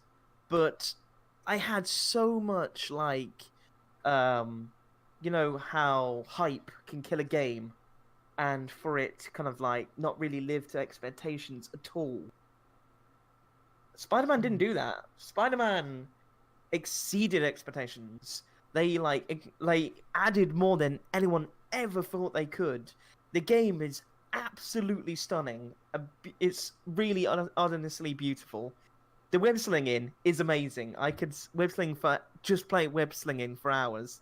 It feels fluent. It feels fun. It feels like you're Spider-Man basically in a nutshell.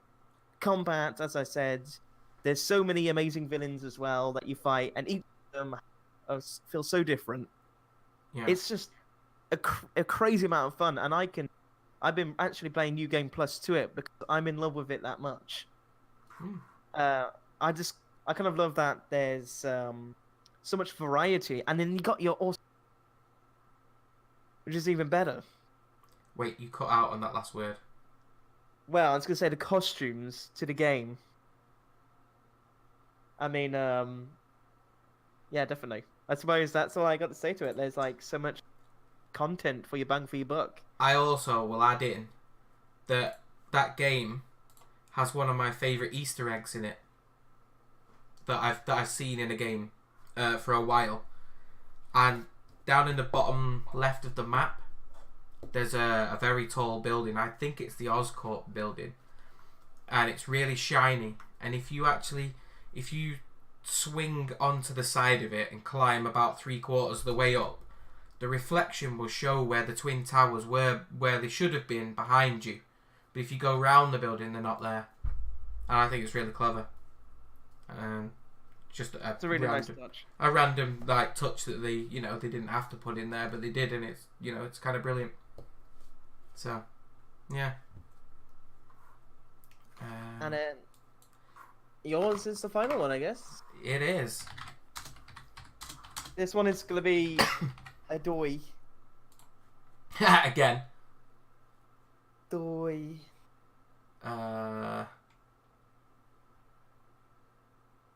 Find it. Alright. That's a tough one to find. That's alright, mate. Go ahead. Far Cry 5! Oh my god, so surprised. I couldn't believe I didn't. Oh, my two have been predictable.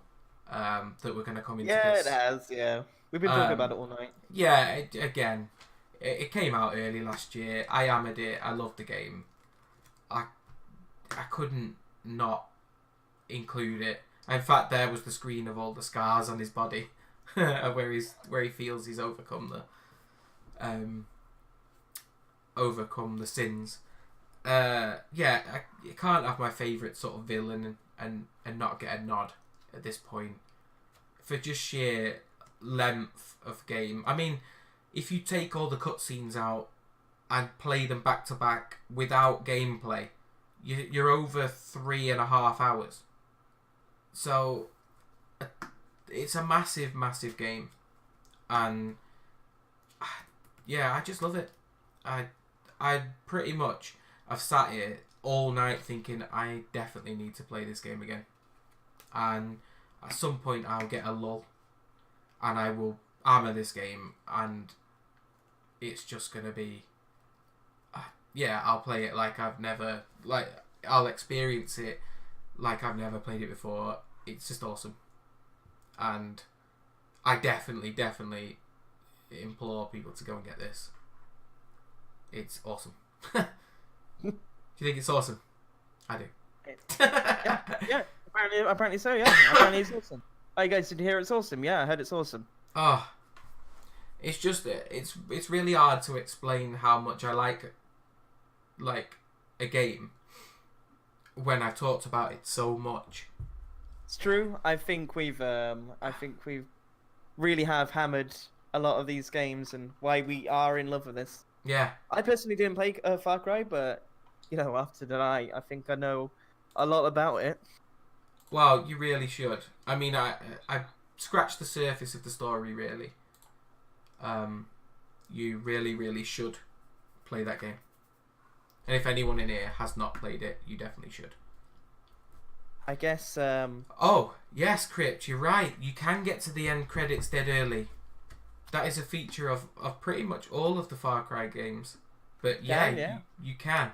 If you ignore right at the beginning and don't put the cuffs on Joseph Seed, he basically indoctrinates you into the group and the game ends.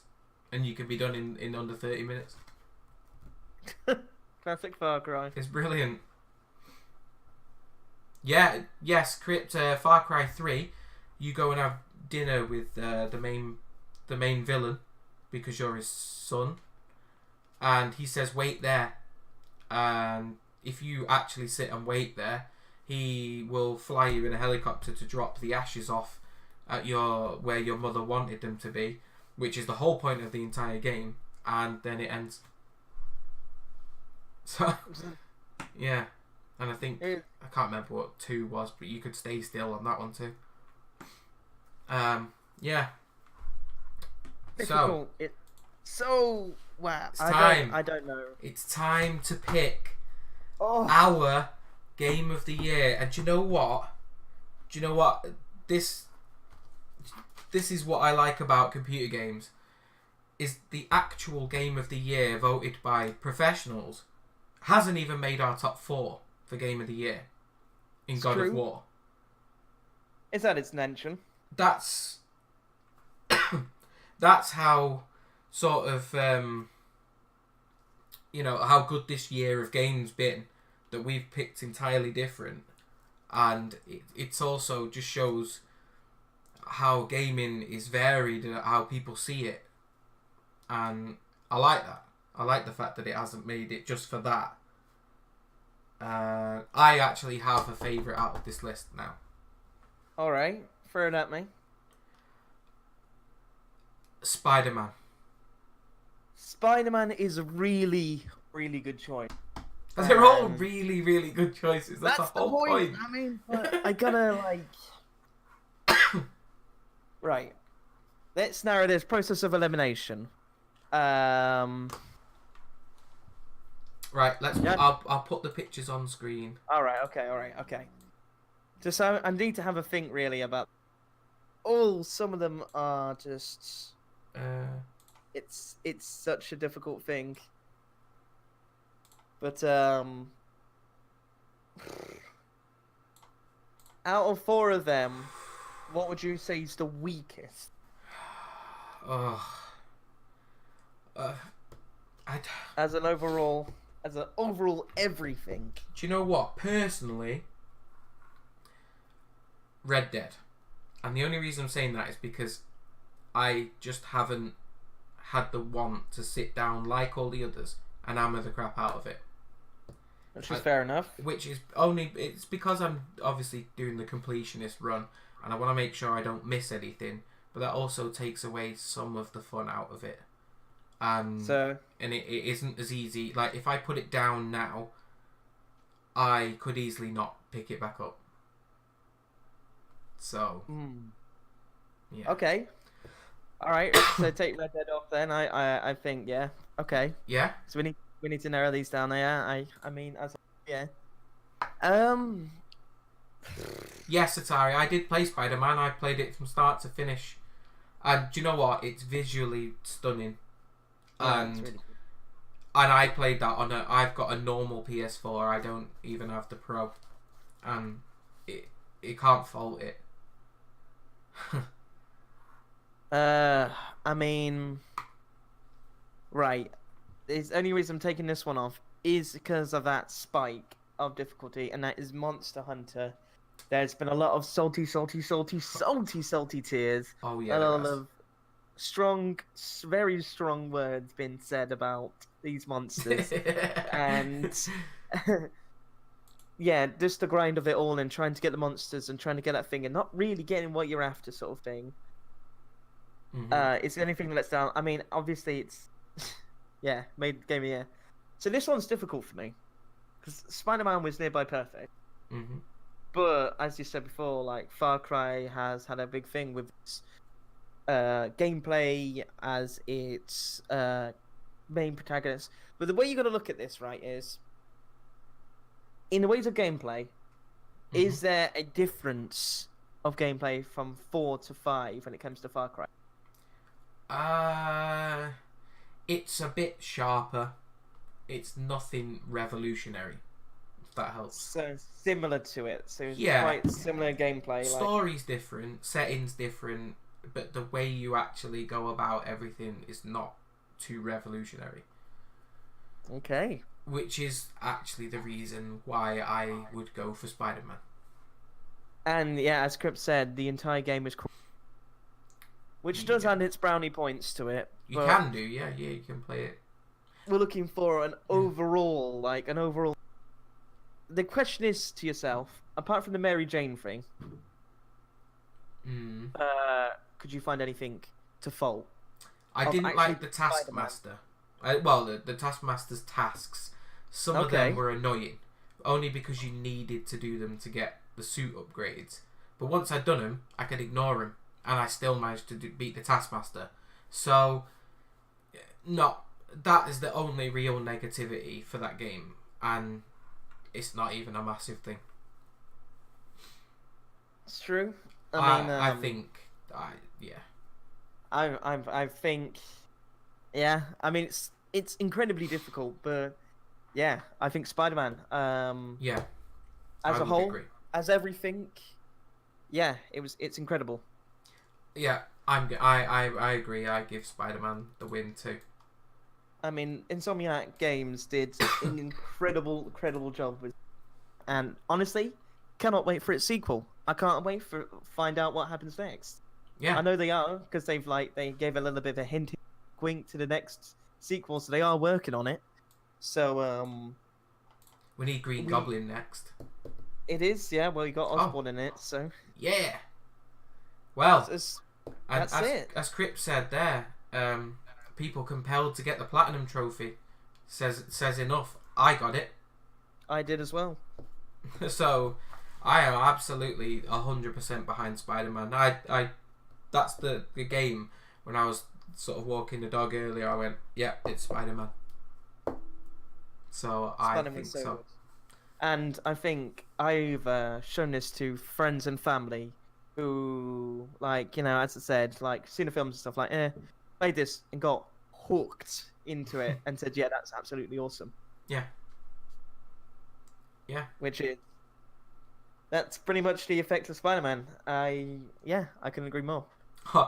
Just on Difficult. just as a side note, when you say friends and family, for Red Dead, my granddad was searching Netflix furiously to find out where that was. He thought it was, because the advert. He thought it was a new Western movie. He was furiously searching Netflix. Oh, bless him. But yeah, Spider-Man. Which is fair enough.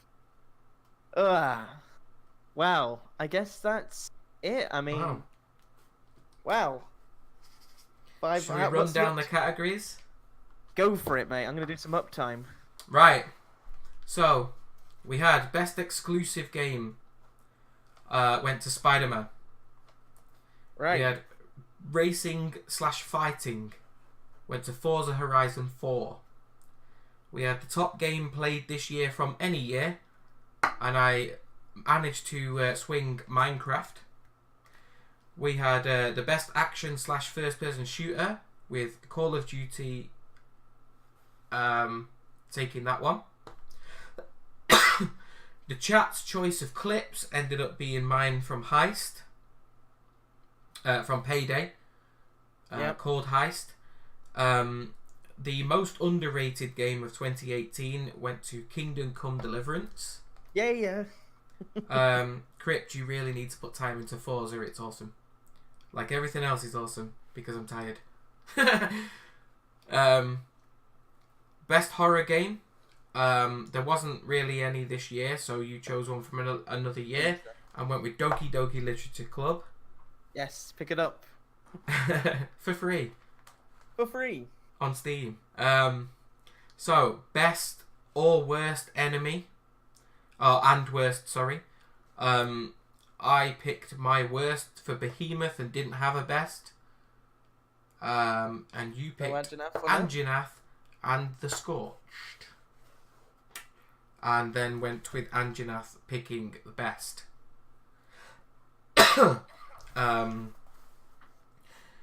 The best returning franchise went to Monster Hunter World. Can agree more, yeah. The best voice actor/actress went to Greg Brick, Joseph Seed from Far Cry 5. The strongest side character went to Sadie Adler. Yes. From Red Dead Redemption 2. Best multiplayer game, Call of Duty. Yeah. The most annoying character went to the rival from Pokemon Let's Go because he's a bellend. Furious. Furious rant.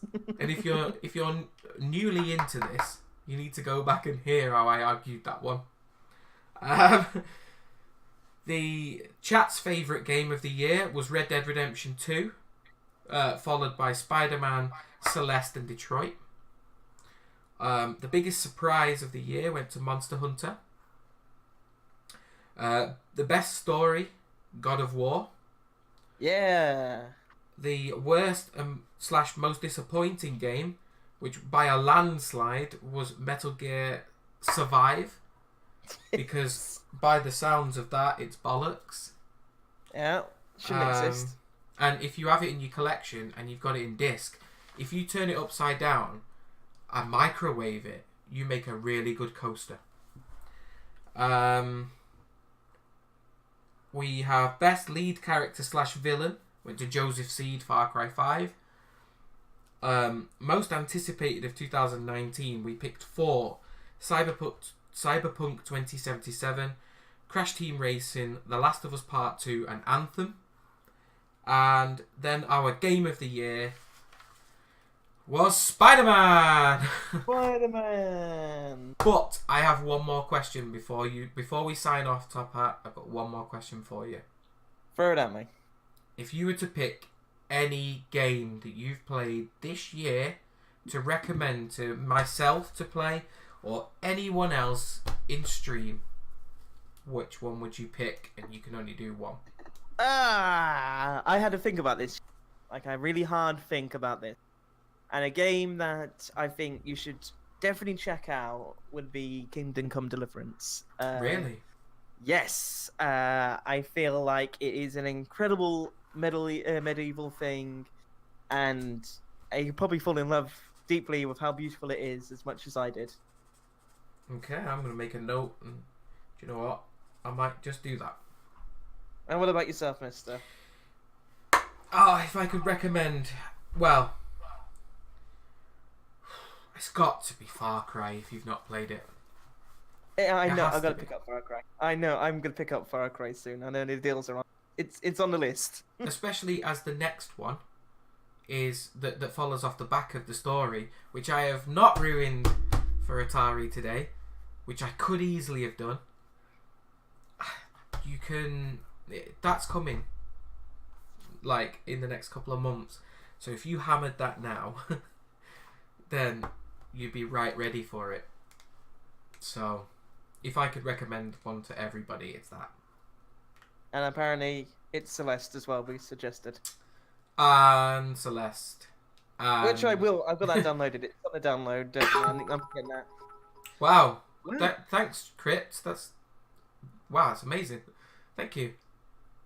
So, Oh, I recommended Far Cry 5 because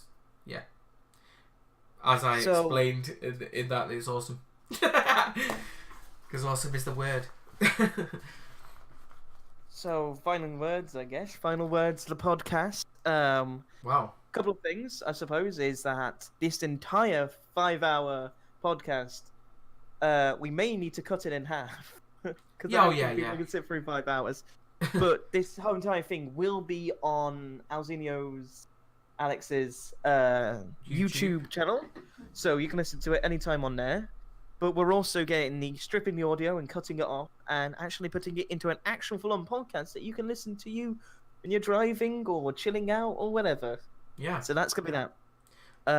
We're also planning that, if this turned out to be a success and everyone thought that it was quite good, we will obviously do stripped back versions, like shorter, and with just like loose themes, and we might do some more podcasts or some more streams like this. Obviously including Top Hat and as many of the others whoever wants to join, really. And we might actually start releasing this as a podcast series, but that's down to interpretation. If people thought it was good, or if people thought it's worthwhile to do, then we'll take it on board and we will come up with some ideas and come up with some new ones. Yeah, couldn't agree more. But Definitely, I think it went well. I mean, I'm quite happy with that. It went well. It was lengthy as all balls, but Knew it I was think gonna went be. well. It was we knew from the list it was gonna head there anyway. yeah. But it's 1:30 in the morning, and I think it's time to end it all. End it all. End it all. Bang. There'll be no spoilers on future podcasts, Crypt. It's we're just gonna have it loose topics about games, or just it'd be like just a chat, rather than like more game of the year throughout the year, and reviewing things. It's just gonna be just chatting, and be kind of interesting if we can get it right. Will be interesting. We've got some good ideas for it. Oh yeah, and we'll play like little mini games, as well. But cool. Yeah. GG. Well, thanks everyone for joining in, especially those of you that have been here for the entire time. You Jesus. are nuts, but Such a I long am- time. yeah, I'm bushwhacked. I've enjoyed making this. We put a lot of preparation into it, and I'm glad that you've all sort of stuck around, and hopefully you all enjoyed it. Thanks for the new followers, and thanks Atari for a resub, and Crypt and Bulky Gizmo for the bits. It's just, it's been a lot of work, but I A lot hope of it was work. worth it. Several months. Yeah. And maybe what we should do is, if anyone's interested, we could do more Dragon Wing people on it in future, and for the next game of the year. But that's for another discussion. I guess so. So, All right. thank you all again, and hopefully you'll be hearing from us soon. Bye-bye. Bye.